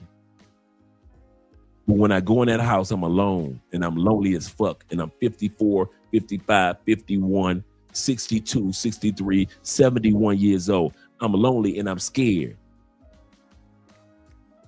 And so any bitch that pay me attention, I mean, I don't care if she big, I don't care if she got a patch. I don't care if she got a patch and she walk like Captain Jack Sparrow. I don't care if the bitch got a pirate hat to wear to church. As long as I got somebody, I'm cool with that. She can take all my money. I can't take it with me anyway. A lot of older dudes spend the way they spend because they spend like this. Young dudes, hear me out. They spend their money like this. I can't take it with me anyway. So whatever my chick want, I'm gonna go ahead and get whatever she want. I just don't want her to leave me. Yeah, I'm gonna play tough in front of y'all. You know, I'm gonna play tough like, look at my little son boy I got in Thailand. Yeah, this is my little son. Yeah, you know, she a little cute. She take care of me. But in real life, in real life, these dudes get those women that argue with them, that cuss with them, and fuss with them. Yet these dudes are over 50 because they scared and they don't want to die alone. And a lot of you dudes that's over 50 that's listening to me right now, you know your brother Dre ain't lying. You lonely, you scared, that clock is ticking, and you got a bank full of money. And the only reason you with that woman, because your ass is afraid to still be patient and let life send you the right woman. Because Ronan, myself, Richie Mack, and a bunch of us sat back and let life bring the right woman to us. But you too scared and you too afraid. And I get it. Bruh, being over 50 for me is fun. But I know my mortality. I got to get my checkups. I got to get my proper sleep. Dude, I understand. I can't drink like I used to. I might can party when you guys come to town, but I can't party every weekend. It is what it is. I spend more time in the gym and the club now. When I was younger, I spent more time in the club than I did in the gym. I get it. I understand. I am mortal. I am going to die. Someday it's going to happen. But that does not mean I have to throw my morals, my standards, and my boundaries away because I'm lonely. And I'm still impatient. And I think because if God don't send me the right woman by 51, or dang it, or 55 or 61, he ain't gonna send the right woman. So I might as well just compromise. And whoever love me, I'm gonna go ahead and just let her big ass in my house because she loved me. Here's the part. We don't want to acknowledge that her big ass might die before you do at 300 pounds. Meaning that your ass gonna end up lonely anyway. You ain't never seen nobody that's 300 pounds make it past the mid 60s. You 51, you 50, she 51. Smoke them while you got them. You might as well enjoy it while you got it. Because there's no such thing as a big woman or a big ass man in their mid 60s. That shit don't exist.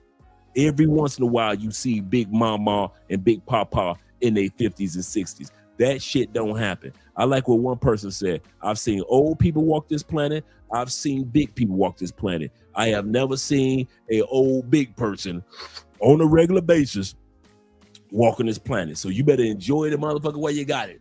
Because I'm telling you, she gonna turn to ashes. Stop doing shit older men because you're scared and you're lonely. And you hide behind your money and you don't want to admit that you're scared and you're lonely. This has been on my mind for years, guys. I sit back and I watch us older dudes. And some of y'all been letting bitches in y'all lives that ain't shit in Colombia. Ain't shit. In other words, if you were under 50, there is no way you would have let her in your space.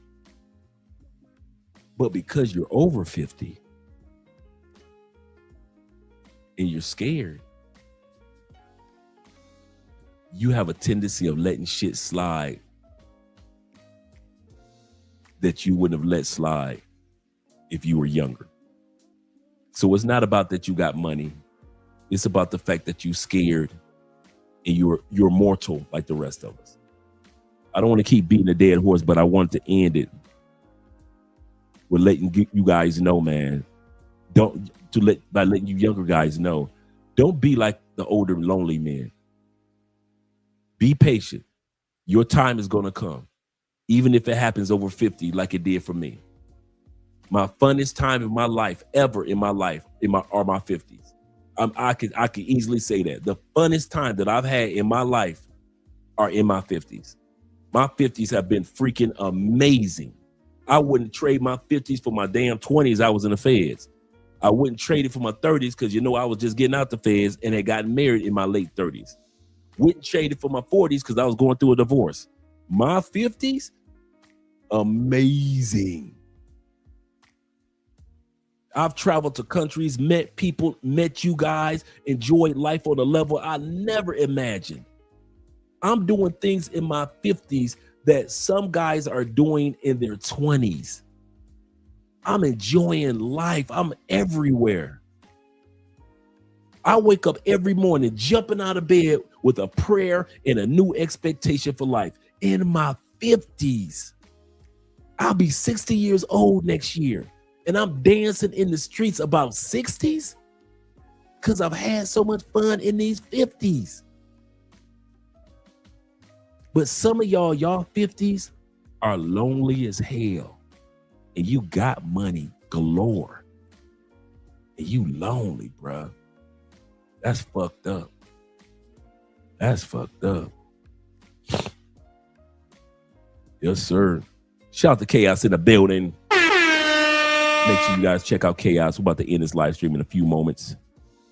Deep Soul says this. He said, sisters been not listening to us for better or for worse. Absolutely correct. Jay Casey representing in the building. Jay says this. He said, come off a cold and Jordan flu game episode. Yes, sir. And Chaos say, Dre, this is deep. And that's why I said this, my last 20 minutes was not dedicated to you guys under 50. Live your lives under 50 because you guys can't relate to what I'm talking about. But you guys over 50, you know what the hell I'm talking about. Everything I just said was true.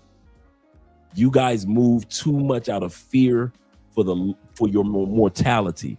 You tolerate shit that you wouldn't have not tolerated if you didn't feel that if I lose her, I don't know if I'm gonna find another one like her. We try to laugh at younger guys who have that scarcity mindset about their woman. Man, you should let her go. If you want to see some dudes that got a scarcity mindset, older dudes over 50, the scariest motherfuckers when it comes to relationships and letting them go. Older dudes over 50, y'all ass do not know how to let pussy. Most of us do, but too many of us don't. There are dudes like me that can let a relationship go and know that God got another one out there for me. But a lot of you old dudes, the reason why you feed the woman the money so much, Nate, because your ass scared that if you don't feed that money, she gonna leave you. And a lot of y'all think she gonna leave you because you old.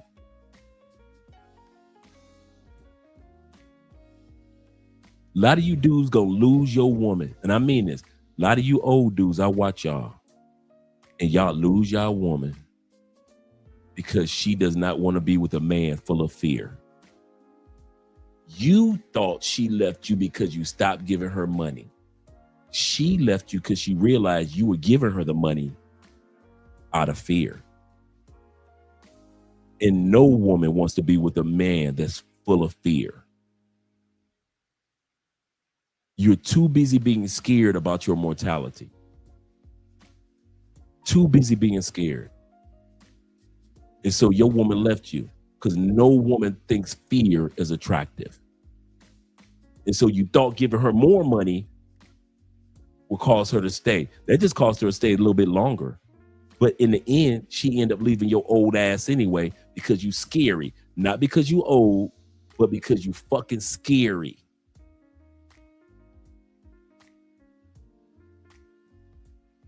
If Andrea left me,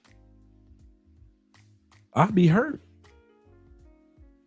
But I'll still be living my life. You better believe that one.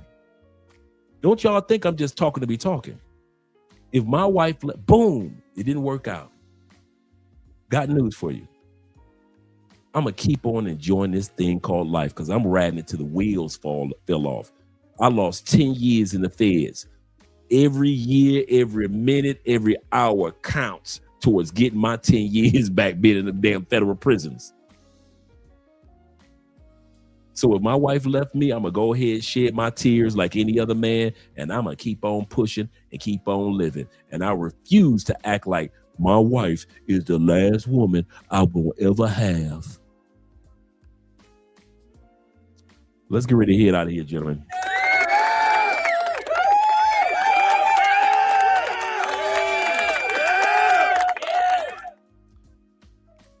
We're going to do movie night tomorrow. So if you guys are interested in watching a couple movies with us tomorrow, we usually come over here for the first 15 minutes. And then we head over on Rumble. And I was going to do a regular show, but I'm not ramped up to do regular shows back to back yet. But tomorrow we're going to do movie night. So I'm going to have a couple of movies for us. We're going to have one of them going to be the Kung Fu movie. The 7 Commandments of Kung Fu is going to be one of them. We still have the Tupac movie that we haven't watched, the one where he was a dope fiend. So we got that one. Oh, let's see the other one I got for us. Let's see the other one. I got another one for us. Let us see. We might look at that one too. We have, Eddie Murphy, Metro. Remember Eddie Murphy was a cop? And he was a cop that kind of a hostage cop. So I got Eddie Murphy Metro over here for us as well. And I still have that Tupac movie up here. Oh, the Tupac movie is called Gridlock or Gridlocked from 1997. And then we got 1979, The 7 Commandments of Kung Fu. So we're going to have 2 movies tomorrow. Yes, on Rumble. We're going to start at 7:30 like we normally do. So we're going to be here for the first 15 minutes. Once everybody get here, take advantage of the link that's going to take us over to the Rumble. And we're going to enjoy the movie over on Rumble tomorrow night. Or 2 movies over tomorrow night over on Rumble. Shout out to all you guys. Let's get some outro videos going, shall we? Let's see what we got here.